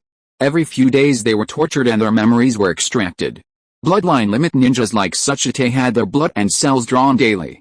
This harsh life had continued for several months, and most of the captured cloud ninjas were dejected, with many even attempting suicide. Only Suchite remained. He rose early every day, and even with meager food, he insisted on exercising. With his chakra sealed, he practiced hand seals and frequently delivered inspiring and morale-boosting speeches to the imprisoned cloud ninjas. Suchite attempted suicide, but after being stopped by Konoha ninjas, he quickly abandoned the idea and began striving to survive, searching for an escape opportunity. Of course, with Hyuga ninjas in the prison, almost all of his escape plans were discovered and thwarted the moment they were put into action. But he never gave up, and his daily training never stopped. Mr. Tsuchida, aren't you going to give up? This kind of training without any nutritional supplements won't improve your taijutsu, it will only ruin your body. The speaker was Daru, imprisoned next to Tsuchida. He leaned against the iron bars, his arms, roughly reset by the Konoha medical ninja, still trembling slightly. The village is currently locked in a stalemate with Konoha, but who knows, maybe one day we'll defeat Konoha and force them to release us. After finishing push-ups, Tsuchida leaned against the iron bars and did squats, his voice rising as he gasped for breath. The Abi duo is invincible. The fourth Hokage will definitely lead a force to defeat Konoha and rescue us. Invincible, Daru muttered, subconsciously glancing at the Konoha Police Department emblem engraved on the prison wall, his mind drifting to that terrifying, demon-like figure. No, the Raikage will definitely win. Daru shook his head, banishing the rebellious thought, and began silently analyzing the situation. The Konoha ninja serving as jailers boasted daily about Konoha's glorious victories and the deaths of Jonin from Kumaga-Kure. They were undoubtedly exaggerating, as they claimed Kumaga-Kure was nearly wiped out. However, analyzing intelligence from the enemy's every word was an essential skill for any ninja. The disheveled Daru silently calculated, sensing that Kumaga-Kure held a slight advantage overall. Suddenly, a series of rapid footsteps echoed through the long corridor at the prison entrance. One of the footsteps resonated with a strange, unsettling feeling. Daru's face darkened, a sense of unease filling his chest. Soon, a tall, imposing figure appeared in the prison. Many Kumaga-Kure ninja looked up, their previously indifferent and clouded eyes brightening upon seeing the familiar figure. Lord Raikage, you've finally arrived. Ho ha ho ha, the Kumaga-Kure ninja burst into maniacal laughter, but the laughter quickly ceased. The person who walked in did indeed have the face of the fourth Raikage, with the same bulging muscles, light blonde hair, and dark skin. But how could the invincible Raikage of Kumaga-Kure be severely injured and in shackles? Impossible. Absolutely impossible. I'm afraid you'll have to stay here for a few nights. Uchiha Gen opened the door to Tsuchida's cell, a smile playing on his lips, displaying the magnanimity of a victor. I won't give you the chakra-suppressing medicine. I believe you understand Kumaga-Kure, understand your current situation, and won't do anything irrational. I understand. Even though he thought he was prepared, the fourth Raikage found that his preparations were far from sufficient, and a bitter taste in his mouth prevented him from speaking. The probing and suspicious gazes of the Kumaga-Kure ninja made his heart ache. He silently sat down in the cell. Tsuchida's eyes were wide open, his fists clenched. Flames burning in his eyes, his chest heaving like a volcano about to erupt. Others might have doubts, but he had watched the fourth Hokage, Grow up. There was no way he could be wrong. So, did we lose? The fourth Hokage, didn't avoid the burning gaze of this close advisor and mentor to the Raikage. He felt a tightness in his chest, making it difficult to breathe, but still managed to utter the result of the war, saying blankly, Uchiha Genji controlled the two tails with his Sharingan, and even with me joining forces, we lost. I'm sorry, everyone, lowered his head, his expression bleak, his heart aching. We've been defeated. Itachi asked Genghis Khan how to exterminate the Uchiha clan. Genghis Khan brought out a wheel and said, it's simple, those taller than the wheel die, those shorter than the wheel live. Itachi, I understand. The next day, Genghis Khan arrived at the Uchiha clan's territory and was shocked. What are you doing? Quickly, stand the wheel up. Chapter 97 Post-War Peace Agreement. The Cloud Ninja were defeated. This news spread throughout the entire ninja world like wildfire in just a few days. The war in the land of hot springs was over. In this world, many things are unexpected. Just as when Cristiano Ronaldo was sidelined and sent to Saudi Arabia, Messi lifted the World Cup trophy and became the king of football, everyone thought the era of two superstars had come to an end, and Messi would become a god on the hearts of most fans. But after just 2 commercial matches, their reputations among Chinese fans reversed again. Reality is so unpredictable and elusive. Similarly, Konoha suffered turmoil within a year, first losing the 4th Hokage and the 9 Tails Jinchuriki, then Danzo and Orochimaru, leaving it with few skilled ninja, in disarray, and a shortage of ninja forces.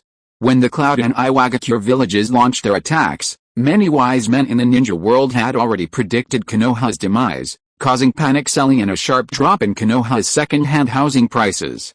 The Hokage even had the Uchiha and other major ninja clans contribute money to prop up the market.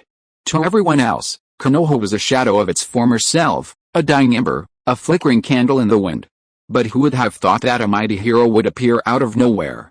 Uchiha Genji had emerged from Konoha, swiftly and decisively defeating the Kumogakure's Abuduo, leading the village to a resounding victory. In fact, the entire ninja world was stunned upon hearing this news, including most of Konoha's ninja. One person defeating the Kumogakure's Abuduo plus a top-tier ocular jutsu user? Could this be some kind of fabricated fake news? There couldn't possibly be such a powerful being in the ninja world. Did you think you were the 2 great ninja heroes, Senju Hashirama and Uchiha Genji? An Uchiha who awakened the Mangekyō Sharingan? With this basis, the various factions of the ninja world, large and small, didn't simply discard this seemingly false information. They began to carefully verify it, especially a certain Suchikage, who reportedly dispatched 10 waves of spies to the land of hot springs to gather first-hand information. The theft of the 2 tails, the application of Susanoo to it, and the final defeat of the Cloud Village by a single man against 3 powerful opponents. As more details unfolded, the entire ninja world recalled the terrifying nature of the Uchiha clan. While allies were astonished and Konoha was elated, in the festive Konoha camp on the battlefield of the Land of Grass, a gaunt old man with a monkey-like face, seemingly destined for monkeys, was painfully tugging at his goatee. Hiruzen Sarutobi's attitude towards the Uchiha was always a complex mix of loyalty and devotion, a mixture of hatred and affection. Generally speaking, he always hoped to maintain a trustworthy, controllable, powerful, yet not powerful enough Uchiha clan. However, the 9 Tails attack shattered the trust between the village and the Uchiha clan. Even after the mastermind was found, the damage was irreparable, and the Mangekyō Sharingan's Genji had brought the Uchiha to a new peak. Things always seemed to go against his expectations. But Hiruzen Sarutobi could endure it, and he had to endure it. Uchiha Gen was arrogant and unruly, so let him go north to fight Kumogakure and wear down his Mangekyō Sharingan. Killer Bee and the 4th Raikage were both top-tier shinobi in the prime. One a perfect Jinchuriki, the other the fastest man in the shinobi world, both difficult to defeat and even more difficult to kill. In Hiruzen Sarutobi's view, Uchiha Gen could at most defeat one of them by using Susanoo extensively and suppressing them with his eye techniques. After a year or 2 of fighting, his Mangekyō Sharingan would be ruined. But how could you be so powerful as to defeat the Kumogakure Abuduo in one battle and even capture the 4th Raikage? Since the shinobi era, many Kage have died in battle, but this is the first Kage to be captured. You are not worthy of being a Kage if you are captured. I hate it. Hiruzen Sarutobi didn't know whether he hated the 4th Raikage for lowering the value of the title of Kage or hated Uchiha Gen for being so strong, already showing some of the aura of the two heroes of the shinobi world back then. Moreover, Fugaku Uchiha has also awakened the Mangekyō Sharingan. Hiruzen Sarutobi's breathing became rapid. If a conflict arose between the village and the Uchiha clan, and both Susanoo were activated, even if they managed to rally most of the ninja clans to fight the Uchiha, they might not win. Even if they did win, Konoha would be finished. Just endure a little longer. The bigger picture is more important. Hiruzen Sarutobi chose to compromise. He was adept at compromise and always chose to compromise. He glared at the intelligence report, picking up and putting down his brush repeatedly until the ink was almost dry, before finally writing down a series of commendation orders. The greatest contributor to this victory, Uchiha Gen, was the head of the police department, already a high-ranking and powerful position. The next ranks above him were the head of the Anbu, advisor elders, and Hokage's assistant. Not rewarding merit was a major taboo for a leader, at least outwardly. Rewards and punishments had to be clearly distinguished. Uchiha Gen had performed unparalleled feats. Even if there wasn't a rank available, one had to be made for him. The position of Anbu chief is definitely out of the question, otherwise, no one would know if Uchiha Gen cut off his own head in the middle of the night. Giving him an elder position would also allow Hyuga Hayashi, whom he had previously promised, to officially join the Elder Council to maintain balance. Jiraiya, that brat, definitely wouldn't want the position. Give him a large sum of money, and then secretly subsidize him with a gold card for the largest chain of brothels in the Land of Fire, with 783,050 ryo on it. He should also tell him that technician number 86 is the most beautiful. Uchiha Fugaku. Hiruzen Sarutobi's pen stopped on this name, his brows furrowing slightly as he began a brainstorming session. This former Uchiha clan head, although he had demonstrated the power of the Mangekyō Sharingan in top-tier strength, was clearly inferior to Uchiha General as a former clan head ousted by Uchiha Gen. Could he be of any use? After pondering for a long time, Hiruzen Sarutobi made a decision that went against his ancestors' wishes. That meant giving Uchiha Fugaku a leadership position in a department outside the police force, hoping to win him over and make him a rival to Uchiha Gen. Uchiha Gen, Minister of Police and Commander-in-Chief of the 2nd Northern Front Unit, is hereby appointed as an advisor to the Konoha Village Hokage Advisory Group. Uchiha Fugaku, a Konoha Jonin, is appointed as the Vice Minister of the Konoha Mission Department. Hokage, Hiruzen Sarutobi, Konoha Year 52, November 11th, using the Ninja Cat Logistics Network, which is good in every way except for its high price. Hiruzen Sarutobi's commendation order, appointment letter, and some file documents from the Western Front battlefield were delivered to Uchiha Gen that very evening. As the moon rose and frost fell, by a campfire in the Konoha camp, Uchiha Gen twirled a sizzling, dripping skewer of meat in one hand and read a long letter written by Hiruzen Sarutobi in the other. After only a couple of glances, he threw the letter, filled with nonsense, into the fire. The paper congratulatory words for Uchiha Gen were few and far between, mostly subtly inquiring about his Mangekyō Sharingan status. The rest was filled with empty platitudes about appeasement, signing a peace treaty quickly, and treating prisoners well. Konoha's General Mike Gen, the Starry Night General, declared that even if Hiruzen Sarutobi had 3,000 Jonin under his command, he would disregard the sacrifices of his own people to sign a non-aggression pact with a small village like Fugaku. The war is finally over. Jiraiya, also sitting by the fire, pretended not to notice Uchiha Gen's actions, munching on meat skewers and muttering, "Gen, do you have any plans regarding the negotiation terms with Fugaku? As the victor, I certainly wouldn't do something like giving Fugaku benefits, aiding the enemy with the supplies we gave them," Uchiha Gen said meaningfully, immediately making Jiraiya's face fall.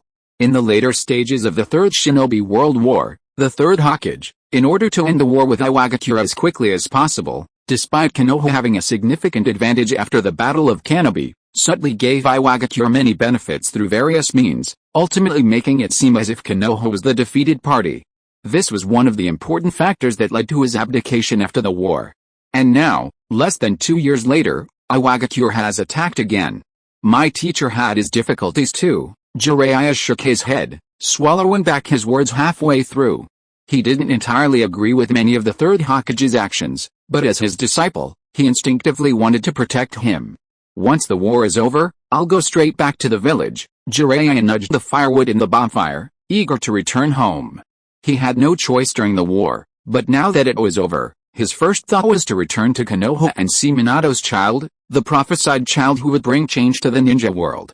Leave the negotiations with Fugaku to Elder Gen. Oh, and I haven't congratulated you yet, Gen, the youngest member of the advisory council in Konoha's history. Jiraiya laughed heartily, transforming from Konoha's commander back into the free-spirited wanderer of the ninja world. Don't worry, with the fourth Hokage in hand, the Fugaku ninja are like fish on a chopping board, completely at our mercy. I won't rest until they pay sufficient compensation. Uchiha Gen's face revealed a confident smile. In the two major battles, Konoha captured over 1,000 Fugaku ninja, including Fugaku's senior retainers like Tsuchidi and rising stars like Daru. To put it bluntly, the 2,000 remaining Fugaku ninja in the Fugaku camp are also Uchiha Gen's prisoners, and he can kill them at any time. To ensure that the compensation is paid, Uchiha Gen even abandoned his reputation for capturing the A and B duo in the first battle, releasing Killer B on the night of the battle, allowing him to escape back to Fugaku as a fugitive rather than a captured and released prisoner. He did this because he feared that without a leader, the Hidden Cloud Village would descend into internal strife and ultimately lose its ability to compensate. Releasing Killer B back meant that with the Eight-Tails Jinchuriki present, who in the Hidden Cloud Village would dare say they wouldn't do everything in their power to save their sworn brother? The Eight-Tails tailed beast ball might not be enough to deal with Uchiha Genji, but surely it could handle these barbarians? The fourth Hokage, A, might reluctantly abandon Killer B because of the Raikage's identity and the village's future, but Killer B would never abandon his only remaining family member and would certainly use the Hidden Cloud Village's resources to win over Uchiha Genji. Speaking of which, shouldn't Killer B return to the Hidden Cloud Village by now? Uchiha Genji looked up at the hazy moonlight, flicked his finger, and nailed a bamboo skewer he had finished eating to a tree in the camp. Meanwhile, in the Hidden Cloud Village, at the Raikage's building, Killer B sat by the window, also staring blankly at the crescent moon in the sky. Having just slaughtered many, Killer B was completely devoid of his usual amiable and humorous demeanor. He exuded a menacing aura and a faint smell of blood. The village was devoid of factions, a chaotic mix of characters. Every family had its own troubles, even the supposedly most united Cloud Ninja had various factions and interest groups, each with its own problems. The Cloud Ninja's unity stemmed from the fact that the fourth A inherited the legacy of the third A, possessed sufficient strength, and had Killer B's strong support. With these two top-tier warriors bound together, they could naturally suppress any dissent within the village, turning Cloud Village into a one-man show for the fourth A. But now, the situation had changed. The Cloud Ninja had been defeated by Konoha, losing everything, even their Raikage had been defeated by Konoha. Naturally, morale within Cloud Village was low, and uproar was rife. Some even went so far as to propose electing a fifth Raikage, rendering the fourth A thing of the past. However, besides the Abe brothers, there was no one in Fugaku with enough strength to command respect. Upon receiving the news, the various factions within the village fought amongst themselves, almost escalating into a full-blown brawl. Fortunately, Killer B, traveling tirelessly day and night, dragging his injured body, arrived back in Fugaku this morning to quell the unrest and swiftly purged a group of people, thus stabilizing the situation. Beetle, the Eight-Tails said, worried about Killer B's condition, inwardly urging him, "You should rest. Even with my support, your body won't be able to hold on like this." "I can't rest now." Killer B leaned his elbows against the wooden carvings decorating the Raikage building's floor-to-ceiling windows. He knew there were many people secretly observing him outside, so he couldn't show any weakness. However, he still felt much frustration and confusion, and unable to trust anyone in the village, he could only confide in the Eight-Tails. "Jayuki. Why did Uchiha Gen dare to let me leave so easily? Isn't he afraid I'll deny it? Or could we exchange him for my brother and then renege on the debt?" Killer B's inner Jayuki pursed his lips. The battle with Uchiha Gen had also damaged him considerably. His newly grown arms and legs were still throbbing with phantom pain. He's still too young. But isn't it precisely because of his innocence that I'm willing to understand and cooperate with him?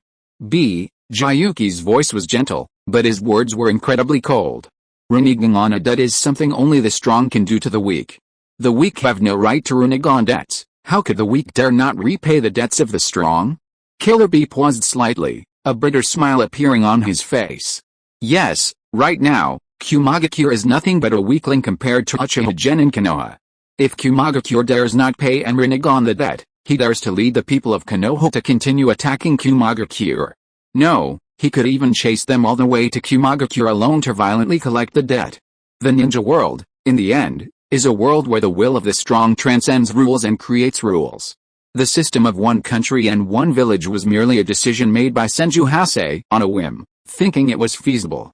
If he had wanted to establish a different system, the ninja world might be a completely different place now. I understand. Killer B turned back to look at his older brother's Raikage hat in the Raikage's office, a resolute glint in his eyes. He picked up the Raikage talk on the table, dialed a number, and ordered, organized negotiations with Konoha as soon as possible. Negotiations aren't actually that noble.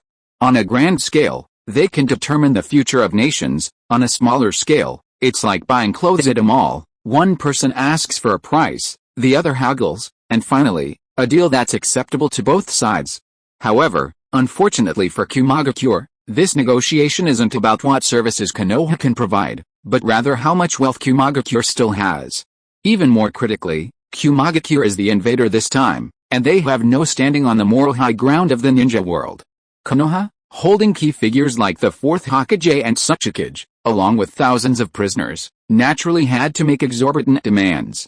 Especially Uchiha Gen, whose negotiations were primarily conducted by members of the Nara clan such as Shikeyama, Suzaku, and Shizuku, but his mere presence at the negotiating table exerted immense pressure on the Kumagakure delegation. Moreover, while Uchiha Gen wasn't skilled in negotiation, he knew several of Kumagakure's trump cards and secrets. So, Turtle Island is just a legend in your Kumagakure, and there's no such island at all? The heavenly delivery technique and the chakra cannon are completely fictitious. Yes, Gen-no-kun. We Kumagakure truly don't have these things. The Kumagakure envoy bowed deeply, beads of sweat forming on his forehead, his expression utterly sincere. Uchiha Gen raised an eyebrow, almost bursting into laughter. Without Turtle Island, how could Killer B have become the perfect Jinchuriki? The heavenly delivery technique must have existed during the reign of the 3rd Hokage. The chakra cannon also required a long period of research and development. Negotiations are now nearing completion, with agreements finalized regarding the Cloud Village's defeat reparations, ransoms for ninja at all levels, and the types and quantities of ninjutsu and secret techniques to be given to Konoha. It can be said that the Cloud Village has relinquished all the benefits it had gained through 30 years of hard work, deception, and swindling since the 3rd Hokage. Two major defeats plus this reparations will immediately weaken the Cloud Village to the point where it is even weaker than the Hidden Mist Village and the Hidden Stone Village, only slightly better off than the Sand Village, which relies on sand. But Uchiha Gen is still not satisfied. Then let's sign it this way. But if that's the case, I can't guarantee that if I encounter a Turtle Island at sea one day, I won't wipe out all the savages on it. Uchiha Gen's threat was palpable. The Cloud Village envoy trembled, sweating profusely, unable to make a decision. The main reason was that the items Uchiha Gen mentioned were the Cloud Village's lifeblood. He truly had no right to add any of them to the treaty. Enough. Lord Gen, the 4th Hokage, who had been silent as the bargaining chip, slammed his thick arm on the negotiating table, his eyes burning with a murderous rage. He said in a deep voice, QK doesn't have these things, and even if they did, they would never hand them over to Konoha. Uchiha Gen rested his head on his elbow on the negotiating table, casually raising his head and uttering words in a gentle voice that made the 4th Hokage's eyes twitch. Shikeyama, write this down. I lost a bag of laundry detergent and suspect it was stolen by a Kumagakure spy. I'll have to go to Kumagakure and search for it thoroughly. Oh yes, Nara Shikeyama was quite professional, suppressing his laughter, and actually wrote this down meticulously in the negotiation record. He was a Jonin who had been promoted to Jonin during the 3rd Hokage's early reign and had participated in dozens of peace talks, large and small. This was the first time he had participated in such an easy peace talk and seen such an outrageous reason for coercion. But, the feeling of intimidating others with power was really satisfying. The more satisfied the Konoha side was, the worse the faces of the Kumagakure members became. The 4th Hokage, his face dark, knew that if Uchiha Gen continued to cause trouble in Kumagakure, life there would become unbearable. We can also offer a portion of the lightning release chakra mode training method. This is Kumagakure's final offer. Uchiha Gen's smile widened as he extended his hand to the Kumagakure envoy. Alright. Let's add this clause, and then we'll sign the agreement. The Kumagakure envoy forced a bitter smile that looked more like a grimace. After shaking hands and signing the agreement, the fourth Hokage, asked sternly, "When can we leave?" "And what about the two tails?" Uchiha Gen smiled and shrugged lightly. "I've already released the two tails. I'll trouble Kumagakure to recapture it themselves." "Released it? If you did, don't you know what it means to raise a wildcat, a summoning contract? You can pet it when you want, and let it go out to find food on its own when you don't, saving on feed costs. The distribution of tailed beasts is an ancestral rule established by the first Hokage. I hope Lord Gen will abide by it." The fourth Hokage, wanted to say something harsh, but for some reason, what came out were somewhat bitter, soft words. He stood up abruptly, leading the way out of the meeting room and quickly heading towards the prison. The Cloud Village envoy hesitated for a moment, but ultimately, given the fourth Hokage's past influence, he apologized and followed eagerly. Soon, the thousands of captured ninja were gathered in the Konoha camp's training ground. These people were all emaciated and listless. The chakra-suppressing drugs mixed into the thin porridge Konoha gave them daily were inherently harmful, but fortunately, most of them had all their limbs intact. The fourth Hokage counted the names and numbers of the numerous Cloud Village ninja. After counting them once, his previously distressed expression improved slightly. Most of the people here can be used after a year or two of recuperation, so at least the Cloud Village's troop losses won't be too great. After briefly meeting the prisoners, the fourth Hokage, immediately ordered the Cloud Village envoy to select a portion of the advance payment for evacuation. Then, he snatched the peace agreement from the Cloud Village envoy's hand, his hands trembling as if this seemingly light stack of paper was too heavy for him to bear. The Konoha Cloud Village Peace Agreement, 15 parts, 440 articles, each article like a sharp blade, cutting flesh from the already wounded body of the Cloud Village. Article 1. The Cloud Village will pay Konoha a total of 3 billion ryo in war reparations, to be paid in 200 million ryo annually for 15 years. Article 2. The ninja tool amber purification bottle belongs to the Haguramo clan. The Haguramo clan has been a close relative of the Uchiha clan since ancient times, and the Uchiha should also have the right to inherit its estate. Therefore, the Cloud Village in Konoha will set aside their disputes and jointly own all the 6 paths ninja tools of the Haguramo clan. Furthermore, Konoha will lease the amber purifying bottle from Kumagakure for 30 years at a price of 888 ryo per year. Article 3. Kumagakure promises to abandon its 2 military bases in the Land of Frost and evacuate all personnel within 3 months. The fourth Hokage, felt a sudden darkness before his eyes, a sweet taste in his throat, and a mouthful of blood welled up in his chest, spitting it onto the agreement, staining its cover page with plum blossom-like blood stains.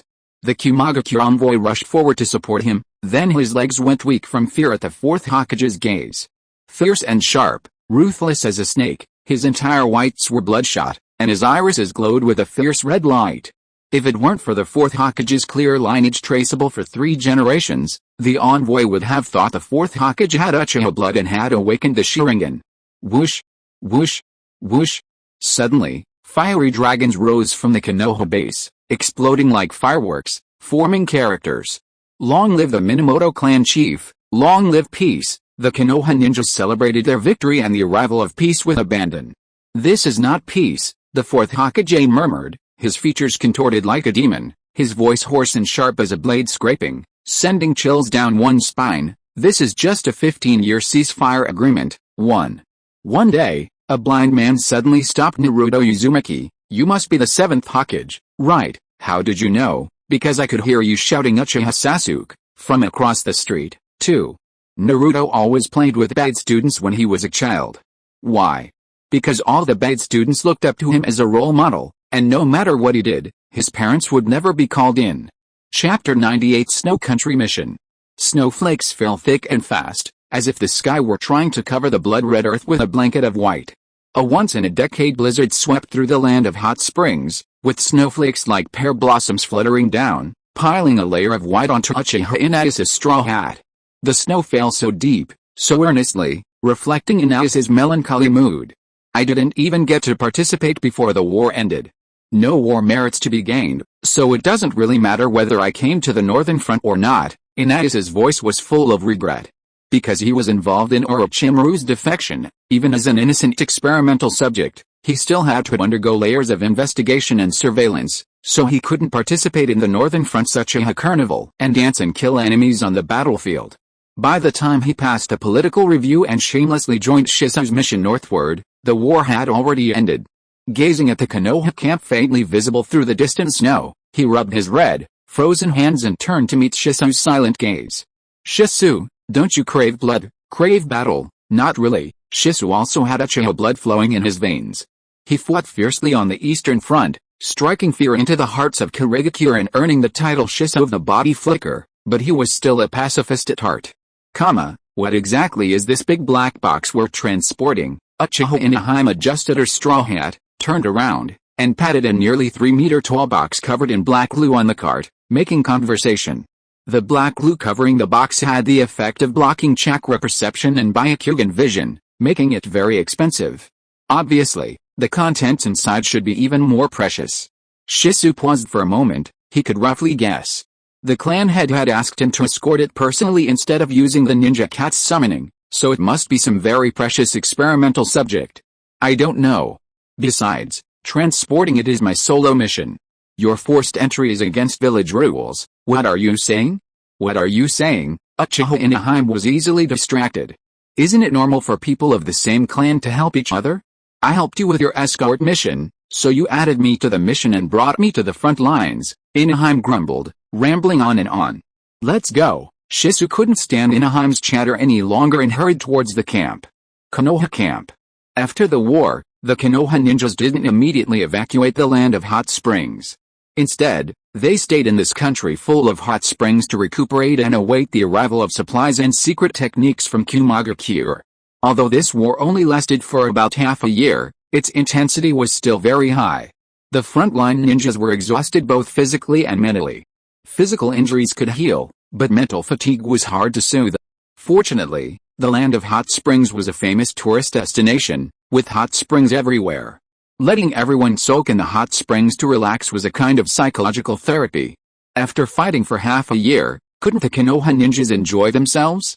With a wave of his hand, Uchiha Gen booked an entire nearby hot spring mountain, allowing Konoha ninjas to take turns guarding it. He was spending Konoha's money, using his own connections. Uchiha Gen, of course, didn't care about the cost. His strength lay in his ability to spend money. After overspending the war funds reserved for the first half of next year, his prestige on the Northern Front reached a new peak. Good, allocate funds. Uchiha Gen signed a proposal submitted by a ninja in the camp, titled a proposal to add 20 fully automatic coffee machines to the camp to further enhance the vigilance of night watch personnel, and then stood up to stretch his somewhat stiff limbs. At that moment, the office door opened, and Uchiha Yatsushiro placed a large stack of new documents on his desk. "Elder Gen, Shisui-san has arrived at the base." "So soon?" Uchiha Gen glanced at the wall clock. The hour hand was nearing its highest point. He nodded and said, "Have him come over, with the important items to be transported." "Yes," Yatsushiro replied listlessly, forming hand seals to transmit the message to Shisui. He then tidied Uchiha Gen's desk, reporting as he did so, "Elder Midaman from the Hokage Tower sent word about 2 things. First, he hopes we can release the prisoners as soon as possible, withdraw our troops back to the village, and reorganize to support the grass country battlefield. Second, there's a mission. The daimyo of the snow country, Kazuhana Hayashiki, wants to hire a small team to protect his daughter, Kazuhana Koyuki, while she travels abroad, the snow country." Uchiha Gen ignored the first request for withdrawal, raising an eyebrow in surprise as he repeated it. "Yes, the land of snow." The 8th generation seemed to have misunderstood, thinking Uchiha Gen hadn't heard of this small country. He scratched his bald head and said, "A small country in the northern part of the land of iron, where it snows year-round. It has a population of only about 100,000 and is very poor. This country seems to have its own ninja village, so it rarely issues missions to other ninja villages and has little interaction with the outside world." Uchiha Gen nodded perfunctorily. Of course, he knew the land of snow and Kazuhana Koyuki. In the movie Ninja Scroll of Snow Princess, Naruto defeated Kazuhana Koyuki's usurping uncle with his final Rainbow Rasengan. Uchiha Gen pulled out the mission assignment form the 8th generation had filled out, casually signed his name, then suddenly paused, crossed out the A rating, and changed it to S. The daimyo of the land of snow only gave the village 300,000 ryo, the 8th generation reminded him. Konoha's mission system was very sophisticated. The village's own war missions and garrison missions are also rated D+, but are mostly settled with merit points. These merit points can then be exchanged by ninjas for various necessities such as ninjutsu, ninja tools, real estate, and money, thus alleviating the village's economic burden. Missions commissioned by outsiders, however, are primarily priced based on the amount offered. Missions costing over 1 million ryo are S rank, while those between 15 and 1 million ryo are A rank. As long as the danger level of the commission mission doesn't exceed Konoha's own evaluation standards, the money from A rank and S rank missions can be used to hire a few jonin for performances or fireworks. In Uchiha Yatsuho's view, Kazahana Hayate's request clearly falls into the A rank category, and escorting a princess on her trip isn't particularly dangerous. If it were a princess from the Land of Fire, then there would be no problem. But do you think the daimyo of the Land of Snow, a small and poor country, would be willing to spend 300,000 ryo to hire someone as a bodyguard for his daughter? Uchiha Yatsushiro frowned, but since he had no eyebrows, his entire face twitched and contorted in a dramatic facial expression. So, the daimyo of the Land of Snow must have encountered something and needs to send his child to safety. Exactly, Uchiha Gen snapped his fingers. A mission related to change of regime is definitely S rank. Uchiha Yatsushiro picked up the mission sheet and sighed. 300,000 ryo, even without considering the village's cut, isn't enough for a small team carrying out an S rank mission. It seems we have to abandon this mission. Wait a minute. Outside the tent, Uchiha Inahi hurriedly lifted the thick curtain and rushed in, immediately kneeling on one knee in front of Uchiha General Clan Chief Gen. I beg you. Uchiha Inaheim looked up at Uchiha Gen pitifully, like a puppy begging its master to play with it, trying its best to please him. Inaheim, how could you be so depraved? Kneeling on the ground, Uchiha Inaheim was filled with sorrow, lamenting its predicament. It was unbelievable that one day this former Uchiha genius would be so humble as to be reduced to dust. However, a mission involving the overthrow of a nation would certainly involve many fights. Inaheim felt that the combat mission was more important than dignity. Gen, I'll do it for free. I'll do it for free. Uchiha Gen feigned a troubled expression, but an S-rank mission requires at least 3 jonin, right? At this moment, Shisui pushed the sacrifice that Uchiha Gen had been waiting for slowly into the tent. Inaheim's eyes immediately lit up. With an Armstrong-style jet-like acceleration feint, it flashed in front of Shisui and grabbed his collar. Swoosh! Shisui, pushing a box taller than himself, darted past like a ghost, his gaze piercing the air as he glared at Inaheim. Terrified by Shisui's stare, Inaheim instinctively ducked, but was too late, frozen in place by Shisui's genjutsu. You think you're so great? You're a kaleidoscope? You knocked me down with a single glance? Do you even know what kind of bullying I've suffered? Inaheim glared at Shisui, her heart reeling from the blow. As expected, Shisui said gravely, pushing the cart to Uchiha Gen's desk. Only after Uchiha Gen checked and confirmed it was safe did he relax, turning to dispel the genjutsu controlling Inaheim. In an instant, Inaheim's expression shifted through 7 or 8 different states: anger, distress, indifference, before finally settling into a forced, stiff smile. Shisui, how about I use a copy of the Illusion Technique Essentials annotated by Clan Chief Tajima as payment for this mission? Please? Shisui raised an eyebrow, clearly tempted, but didn't agree immediately. Instead, he turned to Uchiha Gen, awaiting his clan chief's instructions. Uchiha Gen knew that if he didn't let Inaji run wild, she would definitely make a mess of the camp, just like Teddy. Moreover, Uchiha Gen himself had other plans for the Land of Snow. Of course, it wasn't about developing a real-life female celebrity. Rather, Uchiha Gen was very interested in the Land of Snow's secret treasure, the Rainbow Ice Wall, possessed by Kazahana Hayato. Although the Land of Snow didn't have a large population, it was located in the far north and covered a considerable area. Kazahana Hayato had opened the Rainbow Ice Wall with hexagonal ice crystals, making the originally frigid and uninhabitable Land of Snow like spring all year round. The energy consumed must have been astronomical. Uchiha Gen, who aspired to be a tree planter, had always paid attention to the various mysterious rumors and treasures of the ninja world, and had also learned a lot through Konoha's records. However, most of these secrets and treasures were well documented, but the truly genuine ones, like the Grail Mine and the Dragon Vein, which possessed abundant natural energy or chakra, were extremely rare, and even fewer could be utilized by Uchiha General. What Kazuma Hayato borrowed may not have been natural energy or a giant amount of chakra, but at least the rainbow ice wall is real, Uchiha Gen thought to himself, pondered for a moment, filled in the names of Shisui and Inahi into the mission form, then paused slightly at the third name space, looked up at the 8th Hokage and said, "Summon Jonin Hatake Kakashi." Yes, the 8th Hokage responded, lifted the curtain and went out, and soon returned with Kakashi, who was already at the camp. After losing his Sharingan, Kakashi acquired a new eye matching his original color, and once again carried a wakizashi about 30 centimeters long on his back. His gaze was as cold as a star, and his entire chakra aura was even more chilling than before.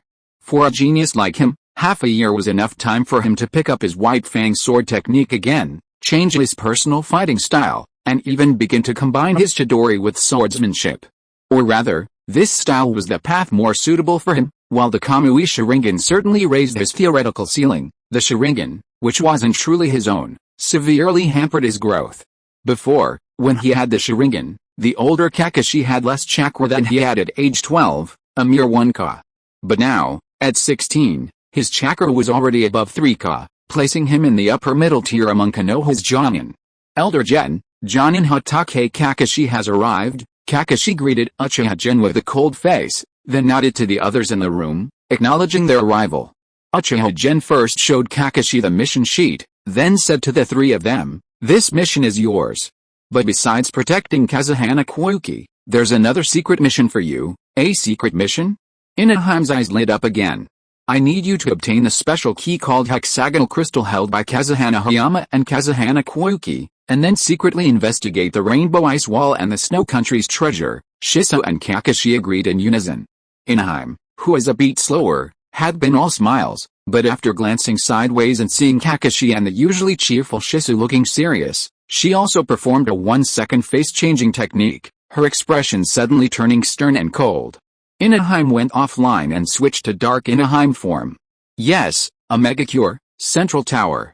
In the dim light, Pain, Konan, and the masked man each sat on a single sofa, discussing the future of Akatsuki. Kakuzu, Sasori, Juzo, Mangetsu, Orochimaru, plus Zetsu as an intelligence agent. There are still 2 gaps, but we can start searching for members while simultaneously advancing the second step of Akatsuki's objective, the imposing Pain. The Deva Path, raised one leg, his pale purple Rinnegan mysterious and beautiful, his voice ethereal, instigate wars between small nations and gather enough wealth. Obito frowned beneath his mask. His expression grim. To gather enough wealth you desire, it will take at least 10 years, or even longer, I know. Pain tapped the armrest of the sofa lightly, his words leaving no room for argument. After inflicting pain on the world, to restore it from chaos to order and peace, we must have sufficient reserves of money and resources. Damn it. Seeing the masked man's continued displeasure, Pain stared directly into Obito's exposed eye with his Rinnegan, his voice deep. "Remember, I am the leader of Akatsuki." Obito's words of persuasion were stuck in his throat, forcing him into silence. Although Nagato and he were on the same path and cooperating, they were essentially 2 different kinds of people. Nagato still harbored the ridiculous delusion of becoming a savior and bringing peace to the ninja world. Hiding within the powerful body called Pain was still the battered and bruised wandering child born in the land of rain.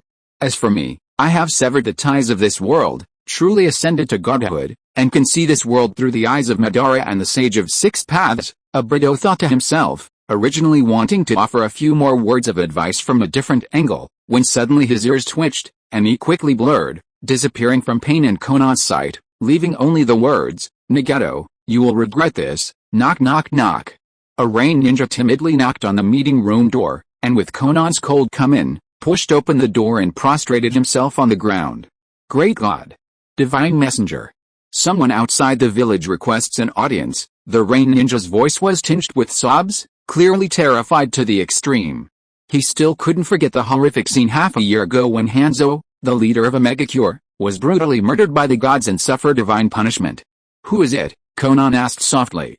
"The other party claims to be a root ninja from Konoha, saying that the Hokage's assistant, no, the S-rank rogue ninja Shimura Danzo, wants to meet with the sinner Hanzo." "Shimura Danzo?"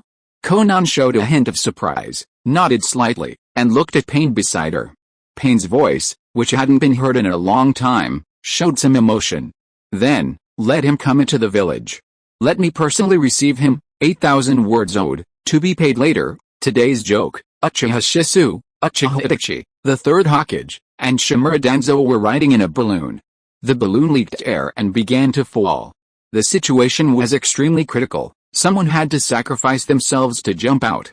First, Uchiha Itachi shouted, "For Sasuke," and jumped out.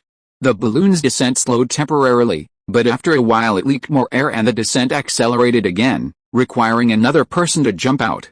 At this moment, the third Hokage shouted, "This is the will of fire," and jumped out as well.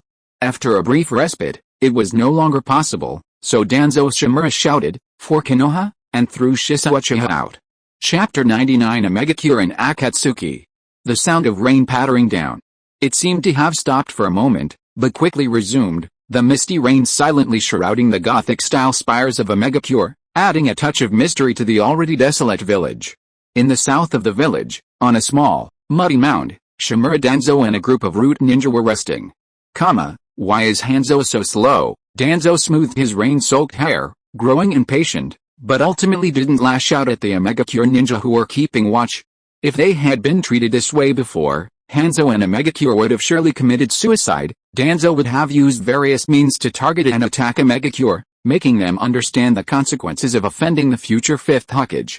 Sigh. Danzo sighed inwardly, continuing to wait with a sour face for Hanzo's arrival. If he had a choice, he wouldn't want to come to Mangekyō and cooperate with Hanzo of the Salamander, a mere skeleton in a tomb. He'd lost a group of root elites the last time he cooperated with Hanzo. As a former Hokage's assistant, creating or joining a small ninja village or organization would be beneath him, while joining one of the other four great ninja villages would mean being completely exploited. After much thought, only a Mangekyō, the former 6th ninja village, could serve as a temporary refuge, helping him return to Konoha and reclaim his loyal Hokage position. Danzo was absolutely certain of this.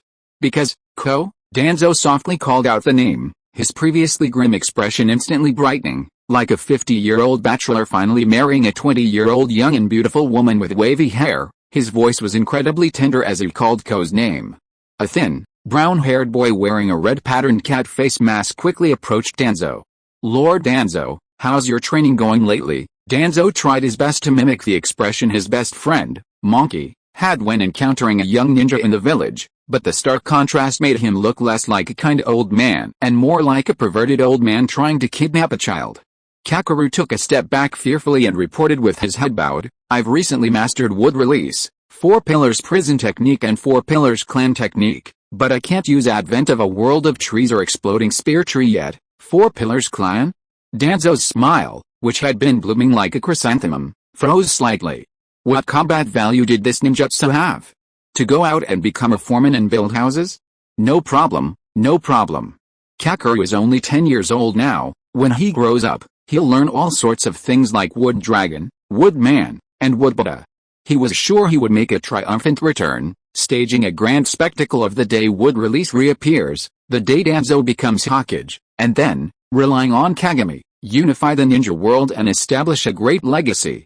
Danzo comforted himself, smiling at Kagami. Keep trying. This was the only successful product of his wood release experiments, the experimental subject he had painstakingly hidden from Orochimaru, a treasure that inherited the precious bloodline limit of that ninja god. Now this child was his only hope. The dark clouds covering the sky swirled violently, and the already heavy rain intensified, large drops cascading down, splashing muddy spots on the slippery ground with dull thuds. In this downpour, a beautiful paper flower drifted with the wind and rain, slowly descending towards Danzo's location. A root ninja following Danzo charged towards the paper flower like a cannonball, slashing it with his ninja sword into several pieces. This swift and precise strike seemed to open Pandora's box. The tattered paper spun in the air, 1 piece becoming 2, 2 becoming 4, and soon countless origami pieces floated down, converging into a human shape, and finally transforming into a pale blue-haired woman with enormous white paper wings, floating in the sky. Konan wore a paper flower in her hair, heavy makeup, and a slightly oversized white ring on her hand, coldly surveying Danzo and the others. "Paper shuriken," she shouted, her wings fluttering slightly as she unleashed dozens of shurikens with extremely tricky trajectories, turning the attacking root ninjas into pincushions. Jiraiya's disciples were highly skilled, With a solid foundation he laid and the years of arduous training after the loss of Yohiko, the 20-something Konan had already stepped onto the threshold of becoming a top-tier ninja. It seems Hanzo wasn't completely idle while holed up in a Mangekyō. At least a Mangekyō still has a successor, Danzo, unaware of the grudge he held against the woman before him for killing a friend, nodded with satisfaction, completely unconcerned about his useless subordinate who had been instantly defeated. He asked, "Are you Hanzo's disciple? Has Hanzo arrived?" Hanzo, Konan tugged at her auspicious black robe, her eyes narrowing slightly, a complex emotion flashing within them. "That sinner is long dead, and you, too, are guilty and deserve to die." Paper dance. Countless origami sheets transformed into a dense barrage of sharp blades, raining down on Danzo and his companions, covering them from all directions, leaving them nowhere to hide. Wind release, vacuum waves. Danzo quickly formed hand seals, then spat out several invisible breaths resembling those of a weasel, temporarily blocking Konan's paper rain for a few seconds. Then, the root ninjas behind him, like fearless puppets, charged towards Konan. Konan's paper wings suddenly fluttered, her figure nimbly rising to a height of 50 or 60 meters, a position difficult for ordinary ninjutsu and shuriken to reach, evading the root ninja's attack and continuing to unleash a barrage of paper blades. Ding! Danzo roared. A root ninja unfurled the enormous scroll on his back and quickly drew on the blank paper. With a few strokes, several hastily drawn eagles appeared on the scroll. The root ninja called Ding lightly shook the scroll, and the eagles on the paper instantly broke free from their constraints, their flat bodies rapidly inflating and expanding into large, jet-black eagles. Several root ninjas boarded the backs of black eagles, soaring high and weaving in a tactical formation as they attacked Konan. They've even mastered flight techniques. Konan frowned slightly. Flight skills were rare in the ninja world, but not exceptionally precious. It wasn't surprising that Root, from the first ninja village, Konoha, possessed such abilities. The next moment, facing the several black eagles charging towards her, Konan stopped firing her downward rain of paper tags. She reached down and used her purple fingernails to pull a still-warm explosive tag from her chest. "I'll use this." After dodging an attack, Konan channeled a large amount of chakra into the paper wings on her back. Black patterns appeared on the white paper, spreading and twisting until the character explode emerged in the center. In just a few seconds, Konan had created hundreds of explosive tags. Explosive tags are a crucial and widespread military necessity in the ninja world. Their production isn't particularly complex, specially made tag paper, precise chakra manipulation, and a certain level of sealing technique skill are required. Once these conditions are met, a ninja can make their own explosive tags. The Uchiha clan is the largest manufacturer of explosive tags in the ninja world, their products selling through the Ninja Cat clan's channels. Occasionally, a Junin from any clan might work part-time at an explosive tag factory when they're short on funds. However, even if the entire Uchiha clan worked 24/7, they couldn't match Konan's manufacturing capacity in a single minute. The Uchiha are still operating on a handcrafted basis, while Konan has fast-forwarded to fully automated intelligent printing. Whoosh! Explosive tags scattered in all directions, shattering the silence of a Mangekyō with a deafening roar. The sky was suddenly filled with dazzling flames, countless flames spreading out like a breathtaking painting. The root ninjas who were sent flying were blasted to pieces. The effect is quite good. Konan, having consumed a large amount of chakra at once, smoothed her light blue hair, suddenly feeling that the bombardment effect of the numerous explosive tags was quite excellent. If we create millions or even more explosive tags and bombard the enemy like a torrent, I'm afraid no one in the entire ninja world except Nagato could withstand it, right? Konan's orange eyes lit up, as if she had discovered a new world. Summoning jutsu, Baku. After losing several subordinates, Danzo slammed his hands on the ground, summoning a huge red summoning beast, resembling a bear with an elephant's trunk, which opened its massive mouth as soon as it appeared. Konan in the air felt an immense suction force, and despite her efforts to flap her wings, she was involuntarily pulled towards Baku. Wind release, vacuum blade. Danzo exhaled into the kunai in his hand, channeling wind release chakra into it, forming a sharp wind sword. With a roar, he slashed at Konan, who was being pulled towards him. The sword moved, and the wind rose. With a swift stroke, a few strands of pale blue hair were severed. Danzo, who had rushed to Konan's side, moved with lightning speed, his blade flashing like a profusion of flowers, accompanied by a sharp, piercing sound. Konan's eyes flickered slightly. She sidestepped, unleashing countless sheets of paper to obscure Danzo's vision while simultaneously retreating to dodge his attacks. Danzo remained expressionless, his eyes growing even more sinister, his blade flashing even faster. Suddenly, a series of whooshing sounds filled the air as several black rods pierced the Baku's body in a flash. The Baku let out a mournful cry and then thud, intentionally dispelling its summoning jutsu. "White Tiger, your taijutsu is too weak, this will become your weakness," a calm voice rang out, and Danzo's face stiffened instantly. He turned his head and looked in the direction the black rod had come from. Dozens of meters away, on a steep cliff, a man with short orange hair and a face stud looked down at him, his mysterious, deep, pale purple eyes filled with disdain as if looking at an ant. The Rinnegan.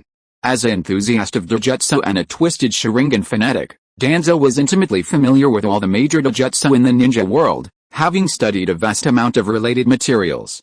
However, despite his vast knowledge, he remained deeply devoted to the Sharingan. Upon seeing the legendary Rinnegan, the same type as the Sage of Six Paths, Danzo's eyelids trembled slightly. After a brief moment of astonishment, his eyes flashed, revealing boundless greed. He abandoned Konan and shot towards Pain like an arrow, his hands quickly forming several hand seals. A mere mortal dares to challenge a god. Pain's voice remained unchanged, his tone utterly calm as he slowly raised a hand. "How many floors do you have to carry a bag of rice up, Shinra Tensei?" Pain's outstretched palm aimed at the charging Danzo. The immense repulsive force instantly swerved Danzo, sending him hurtling back like a cannonball. Wood release, great forest technique, wood release, wooden wall technique. The slender Yamato quickly formed hand seals, and numerous wooden vines suddenly extended from his arms, binding Danzo and cushioning the impact. Finally, he used thick, bent wooden stakes to catch Danzo. Wood release. Pain frowned slightly. The god of shinobi, Hoshirama Senju, the legendary strongest ninja, and the wood release bloodline limit was elevated to godhood because of its connection to him. The last god? A descendant of the Senju, Nagato murmured in the tower of a Mangekyō.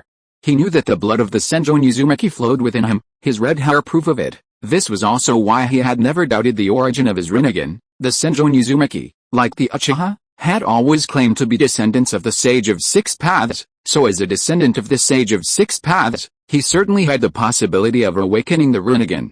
Then, leave one alive, the battle reignited. Pain launched an attack on the root ninjas. Spicy heavenly forest, with Pain injecting more chakra, the power of this technique greatly increased. An unparalleled repulsive force erupted again, like a tidal wave lifting a layer of earth, sweeping the soil towards Danzo's location with undiminished force. Boom! A few drops of blood stained the plowed up ground.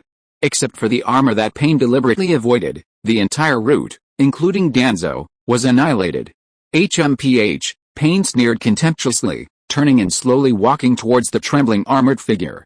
"You are," thud, suddenly appearing from the void. Shimura Danzo ducked and plunged his sword into Pain's chest, then ripped off the bandages wrapped around his head. The three tomo of his Sharingan slowly rotated, quickly losing their divine light, their power completely dissipating. As energy. The Rinnegan. It's mine now. How could someone live with their heart pierced? Danzo released the sword from Pain's chest, his single eye blazing with greed, two fingers eagerly digging towards Pain's Rinnegan. Snap! Pain grabbed those two fingers and snapped them off. Pain was essentially just a puppet, lacking a vital organ like a heart. A pierced heart wouldn't affect his movement or combat at all. Danzo cried out in pain, trying to pull his hand away, but Pain's hand was like an iron clamp, tightly gripping his, preventing him from breaking free. Spicy, no. Danzo's face was filled with terror.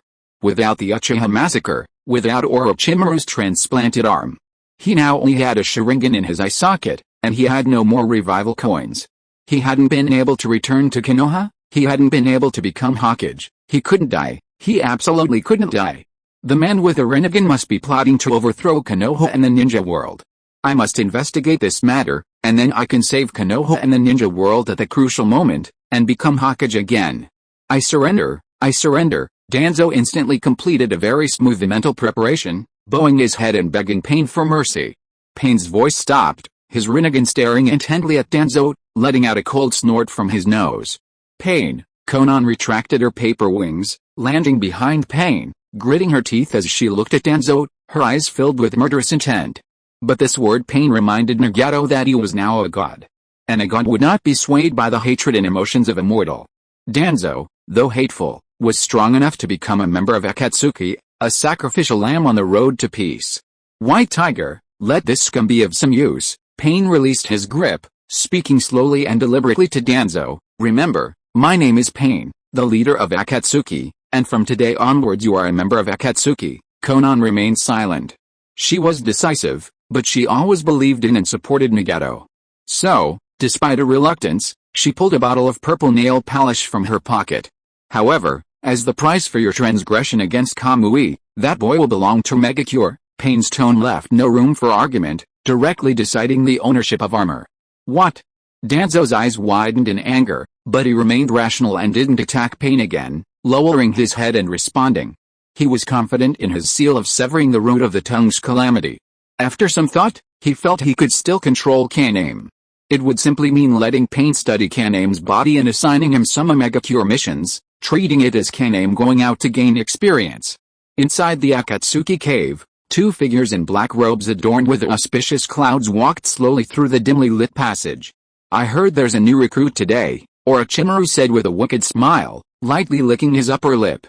I wonder if he can bring me any new fun. I'd better kill you and get a new partner. Sasori's hoarse voice came from beside Orochimaru. Sasori, hiding within his hiruko, made no attempt to hide his disgust for Orochimaru. Orochimaru chuckled, his pale golden vertical pupils glancing sideways at Sasori without saying a word. He didn't actually find Sasori particularly pleasing either. As the saying goes, heretics are more hateful than cultists. Although both were scientists in the ninja world and pursued immortality, their completely different paths led to mutual loathing, and they were always arguing over their ideologies and the organization's funding provided by Akatsuki. Kakuzu, are you trying to kill me today? Hazuki Mangetsu's arrogant laughter came from the other end of the passage. I told you, your fire release technique isn't strong enough. Put in more power next time. HMPH, Kakuzu snorted disdainfully, dragging a corpse, complaining that the sudden gathering of members had delayed his money-making. Soon, the Akatsuki members gathered on the hands of the hideous Gato Mazo. The leader Zero and the Angel White Tiger duo, Sasori and Orochimaru's immortality duo, Kakuzu and Mangetsu's duo, plus the lone Pipajuzo and the informant Zetsu, were the current official members of Akatsuki. I've gathered you all here today for two reasons. Pain, standing atop the Gato Mazo's thumb, addressed the members loudly. First, Akatsuki has gained a new official member, an S-rank rogue ninja from Konoha, Shimura Danzo. From the darkness, a sinister-looking, brown-haired old man slowly emerged. His head and right eye were bandaged, and he had a forked scar on his chin. His gaze was cunning and profound. As everyone scrutinized him, he silently scanned the Akatsuki's official members. The more he looked, the more uneasy he felt. Danzo was over 50 years old, yet his eyes remained sharp. He recognized some of these people, and others he didn't, but without exception, none of them were mediocre. The seemingly weakest among them was actually Juzo Biwa, the wielder of the executioner's blade from the 7 ninja swordsmen of the mist. Moreover, all encounters in life are reunions after a long separation. He also spotted an incredibly familiar face among these people. Orochimaru, Danzo, dressed in a black robe with auspicious clouds, silently reached for the empty finger, his fingers twitching slightly at his unfamiliar fingers painted with purple nail polish.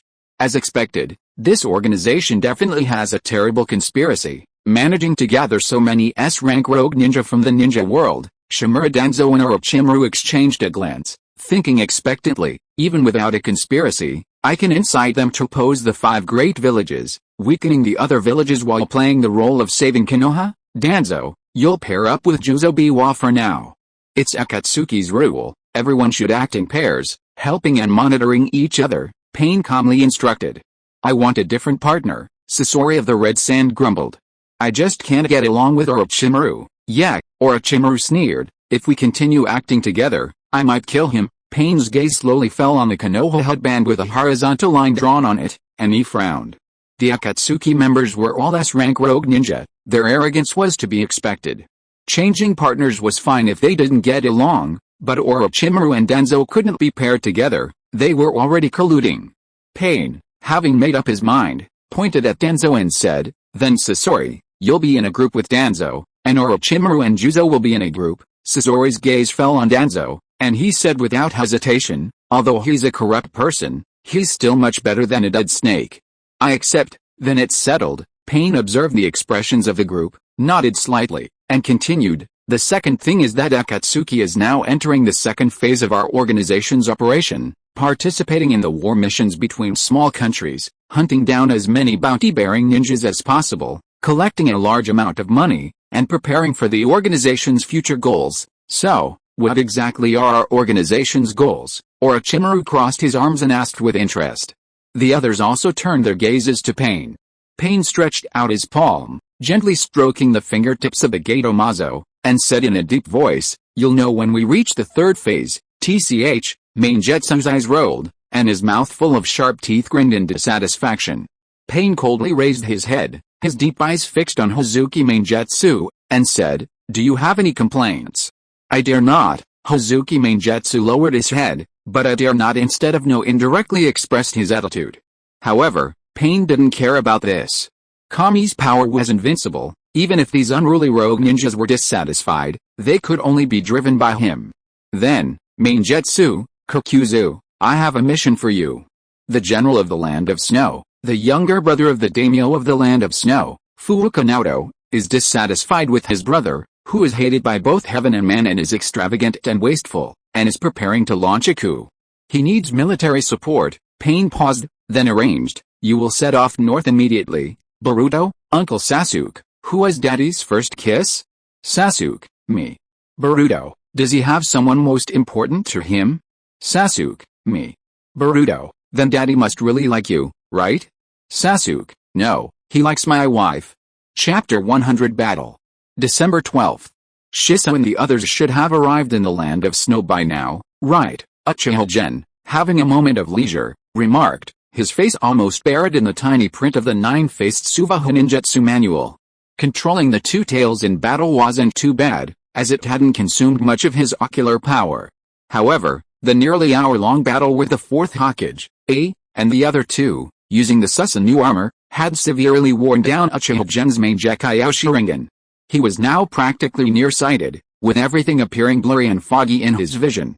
The reason he didn't spend 2 minutes replacing his prosthetic eye, but instead continued with his original, blurry vision, was to use the ocular technique, Heavenly Constant Sumaru, to practice the highly difficult forbidden technique, nine-faced Suvaha. Techniques classified as forbidden either involve ethical issues like the impure world reincarnation, or are extremely difficult and dangerous to practice. Nine-faced Suvaha belonged to the second category. 99 out of 100 people would die trying to master it. The nine-faced Suvaha is known as the strongest summoning jutsu in the ninja world. Training this jutsu requires the user to divide all their chakra into 9 parts and release them from their body during their first training session. These chakra parts are then materialized into 9 special masks according to the jutsu formula. These masks are then used to cover the faces of other beings, establishing a special connection that transforms them into masked beasts, which can then be absorbed into the user's body. During the late Warring States period, a member of the Uzumaki clan mastered this technique, spending 10 years finding 9 Jonin-level summoning beasts with different abilities. In battle, he would fight like a 10-on-1 fight against one, earning a formidable reputation in the ninja world. The Uzumaki Menma in Road to Ninja uses a different method. Each of the 9 masks is connected only to the 9 tails within the user's body. During the jutsu, the chakra body 9 tails is divided into 9 parts, becoming 9 masked beasts.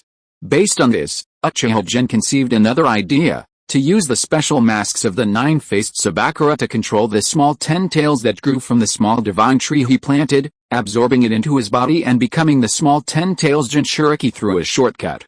However, he was stuck at the most important and fatal step in this technique, expelling all his own chakra to create and condense the 9 masks. Chakra is a mixture of spiritual and physical energy.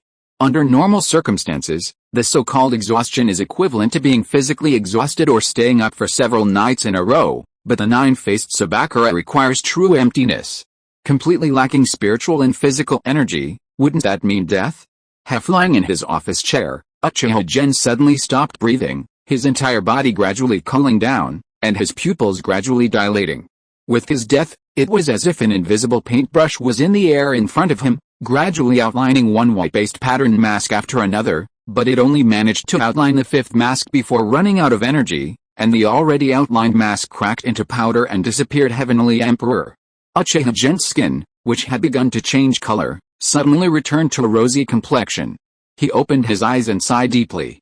Perhaps with the Uzumaki clan's constitution, they could still manage to complete the nine-faced Suvaha technique even after death, and then come back to life after the nine masks returned to their bodies. But he, an Uchiha, truly lacked that kind of vitality.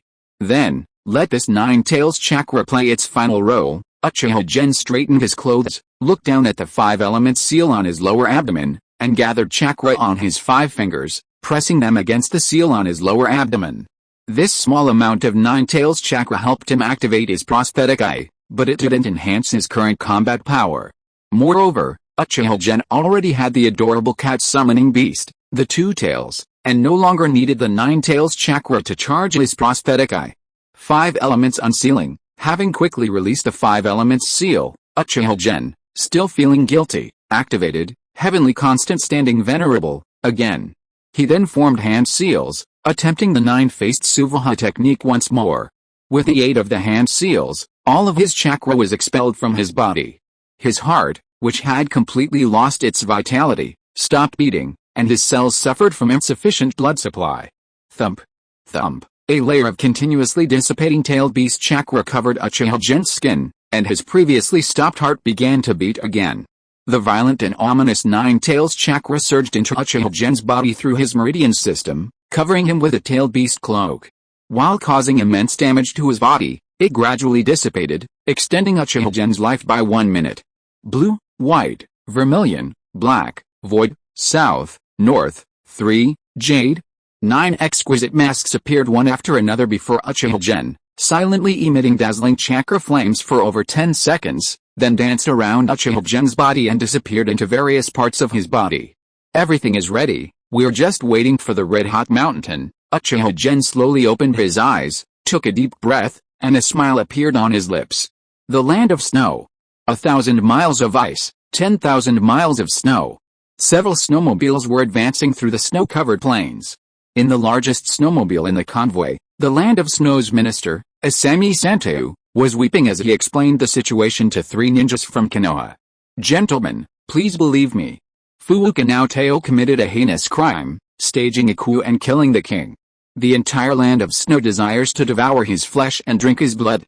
As long as Konoha is willing to support Princess Yuki, we will definitely be able to reclaim the snow capital.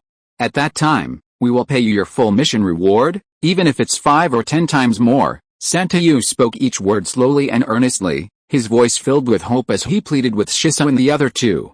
Beside him, a pretty little girl of 5 or 6 glanced at him, her bloodshot eyes devoid of any light. No miracle. We can't possibly defeat Fugaku. Shisui was also quite surprised, not expecting the rightful heir of the Land of Snow to be so pessimistic. This Fugaku, is he really that strong? Although Santou wanted to persuade Shisui and the others, he knew that lying about this matter and causing the Konoha ninjas to misjudge the situation would only make things worse. He sighed and nodded, saying, Fugaku, it's not a matter of whether he's strong or not. He's truly one of those rare talents, his strength is immense, he's the top ninja in the Land of Snow. It's said that he also possesses a chakra armor, which not only enhances his chakra but also strengthens his ninjutsu and releases a chakra shield to resist various ninjutsu. Unfortunately, it was too dark the day he stormed the palace, and we had to retreat strategically before we could even see him. Upon hearing this, Shisui exchanged glances with Inaho and Kakashi. Inside the genjutsu space. Ho-ha-ho-ha, Inaheim burst into laughter. This was exactly the kind of battle and battlefield he had been craving. What kind of experts could a small country like the Land of Snow possibly have? Inaheim, don't be careless. Shisui nodded to the silent Kakashi, then continued, the Land of Snow is covered in ice and snow year-round, so our fire-release ninjutsu will be greatly reduced here. Moreover, it's said that the Snow Ninja possesses a very sophisticated pseudo-ice release technique. Inaheim was taken aback. Ice release, yes, Kakashi concisely explained the origins of the Snow Ninja's ice release.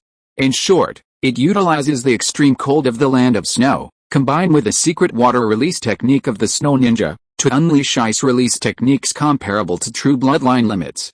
Of course, Because it can only be used in such a frigid place as the land of snow, the snow ninja's secret technique hasn't attracted the covetous eyes of other forces in the ninja world. I understand, I'll be careful. Inaheim's expression turned serious. She dispelled the illusion and asked Susanoo, how many people do you have now? How much territory do you control? Susanoo stammered, hesitating for a long time before finally saying, since the coup, the entire population of the Snow Kingdom has been fighting valiantly.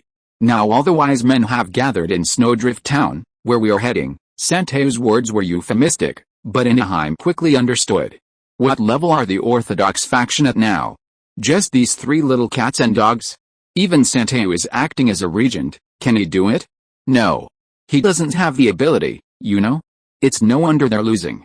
In fact, Susanoo was already prepared to take Yuki into exile abroad if they lost again, preparing for the princess's revenge war 10 years later. Then do you know, boom. A sudden, violent explosion interrupted Inaheim's continued questioning. Caught off guard by the sudden turn of events, Santifu shuddered but secretly breathed a sigh of relief.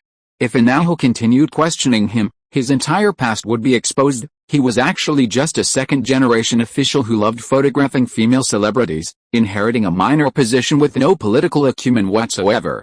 He was completely out of touch with politics. It was only because the ministers ahead of him either died or surrendered to Fugaku that he was forced into this role. The speeding sled came to a stop. Santifu pulled back the thick, insulated curtains and looked up. On the vast, boundless snowfield, a towering iceberg, tens of meters high, suddenly appeared, completely blocking the convoy's path. On the iceberg, a burly middle-aged man, clad in strange, armor-like ninja tools, stood with his arms crossed, looking down arrogantly at the people disembarking from the sled. However, his sudden act of pulling out a megaphone completely shattered his previous air of superiority. Zaiaksu. Listen to your uncle, hand over what your father gave you, and I promise to spare your life. It's Fenhuan Nuteo? Susanoo exclaimed, his face turning pale as he immediately hoisted the stunned Fenhua Zaiaksu onto his back, preparing to run away. After taking a few steps instinctively, he suddenly gritted his teeth, handed Fenhua Zaiaksu to Kakashi not far away, and said in a deep voice, please, take Princess Zaiaksu and escape first. Escape. Kakashi frowned slightly, glancing at Fenhuan Nuteo on the ice mountain. Behind Fenhuan Nuteo were 30 or 40 snow ninja, whose chakra fluctuations were relatively weak, commonly known as cannon fodder. He wondered just how strong their so-called chakra armor was. Inaheim had already rushed to the area between the snow mountain and the caravan, roaring angrily at Fenhuan Nuteo. They're brothers, why did you do this? He's your brother. Inaheim couldn't understand it all. In his view, shouldn't brothers be the closest and most loving? HMPH, Fugaku scoffed disdainfully, forming hand seals and shouting, ice release, wolf fang avalanche technique, boom. In an instant, a portion of the snow mountain beneath Fugaku's feet collapsed, transforming into a series of majestic and ferocious snow wolves that surged towards Inaheim like an avalanche, carrying an endless blizzard. Run, Susanoo, still struggling with Kakashi, muttered incessantly, how can we stop such a powerful ninjutsu? You can't possibly be a match for Fugaku. Inaheim formed hand seals, drawing a massive amount of chakra from her throat and unleashing it all at once. Fire release, great fire dragon technique. 3 colossal fire dragons erupted, instantly engulfing the snow wolves charging towards Inaheim in a raging sea of fire, leaving not a ripple. The surrounding ice and frozen oil melted, and a patch of moist land suddenly appeared on the snowfield, which had been forever covered in ice. After devouring the snow wolf, the 3 fire dragons continued their momentum, crashing down on the snow mountain beneath Kazuhana's feet under Inaheim's control. Sensing danger, Kazuhana fled in panic, but several snow ninjas behind him reacted too slowly, vanishing into the blazing flames. Don't underestimate Inaheim, don't underestimate a master like him. Although Inaheim usually played the role of the punching bag and comedian in his interactions with Genji, Shisui, and others, he would show his enemies true ruthlessness when it came to real combat. Shisui, what do you think of my move? Inaheim asked, panting, raising an eyebrow at Shisui. Too much of a waste of chakra, Shisui commented dismissively. How? Inaheim scoffed. Susanoo and Kazuhana, nestled in his arms, stared in disbelief, their eyes glazed over, unable to believe the miracle before them. There's hope. Thank you so much. Tears welled in Santa's eyes as he turned to his side, saying, "Mr. Kakashi, you?" But there was no one beside him. Zzzzz. Blinding lightning flashed in Kakashi's hand, and he vanished amidst a sonic boom like 1,000 birds, disappearing into the midst of the snow ninja Chidori blade. Silently reciting the command, Kakashi drew a short sword from his back, tracing a dazzling aura-like arc across the icy world. His father's White Fang had been broken in the Third Shinobi World War, but the name Konoha's White Fang was never earned by that short sword, but by the swordsmanship he had inherited. The story of the sword is etched with blood. After leaving a bloody gash on the throat of a snow ninja, Kakashi swiftly moved on to the next, until he slit the throat of the second. Only then did the first enemy's throat ooze large drops of blood, and he collapsed in agony, clutching his throat. "Kakashi, don't run away." Seeing Kakashi take down several enemies in 4 or 5 seconds, Inoha yelled and rushed into the snow ninja's battle formation, slaughtering them. "Lord Fudo, what should we do?" Watching the two killing gods wreak havoc, a snow ninja anxiously asked Fudo. "What can I say?" Fudo had studied chakra mechanics in the Land of Lightning for a few years when he was young, and now he was so anxious that he even blurted out the local dialect of the Land of Lightning. He gritted his teeth, took out a communicator, dialed a number, and said with great heartache, "Kirkuzu, 10 million Ryo, urgent, come quickly." "What?" The steady and deep voice on the other end of the phone became more excited. "Quick, Full Moon Boy, let's go earn some extra money, we owe 10,000. The plane arrives home tonight, and I'll start writing properly tomorrow." Today's joke: why does Sarada admire Naruto Uzumaki the most? Because, Sarada, Mom, who was your first kiss? Your Uncle Naruto. Sarada, Dad, who was your first kiss? Your Uncle Naruto. End of this chapter. Thank you so much for reading until the end. Don't forget to give it a like. Looking for more exclusive content and immediate access? Subscribe to our Patreon. Remember, every like, subscription or donation encourages us to continue. Thank you all. See you in the next video.